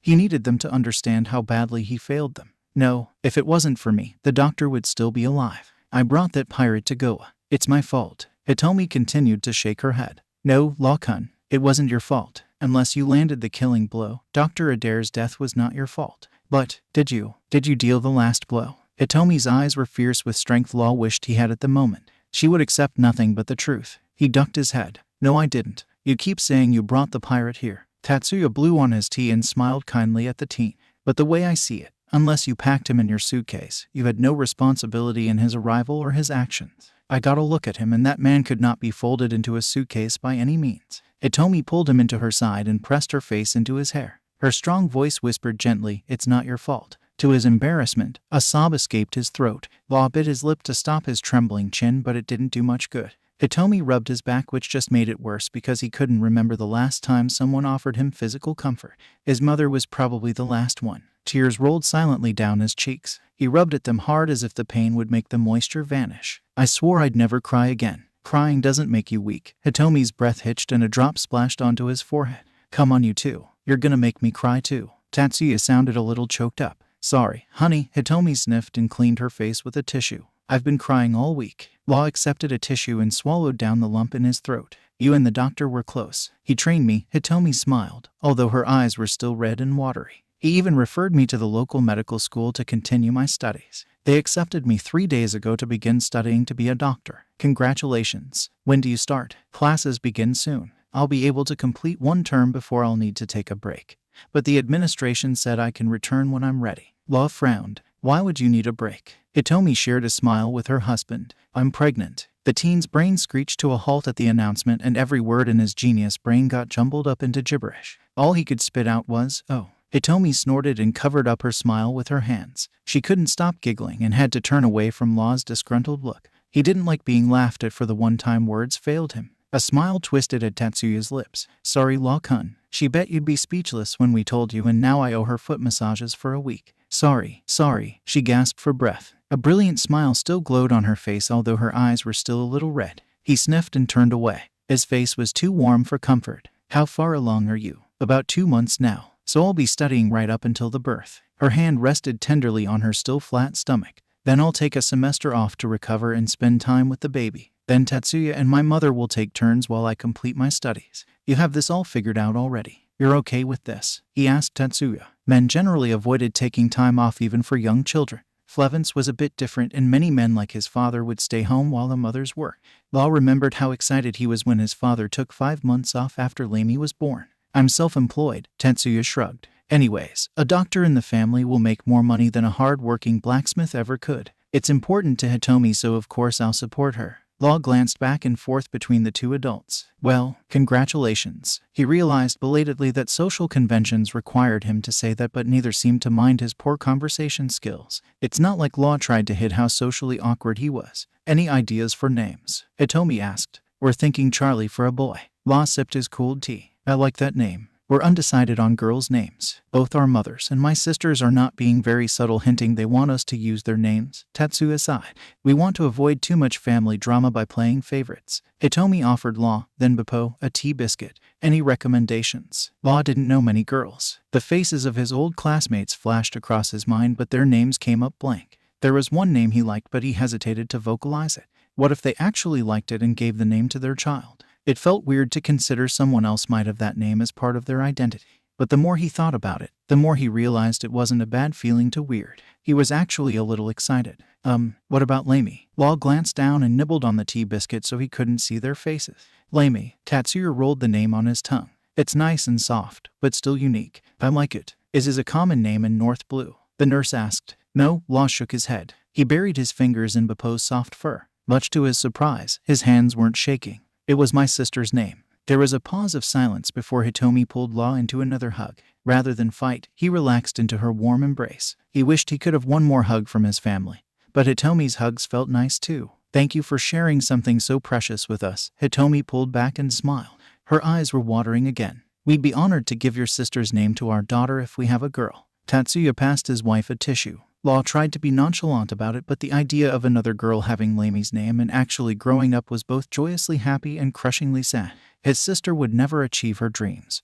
But maybe another Lamey could. Ace sighed and tried one last time to talk his brothers out of the crazy thing they were dragging him into. Sure, he loved Luffy and Sabo like family, but they were always a bit ignorant to the wants and desires of others, especially Luffy. He was the most selfish person Ace knew. Look, I know you think you're being kind and all, but I doubt Law is going to see it the same way. It's not about being nice. Luffy jammed his hands on his hips and stuck his lower lip out. It is what it is. Law's just going to have to deal with it. He's leaving, you dumbass. He's gone tomorrow and we may never see him again, so isn't it all pointless? Luffy deflated into a starfish on the ground. Sabo nudged the youngest, but the boy only whined. The blonde smiled at the small temper tantrum and took off his hat. I think it's because he's leaving that we need to do this. He needs to know. I'm still not sure about this, Ace grumbled. But you'll go get him, right? Yeah, I'll get him and we can get this shindig going. Sabo smiled wider and Luffy jumped to his feet knowing that Ace was in agreement.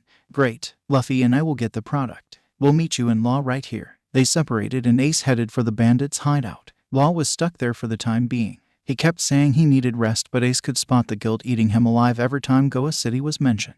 The teen had made 2 trips there but avoided it if he could. Ace found the teen sitting outside the crowded house with his few personal items spread out. There wasn't much to see. A change of clothes and a jacket, a first aid kit, a few bottles of medicine, and a book on North Blue navigation. Sometimes Ace was reminded how little of a child the young doctor acted. Bappo lifted his head lazily when Ace approached but quickly dismissed him and went back to sunbathing. Law, Ace greeted. After everything that happened, he was trying to be nicer and more open-minded about the teen. Ace, those stormy gray eyes were wide with a hint of surprise. What brings you here? You packing up to leave? Yes, just making sure I have everything I need. Law looked over his meager supplies. It's not much, but it'll do. Ace picked up the book and flipped through it quickly. Going back to North Blue. Yes, North Blue has some of the best medical practitioners in the world. Law grunted and snatched the book back when Ace left a dirty thumbprint on the cover. The younger boy could see what Law didn't say. Against all odds, Law missed the sea where he was born. Ace had no memories of West Blue, but he was still very curious about visiting, just like he planned to visit East Blue after he became a powerful pirate. When do you leave tomorrow? Ship sails at dawn, Law grumbled. Ace watched as he packed everything into his depressingly empty rucksack. I'm sleeping over at Hitomi's so there's less distance to travel, and less chance of Garp ruining my plans. Well, before you go, do you mind coming with me? There's something I need to show you. Slate gray eyes narrowed at the request and Ace resisted fidgeting under those sharp eyes. But Law just shrugged and tossed the bag over his shoulder. Bappo sat up and yawned loudly. His sharp teeth flashed in the sunlight. Not like I have anything better to do. The young doctor shrugged and rubbed Bappo's furry head. So Ace led the way through the woods. Law and Bappo followed leisurely behind him. The younger boy wondered whether their silent walk was as awkward for Law as it was for him. He had spent months hating and later just disliking the older boy. So it was weird to not feel that shiver of creepiness he generally felt around the other human. Actually, all he felt was familiarity and a crushing sense of guilt. Hey Law. Ace pushed aside a large fern and ignored the strange look from the other human when he held it for the teen to walk through. What? I just... Holy Sea Kings, this was hard. How did people do this on a regular basis? Geez, this is awkward. Just spit it out, Law sighed. Ace's temper flared. You bastard. Why do you always try to piss me off? Why are you so eager for a fight? Law snarled right back. He stepped right into Ace's face so the younger boy would have to look up. Why are you so easily provoked? You say you want to be a pirate, but you can't be flying off the handle at every asshole you cross. Either learn to control your temper or chill the fuck out. Ace reeled back like he'd been slapped. His mouth opened and closed as he struggled to find the words he wanted to say. Speechlessness seemed to entertain Law, and the irritation drained from his face. Did you just give me advice? Ace sputtered. Law shrugged and flipped the hunting knife he stole from the bandits over in his hand. The katana he had used last week had vanished after the fight. But you don't seem happy that we want to be pirates, so why would you? It's not about you being a pirate. Don't be stupid. Law threw the knife and it embedded up to its hilt in a tree. He yanked it out as they walked past. It's just general life advice. I can have quite the temper too, but I've learned that certain fights aren't worth the energy or the trouble. Save it for the people who want to kill you. I'm not your enemy. Properly chastised. Ace kicked at a rock and shoved his hands in his short pockets. I get what you're saying. I'm not sure you really do. Law held up a hand when anger flared in Ace's chest. My rage, my anger, it's worse than yours. Ace blinked and then scoffed at the idea that cool, collected Trafalgar Law could be angrier than him. When the fire of rage flickered in his chest, it was rarely satisfied until everything was in ashes. Law was like what he imagined an iceberg could be, cold and impenetrable but steady. When you lash out, I've noticed that you don't even want to hurt. There's no malicious intent behind your actions. You're just trying to find a release. What, you're a shrink too? Ace sneered when the older boy's statement hit a little too close to home. The young doctor chose to ignore the rude comment. I, on the other hand, always seek to hurt, mutilate, or kill when my anger gets the best of me. Suddenly, the knife Law was casually tossing up and down in the air looked incredibly dangerous. I don't believe I was always like this, but once you let the darkness in, it never leaves. I only control it now. I wouldn't wish this burden on anyone but my worst enemies. Ace raised his eyebrows at the older boy's statement. What? You think you're the only one who has dark thoughts? None of us had an easy time of it. Why else would we be living here in the woods? We don't exactly fit into civilized society. But you haven't really understood how dark you can go until all hope is lost and you have nothing left to live for. Until all you want is to watch the world burn. There are those who try to stop the flames, those who try to save others, and those who try to find peace and meaning in the destruction. At first glance, you three fell within those categories. Law's smile was only slightly mocking, if a little wistful. It was so adorable. Ace hopped over a skinny, babbling creek in one large leap. Law followed effortlessly behind him, but Beppo happily splashed through the cool water. He shook like a dog and flung water everywhere. So what if we'd try to help people if the world was burning?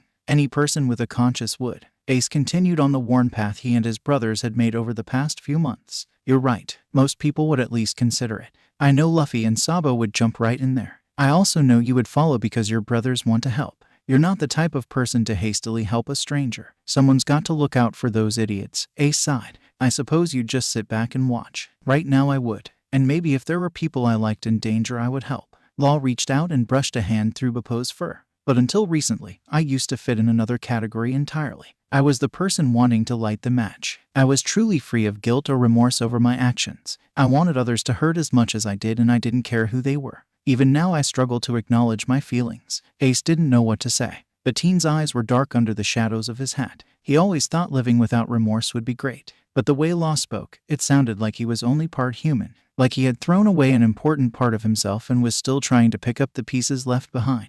It didn't seem like something to aspire to. You're a creepy, insane lunatic who likes to cut people up. Ace pointed his finger at the teen's nose. But you're not as bad as you think you are. Law rolled his eyes. I'm not sure if I should be flattered or insulted.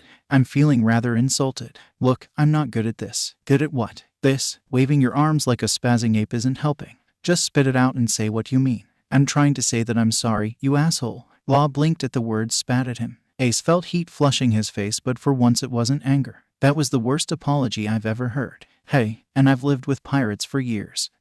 But I accept your apology, and I suppose. Law shoved his long, thin fingers into his pants pockets. I suppose I owe you an apology as well. Having readied an insult to spew out, Ace was suddenly thrown off kilter. There he went again. After dealing with Luffy for so long, it was discerning to face someone so focused on logic and preferential to carefully picking and choosing his words. Just after what he had said earlier about remorse made Ace look carefully at his companion. He didn't seem particularly sorry as his face still hid behind that insufferable mask. But there was a slight hunch to his shoulder and he was petting Beppo again. The bear's dark eyes were staring hard at Ace and it was creeping him out a little. I don't really know why you're apologizing, but I'll accept it anyways. Mostly for purposefully antagonizing you. It was childish of me since I knew you'd get mad. I was right, but that's beside the point. Know-it-all jerkface, Ace huffed, but a smile was cracking at his exterior and Law seemed to be struggling to keep his mask in place. I'm sorry for calling you names and being a great asshole. I'm sorry for being an arrogant prick. Ace held out a hand.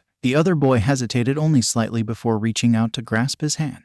Feeling like a huge weight had been lifted off his shoulders, Ace smiled. Law's lips twitched upwards and everything about him seemed a little lighter, until he opened his mouth. Are we having a moment? Ace promptly dropped his hand and rubbed his palm on his shorts. No, good, cause that would be awkward. You're the one who made it awkward. Ace led the teen to the edge of the tree line that gave way to a steep cliff. The bright midday sun burned down from the cloudless sky and merchant ships sailed in the distance. They were met by Luffy and Sabo. Luffy was so excited he was practically vibrating with energy. Law. Luffy launched himself at the young doctor. Ace laughed at the panic on Law's face from the surprise assault. The teen recovered quickly and Law smoothly sidestepped in one smooth motion, so Luffy went flying right past him. The youngest boy landed face first in the dirt right behind Bippo, who ignored the commotion and continued sniffing some flowers. Bippo, the bear, looked at his human companion. Sit. The growing bear cub sat his rear end right on Luffy's back. Luffy's struggle sent the other boys into fits of laughter while Bippo looked on blankly. Ace could have sworn the bear ground his behind a little harder. When Bippo finally let Luffy up, Law turned to Sabo. What's going on? Right? Sabo breathed. Right. So you know how you're leaving, but we don't think you should. Your opinion is irrelevant in my departure, Law grumbled. It has nothing to do with you. Sabo hummed skeptically. Anyways, we three came to a decision. All of us agree, even Ace, said Boy shrugged. So, what is it? Sabo seemed to flounder with how to break the news. Luffy popped his head up with a smile. He still had grass in his hair and a smear of dirt across his nose. We're gonna be brothers. Ace and Sabo held their breath as the teen glanced from one boy to another. Law blinked. I thought you already were. The blonde sighed. Not like that. Luffy cried and shook his head. You're gonna be our brother too. Law's face closed off and the temperature dropped a few degrees. Absolutely not. Sabo shivered, but Luffy was undeterred by the frostiness. Yes, no, yes, no, yes, and that's final. Luffy shoved his fingers in his ears and loudly hummed an obnoxiously rude song Ace recognized from pubs. The frustrated teen turned to the other boys. I refuse. Seeing the teen lose his cool brought back Sabo's spine. Your opinion is irrelevant as this has nothing to do with you. Law looked like he'd soon burst a blood vessel. It has everything to do with me. If you don't do this, we'll tie you up so that you'll miss the boat tomorrow. Ace crossed his arms and frowned at the older boy. And Luffy will be very upset. At that precise moment, Luffy unplugged his ears and stared up at Law with big brown eyes that more closely resembled a puppy than a human being. Law's face paled and his eyes flickered away from Luffy before being drawn right back like an accident he couldn't look away from. No, I don't want brothers. Law seemed a little too unsure compared to earlier. Doesn't matter what you want. We already decided, so get your ass over here and drink some sake. Ace held up a bottle and Sabo gestured to 4 red cups waiting innocently on a tree stump. What's so hard to understand about no? Don't be so selfish. Luffy stomped his foot and frowned. We want you to be a brother, so that's what's going to happen. Now who's the selfish one? Sabo smiled, but there was a slight bite to it in the flash of his teeth. Except, the large gap in his teeth took the edge off. Sorry, Law, but from now on, all your opinions and suggestions will be rejected. We'll hold you hostage if we must. Law's hand twitched as if he considered forming a room. A strong bump from behind broke his concentration and Law spun around to glare at Bippo. The bear wouldn't give Law an inch and he pushed the teen towards the tree stump. Ace smirked at the sight of the proud North Blue pirate pouting at a pushy polar bear. It seemed that Law could argue with them until everyone was blue in the face, but he couldn't stand up against his friend.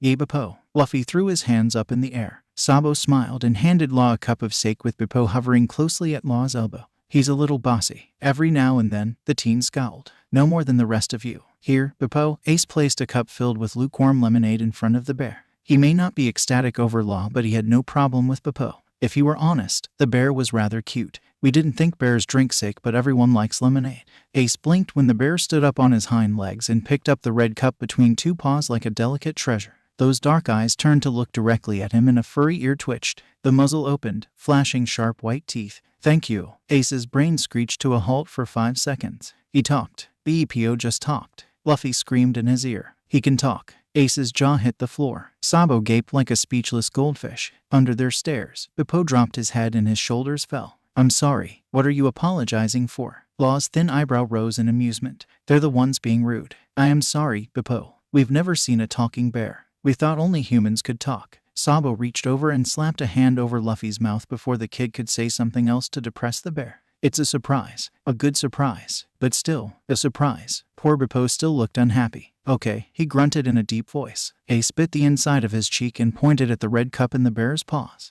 Just so you know, drinking with us makes you part of the family. Bippo's ear twitched and he looked up. Yeah. Luffy jumped and wrapped his rubber arms around both Law and Bippo. It's so cool to have a talking bear in the family. Giraffe. Law scowled and wiggled out of Luffy's stranglehold.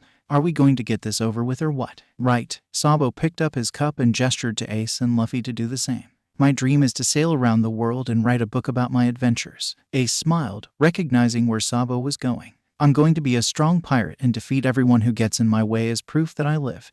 YOSH. Luffy laughed and held his cup up even higher. I'm gonna be Pirate King. They all looked at Law. This is stupid, he grunted. They stared. Fine. Law swallowed and looked at the liquid in the cup. I will become truly free. Ace frowned at the cryptic words but decided not to comment. He was about to raise his cup in a toast before noticing that Law wasn't paying attention and was looking at Popo. The bear raised his cup. Be with Law. The teen's eyebrows pinched together and Law ducked his head. His soft, spotted hat hid Law's eyes from view, but Ace could see the way he sucked in his cheeks and bit his lower lip. Ace felt himself soften at the sight. Law was weird and creepy, but he wasn't an emotionless psychopath. Sabo raised his cup with a smile. To brotherhood and family. Luffy and Ace cheered while Popo gave a chuffing laugh. Law didn't cheer or laugh, but an honest smile pulled at his lips, which the teen then tried to hide behind his red cup. Knowing what he did about Law, that little smile was good enough for Ace. Ace jerked awake and sat up. The food left on his plate looked a little squished in a shape that suspiciously resembled his face. He rubbed a hand over his face and wiped off a large chunk of mashed potatoes and a smear of sauce. His napkin wasn't where he thought it was, and he lifted his plate to see where it could have gone. A tanned, tattooed hand appeared in his vision with a clean napkin being offered to him. Ah, thank you very much. Ace gratefully cleaned off the glob of sauce and other crumbs on his face. The crowd in the bar were quiet and nervous. A woman shuffled her chair further away from Ace's table and ducked her head. As a well-known member of the Whitebeard Pirates, on average people gave him a lot of space and respect. But this was beyond the normal level of fear he was familiar with causing. Ace turned to the person who had helped him out. Thanks for the napkin. He blinked. The words he was about to use vanished and left his mouth hanging open because sitting beside him was the last person he expected to see. Relaxed in the bar chair was a tall, lanky man with a fuzzy spotted white hat. He wore jeans and a yellow hoodie with a Jolly Roger smiling from the front. But what Ace recognized besides the hat was the man's face. It was narrower and slimmer compared to the last time they saw each other, with a neatly trimmed goatee. The light caramel skin was free of any white patches and instead marked with black ink such as death spelled across each finger of his left hand. Dark bags under his eyes made those sharp silver eyes stand out even brighter, and no one could mistake that insufferable smirk. Long time no see, Ace. Trafalgar Law smirked. Years of manners practice and memorization flew out the window when he lost it and pointed his finger in the older man's face. Civilians around them screamed and scrambled from the bar in a stampede, leaving only the braver and stupidly curious ones behind. The Loja Devil Fruit user completely missed the exodus from the bar as he zeroed in on the unexpected presence in front of him. Unsure how to react, his mouth opened and closed. Should he yell like his younger self would have done because Law was an insufferable jerk? Except Ace could acknowledge he was a jerk too, so that would be hypocritical. Should he smile since Law was his not adopted brother who he hadn't seen in a decade because the man was an insufferable martyr? Except he was rather mad because Law martyred himself more like a hero than a pirate. Either way, the guy was insufferable. He kind of liked the latter option for some bizarre reason. With an obnoxious bellow, Ace reached out and wrapped his arm around the older man's shoulders. He pulled the man into an awkward hug and ignored Law's disgruntled squawk. I haven't seen you in years, you arrogant bastard. 1 letter a year. You trying to piss me off? A hand pressed against Ace's face and forcefully pushed him away. Law scowled and fixed his hoodie. I sent a letter every few months. It's not my fault if mail disappears between North Blue and East Blue. I was constantly reminding Luffy of that. The kid collected your letters like some sort of treasure. I had to use them to teach him reading cause he got bored with everything else. Ace's lips curved upward at the memories, and Law seemed rather thrown by the admission. I think he collected his own letters to give you. Fair warning, they're illegible and almost only doodles. Law's smirk was a little softer and fonder. I'll prepare my acceptance face. Ace slapped a hand on the man's shoulder and waved a hand to get the bartender's attention. The stunned middle-aged man jerked out of his stupor at the movement.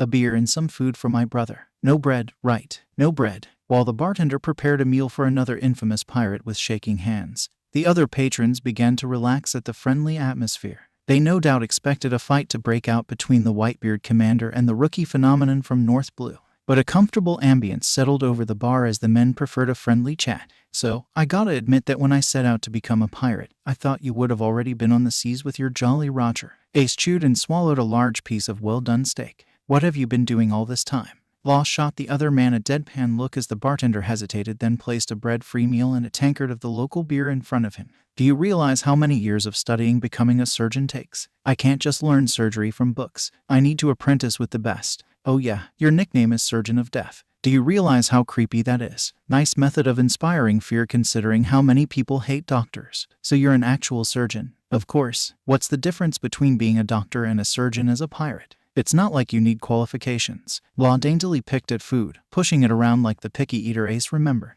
Besides being a doctor, I also specialize in cutting people open and fixing their insides. If I engaged in improper training or self-training, a disaster may occur should a situation require me to do surgery on my crew members. As captain, it is my duty to keep my crew safe and healthy. Utilizing my knowledge enhance my devil fruit ability to swap body parts and rearrange intestines is a side benefit. Ace leaned a little away from the man. Ugh, that sounds exactly like something you'd enjoy studying. I remember your creepy power. You are correcting in saying I find great pleasure fiddling with people's internal organs and external limbs. However, I also take great pride in my ability as a surgeon, and it would be a failure on my part if I were incapable of saving a patient. Law swallowed a sip of beer, his lips twisted at the flavor on his tongue. Not nearly up to North Blue's standards. I don't know, it's pretty good. Ace drained his own tankard and leaned back in his seat. Empty plates and empty glasses. He felt full and happy. I've never been to North Blue though, so I can't compare. So far nothing on the Grand Line compares in taste or quality to North Blue's beer. Law swirled his amber liquid. I keep telling myself it's not their fault they are ignorant to superior quality. Ace considered stealing the older man's beer but decided he liked his hand attached to his arm.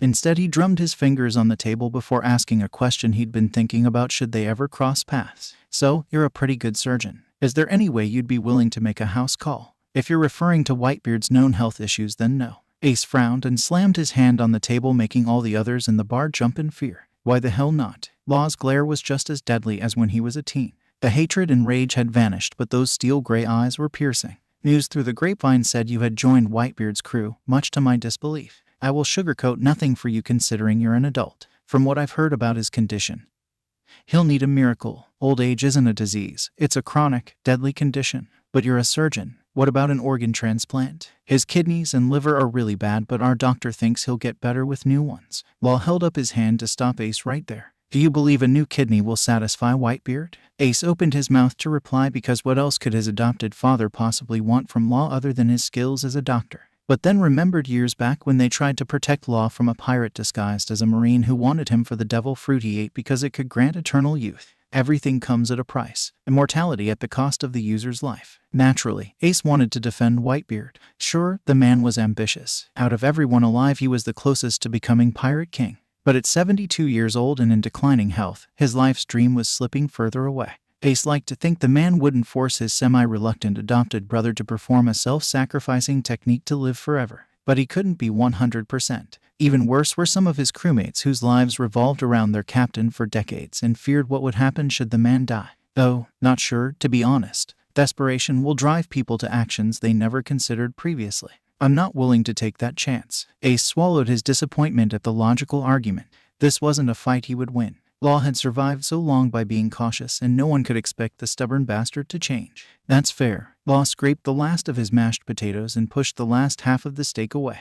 Ace snatched the red meat and shoved it in his mouth like a walking, talking garbage disposal. The doctor leaned back and crossed his arms. His calculating eyes were still unnerving in their stare. So why the Whitebeard pirates? I never saw you as someone who takes orders well. Neither did I. Ace shrugged and tried to put his feelings into words. Just, I guess. I don't know. The Whitebeard pirates are a brotherhood and I felt at home. I never had a father before and Ajisen wanted me to be his son. It's like a family. I was unaware you were searching for a family. It never occurred to me that it was something I wanted until the opportunity came about. Luffy was there, and you too I guess, but I suppose I was looking for something more. I suppose that's not something you're looking for. When I was a child, I had a father and a mother who I loved and they loved me back. I have no desire to replace them. Law drummed his long fingers on the table. Thin eyebrows furrowed in thought. Did you have a fight with Sabo? Yeah. Ace felt the blood drain from his face. What? You haven't even mentioned him. When talking, you included me as a brother but not Sabo, which is bizarre as you and I never got along.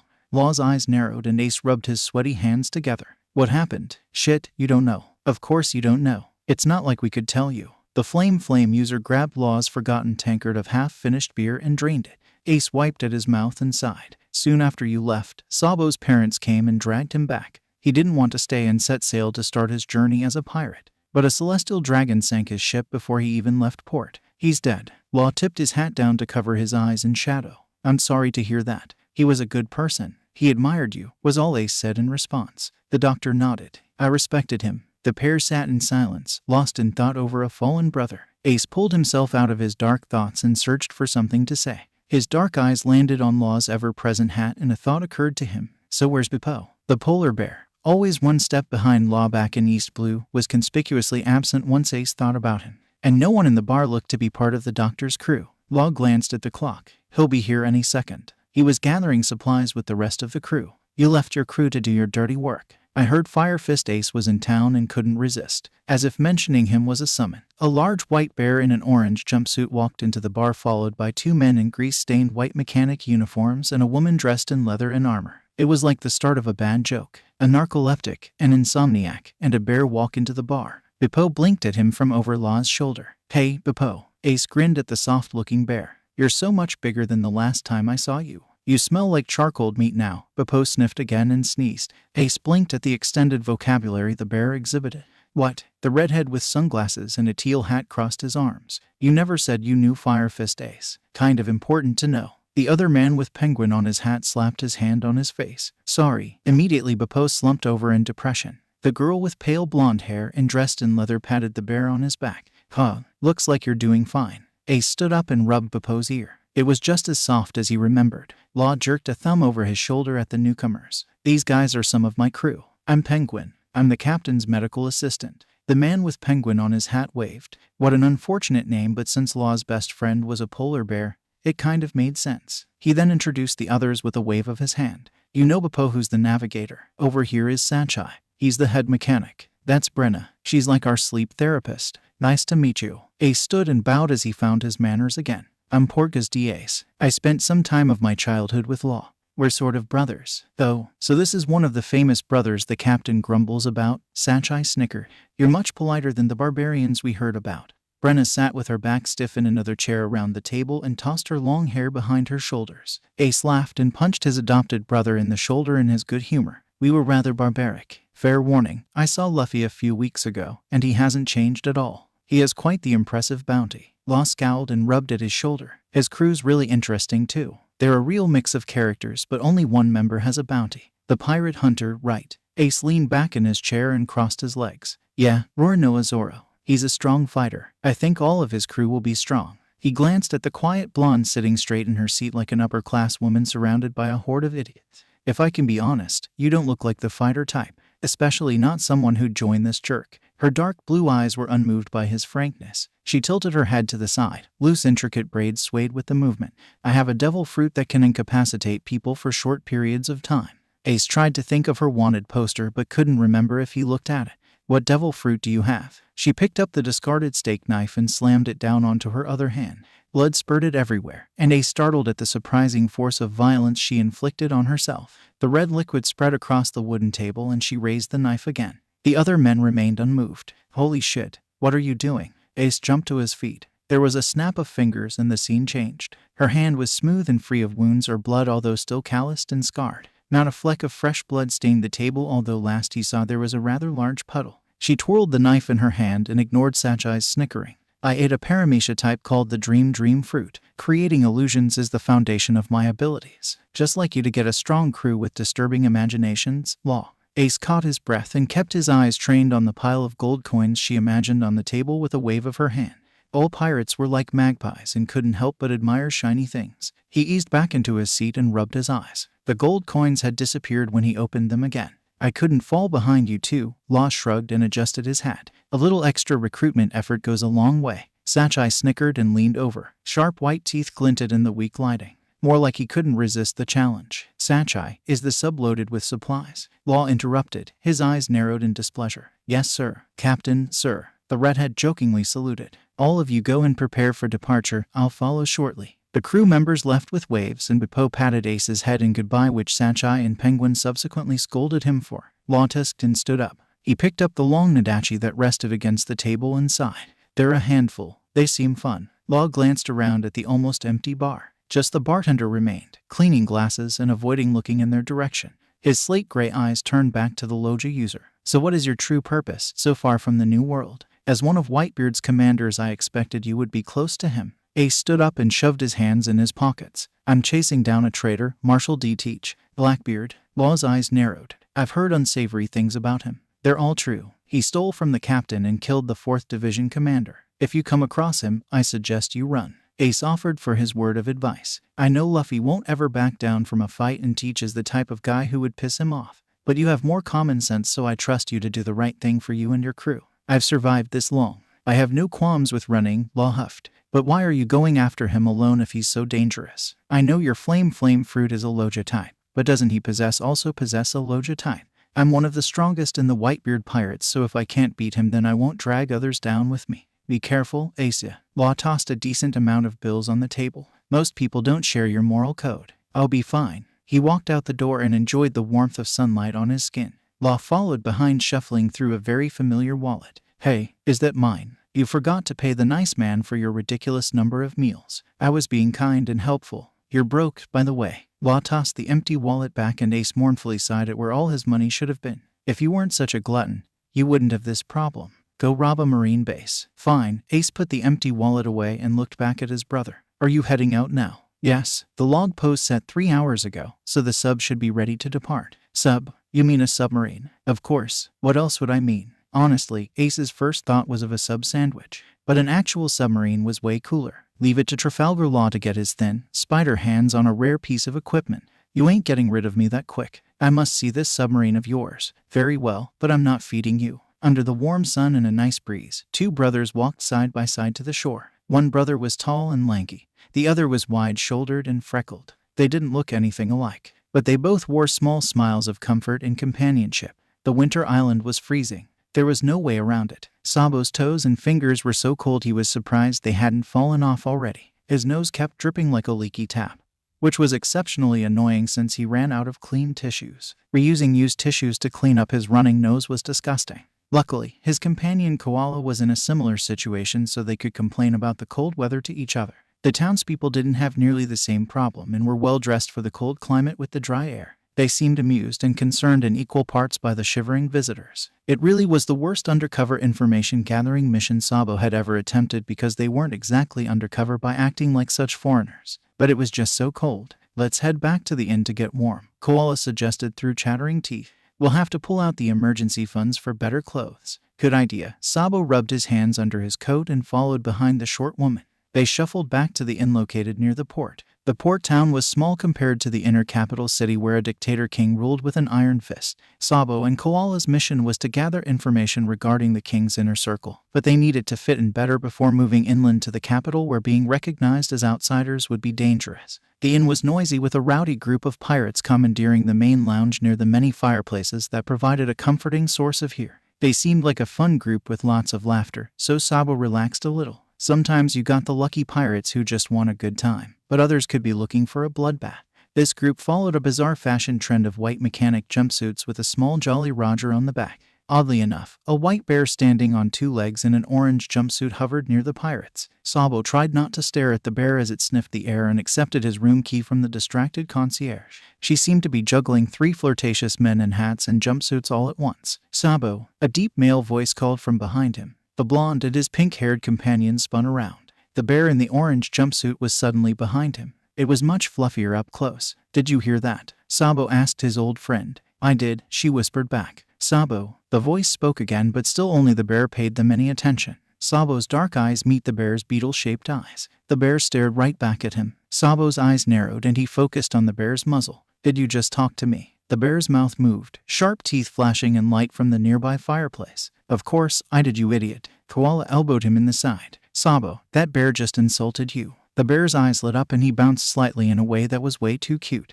I was right. Your smell is the exact same. He turned and yelled into the crowded lounge. His voice rose several octaves. Captain, your brother's here. The rowdy crowd quieted down at the talking bear's voice, and Sabo felt the eyes of over 15 men and women on him. A young teen with a yellow beanie poked his head out from behind the closest squishy armchair. His big brown eyes were wide with expectations behind thin braids. Asia, a voice called out from near the largest fireplace. A tall man in a fuzzy white hat stood up and looked over. Sabo wasn't sure why he could tell the man was shocked, as his face didn't change all that much, but something in the back of his mind that told him the man was shocked. Sabo, yeah, you're supposed to be dead. Koala grabbed Sabo's arm in a painfully tight grip. Her sharp nails dug into his skin through the wool coat. He knows you. The man turned all the way around and Sabo could finally put a name to the face. Trafalgar Law, a rather brutal pirate from North Blue and a talented surgeon with a bounty of 185 million berry. His Jolly Roger grinned from the front of his yellow sweater. I don't think I've ever met you, Trafalgar-san.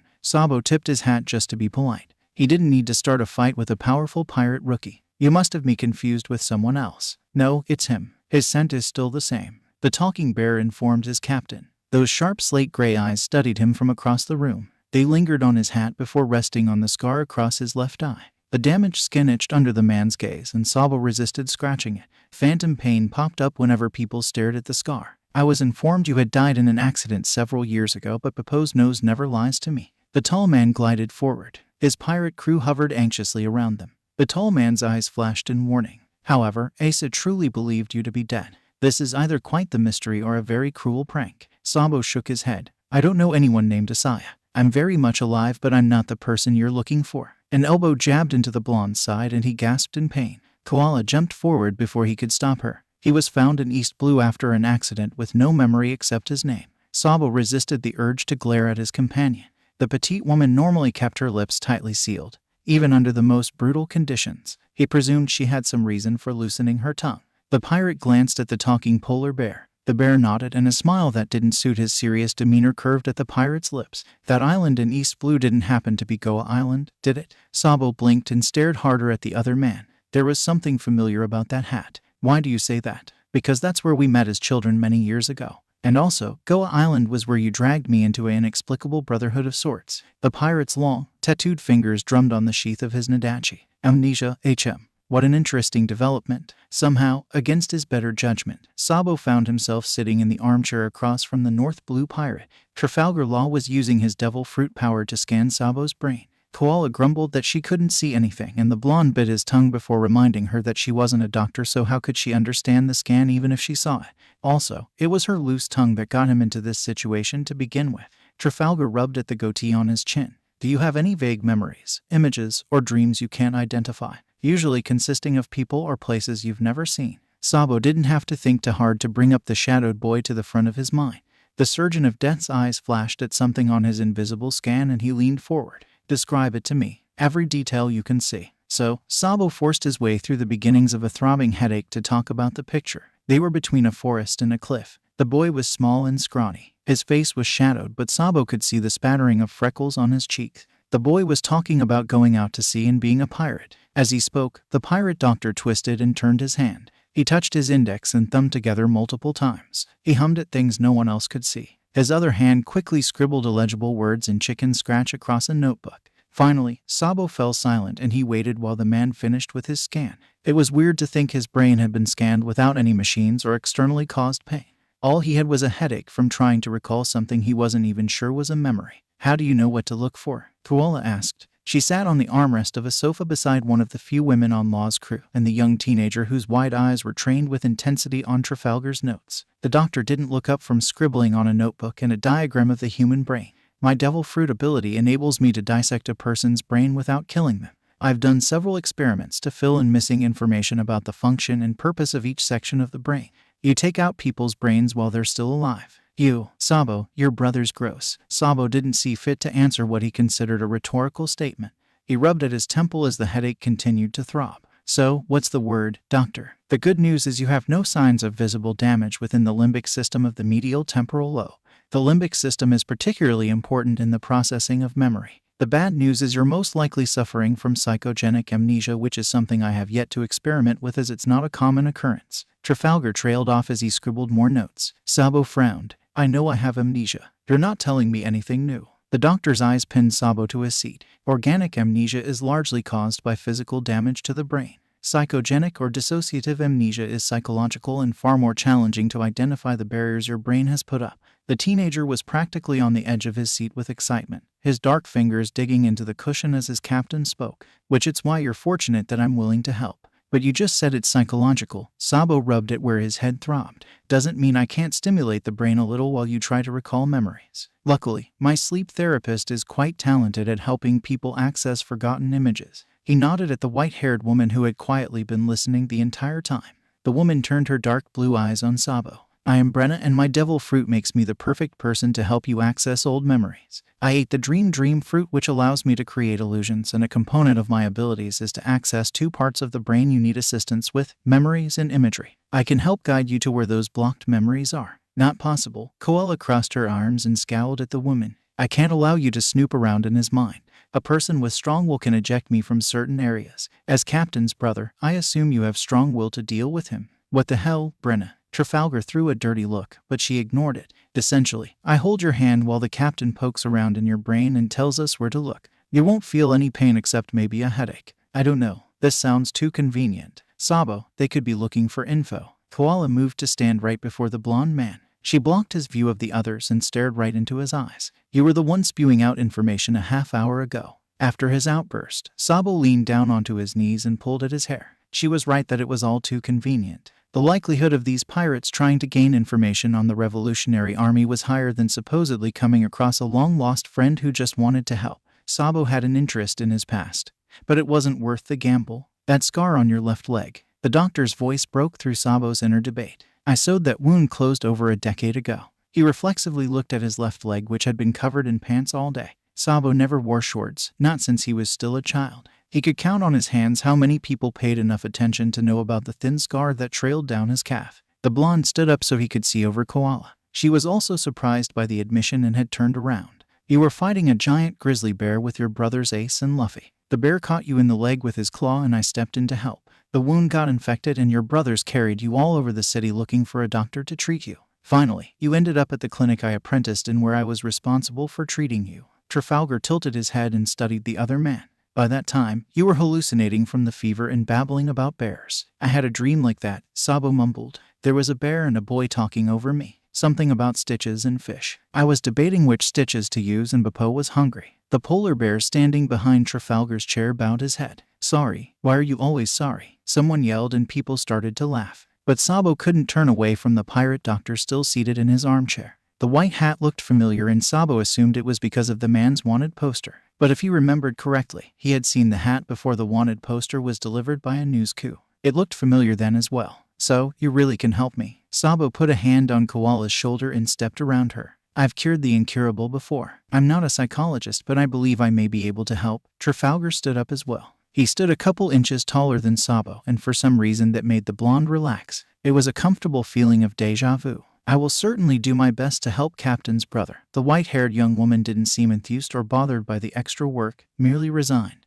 A young man with a teal hat and sharp teeth patted her on the shoulder. Koala huffed, seeing the way Sabo's mind was going. She pointed her finger at the pirate. I'll be watching, just to make sure you don't do anything you'll regret later. Oh, can I watch too? The mocha-skinned teenager jumped up onto the back of the sofa. Brain surgery is so cool. Hermes, you can only watch if the patient says it's okay. But you never asked the Marines when I watched you do experiments on them. The teen grinned. Because they are Marines and we are pirates. Trafalgar's smirk was dark and deadly. His eyes returned to Sabo and he held out a hand. But you are my brother, even if you don't remember me and you twisted my arm to make me join this brotherhood. I will only act with your permission. Sabo tried not to think too much about what he was going to agree to. He shook the pirate doctor's calloused hand in a firm grip. He smiled at the other man. When do we start? His head hurt. He swore on Roger's family jewels that he had never had a migraine quite like the one he was suffering from. It felt like someone was drilling into his head with a screwdriver right down to the middle. Light seeped through his eyelids and he groaned. A loud bang blasted his eardrums and whatever he was laying on shook and sent pinpricks of pain through every bit of skin. Something blocked the light and Sabo hesitantly cracked his eyes open. His sight was blurry and the light still burned at his retinas.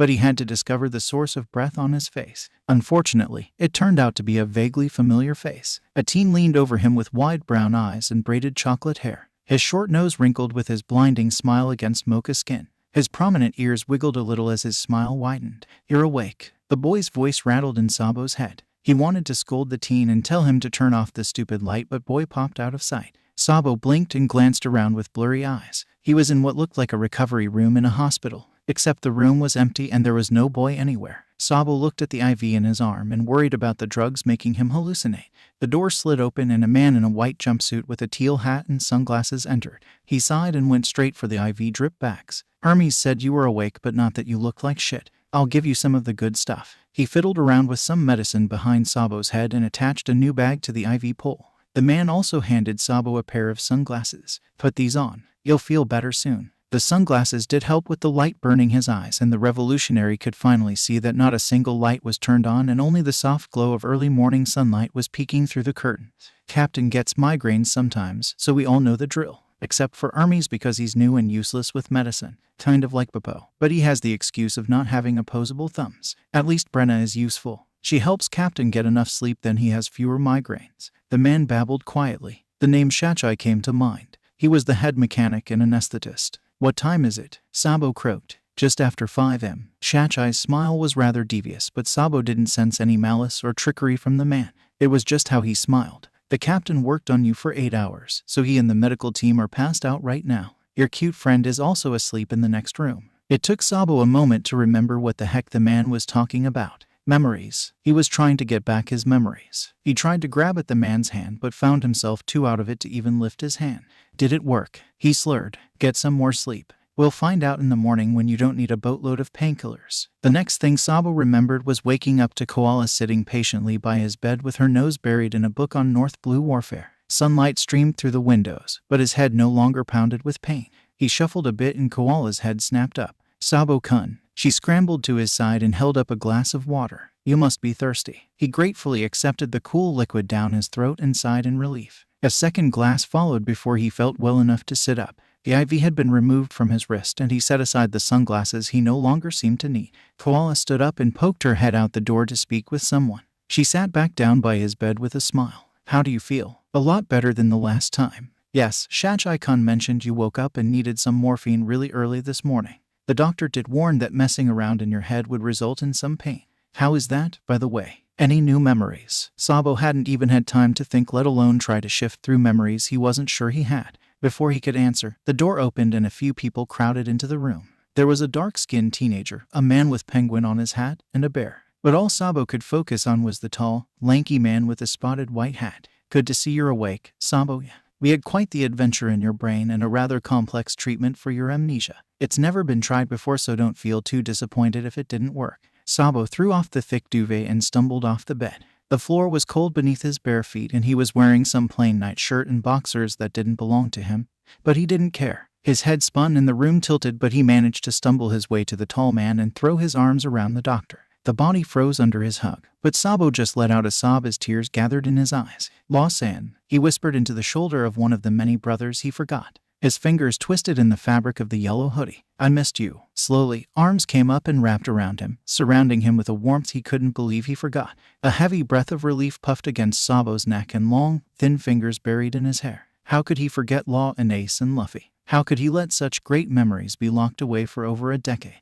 Never again. Never would he forget his brothers ever again. I missed you too, his oldest brother whispered in his ear. Sabo never wanted to let go. There were 4 things Law hated in the entire world. He possessed a relatively equal hatred for all 4 things. First was Doflamingo. That was a given and rather obvious to everyone who knew his history. Second was the world government. Those bastards were pompous assholes who deserved to die in the raging pits of hell. Again, very much related to his past. Third was bread. It was absolutely the worst food in the world, and in addition to upsetting his stomach, it tasted like refined sugar. Finally, the 4th thing he hated was being wrong. Law was rarely ever wrong, so when it happened, it felt like a punch in the gut because he trusted his logical, analytical brain to never lead him wrong. So, when the rumors reached him that Monkey D. Luffy had also landed at the Sabayati archipelago, Law followed his sharp mind to search places he logically knew the teenager would seek out. First, he tried the amusement park, and that was an embarrassing yet fruitless endeavor. Then he poked his head in every restaurant and buffet he passed by on the off chance Luffy would be doing exactly as he had always done and would be found stuffing his face full of food. His ears automatically tuned into every loudmouth in the vicinity, but that was also fruitless. He didn't happen to spot any of the Straw Hat crew either, although he had memorized each of their bounty posters. A lesser time waster was finding the other rookies called Supernovas.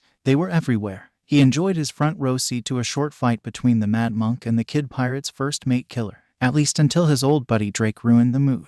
It was kind of funny that the Marine who used to chase him became a pirate himself. He did respect the man even if he didn't accept the redhead's strong moral code. Hey Drake, he drawled, the name rolling off his tongue with a hint of mockery. The man paused in his tracks. I'm curious, how many people have you killed? Trafalgar, the pirate greeted in return. I heard you were still skulking around, seeking out more bodies for your twisted experiments? Just checking out the competition. I'll see you in the new world. Law had then left with his crew. He knew Drake well enough and didn't have the time to hang around and exchange pleasant threats. If he couldn't find Luffy, he had to at least check out the other supernovas before they moved on to the new world. He sent his crew off in groups. One group was to switch shifts with the crew left on the polar tang to allow Cleone and the others some time on land. Brenna and Ikaku, the only girls on the crew, snatched up Rosemaris to run some errands as he enjoyed joining in on shopping for non-medical and non-food supplies. He directed the rather creepy Uni to stick with Hermes, as the masked man was the only one other than Law who could terrify the rambunctious teenager into obey all commands. That left Law with his oldest and closest crew members, Bippo, Shachai, and Penguin. Together, they would observe the human slave auction at Sabaotti's human shop. It was the last goal on his list for the day because the next day he needed to meet up with Sabo in Grove 21 to exchange information. However, oddly enough, the building was already surrounded by Marines lurking behind bushes in uniform. They would need to keep their eyes wide open. "This place is giving me the creeps," Shachai grumbled as the auction hall filled up. "It's like my nightmares have come to life." Law glanced at the gold finery and elaborate clothing that every person in the auction hall wore but them. It was quite obnoxious, and Law couldn't disparage Shachai for feeling like he had walked into hell. The man's mother had been a servant for a family of wealthy nobles who scarred and marked her when she accidentally ruined the noblewoman's bed covers. Nobles were the type of trash that valued their useless possessions over other human beings. The building was crawling with people just like that. Even worse, one could argue, as at least Shachai's mother had been paid meager wages. These nobles were looking for slave labor and people who would become their property. The seats around them were some of the last to be filled. Men and women cringed and looked away at the sight of pirates in their midst. Amazing how the sight of pirates could make them uncomfortable, but the idea of owning another human being wasn't worth a second thought. You could dress trash up in gold and jewels, but trash still stunk like trash. The crowd was starting to settle down as the start of the auction approached. As the volume wound down, whispers about celestial dragons swirled around the room. He watched out of the corner of his eye as two of the most protected beings on the planet casually strolled down to the VIP seats at the front.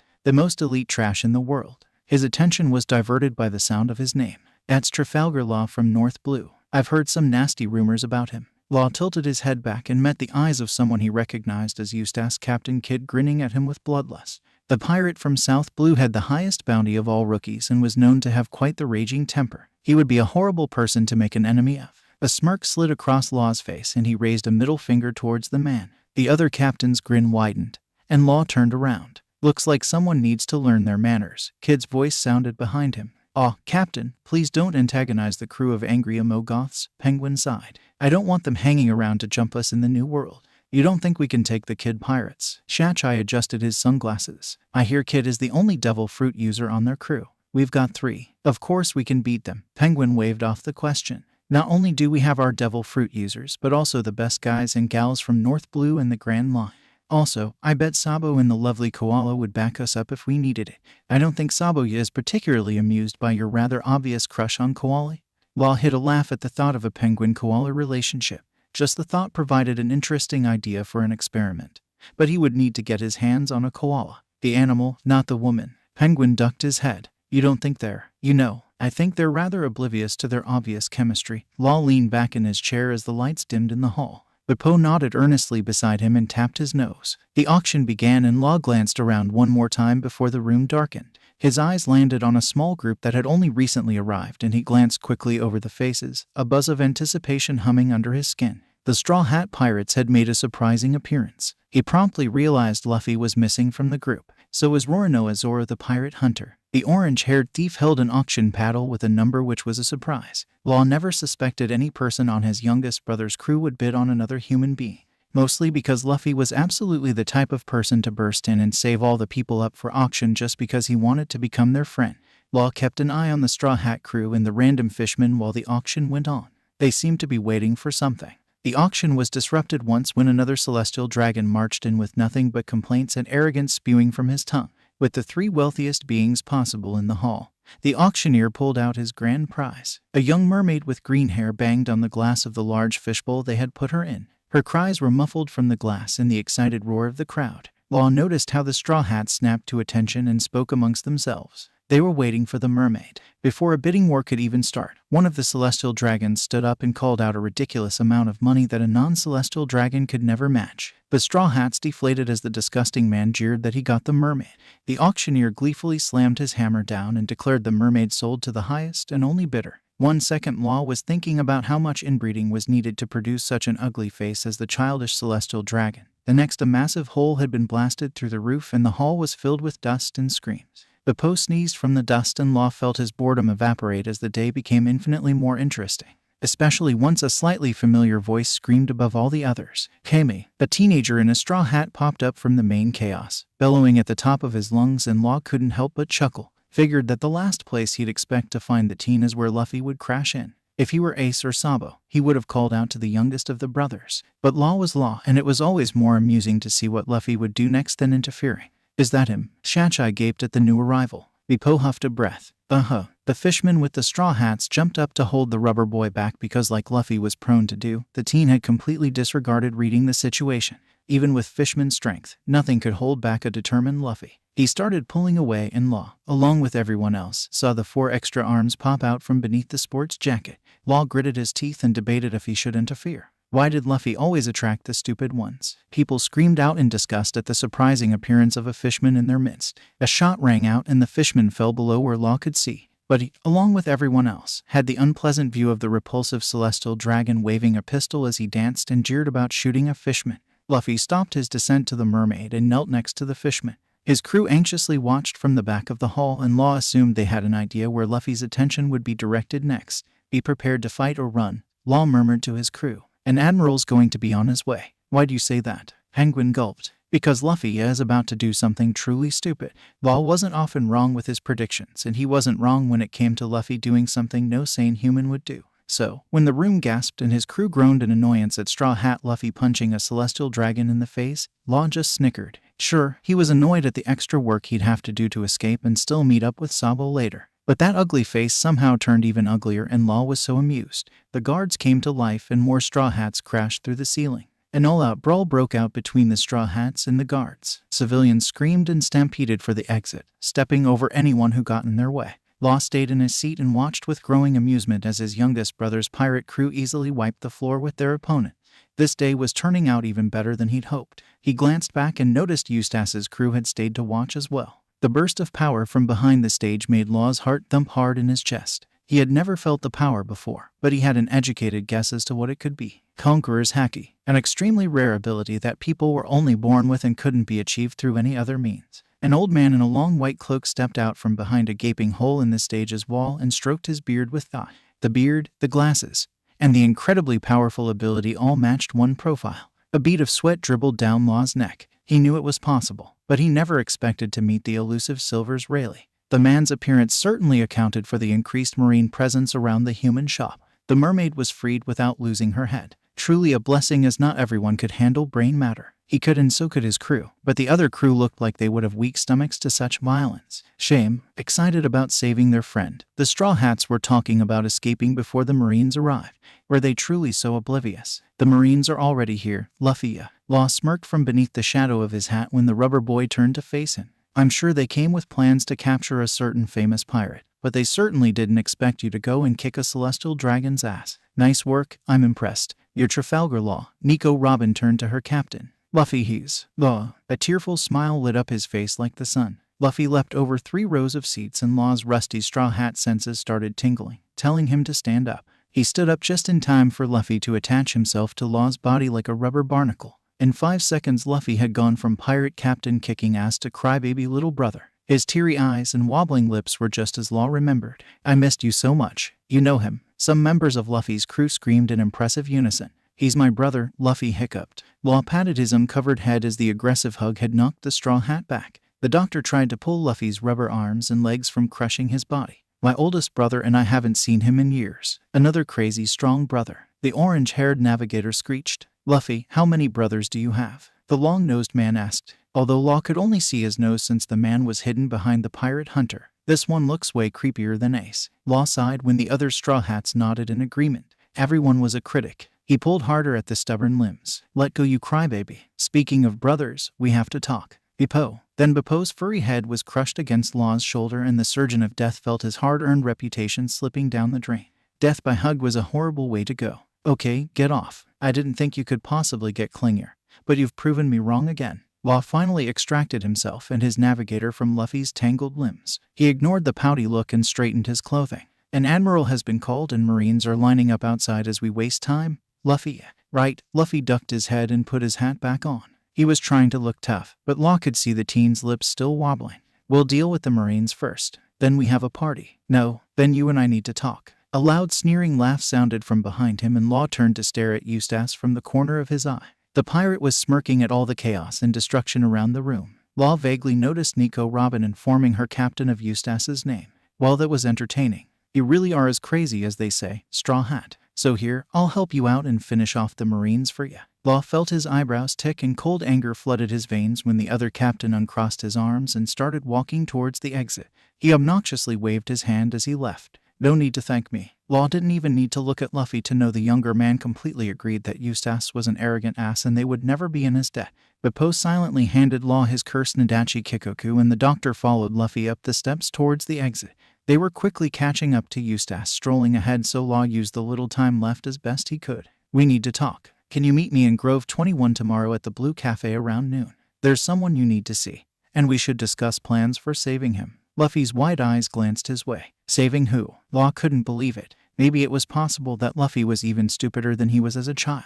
But he thought at least Nico Robin or one of the other crew members would tell him as they certainly knew who Ace was. But Luffy had already lost interest as they caught up to the red-haired captain. Immediately he expressed his annoyance in the only way he knew how, loud. The South Blue pirate was equally obnoxious in his noisy replies. Law gritted his teeth and approached Eustace from the other side. So long as they made it out of this situation alive, Law could tell his youngest annoyance about the upcoming war. You're both loud and annoying, so shut up, Law grumbled all the way out of the building. Just go back inside then, Eustace sneered. Don't give me orders. Law snapped and scanned the number of Marines gathered in the clearing. The new recruits trembled under the pressure of facing 3 supernovas. One of the nearby Marines managed to stammer out names and bounties. They're all captains. Monkey D. Luffy, worth 300 million Burry. Eustace Captain Kid, worth 315 million Burry. And Trafalgar Law, worth 285 million Burry. I can handle this all by myself. Luffy cracked his knuckles. Leave this to me, Eustace grumbled from beside him. I don't need you here. Law fiddled with the red string tied to Kikoku's sheath. Because I'm enough for this. The next day was the worst. Law still ached a little from his fight with the pacifister robot, but that was easily ignored. What was hard to get around was the insane security level in the archipelago. Marines crawled from every crack and crevice, making it an exceptionally difficult challenge to reach Grove 21 without attracting attention.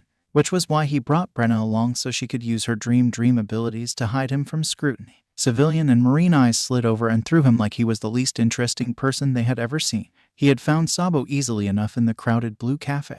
The blonde kept his head ducked, but his ridiculous top hat was an eye-grabber. Brenna sat at Koala's table with her back to Law so she could maintain the illusion while the doctor seated himself across from Sabo. Law set his black coffee and gluten-free scone on the table, well out of Sabo's reach because the man already had 4 plates piled up next to him. I've heard Luffy met the real Bartholomew Kuma, Law muttered under his breath. Beppo and Hermes have found their ship, but the entire crew is missing. Bartholomew was a revolutionary, but he's in deep cover and things are getting weird. Sabo also kept his voice low. I don't know exactly what's going on with him. It's likely the crew's alive, but they're probably nowhere close to Sabayati. Law's silver eyes pinned him in place. How likely? He isn't completely lost, but if the world government finds out Luffy and the others are alive, he will be soon. Sabo scowled and ducked his head when a young server girl cleaned up the empty plates and refilled his cup of coffee. She moved on and he lifted his head again. We can't rely on him to show mercy any longer. So, what you're saying is that we can't count on Luffy to help us? A smirk pulled at Law's lips, teasing the other man. Sabo matched his grin as he dumped copious amounts of milk and sugar into his coffee. I thought you were the smart one. He'll come bursting in like a hurricane, screaming at the top of his lungs if anyone tells him. Law blew on his coffee to cool it before testing the temperature with a tentative sip.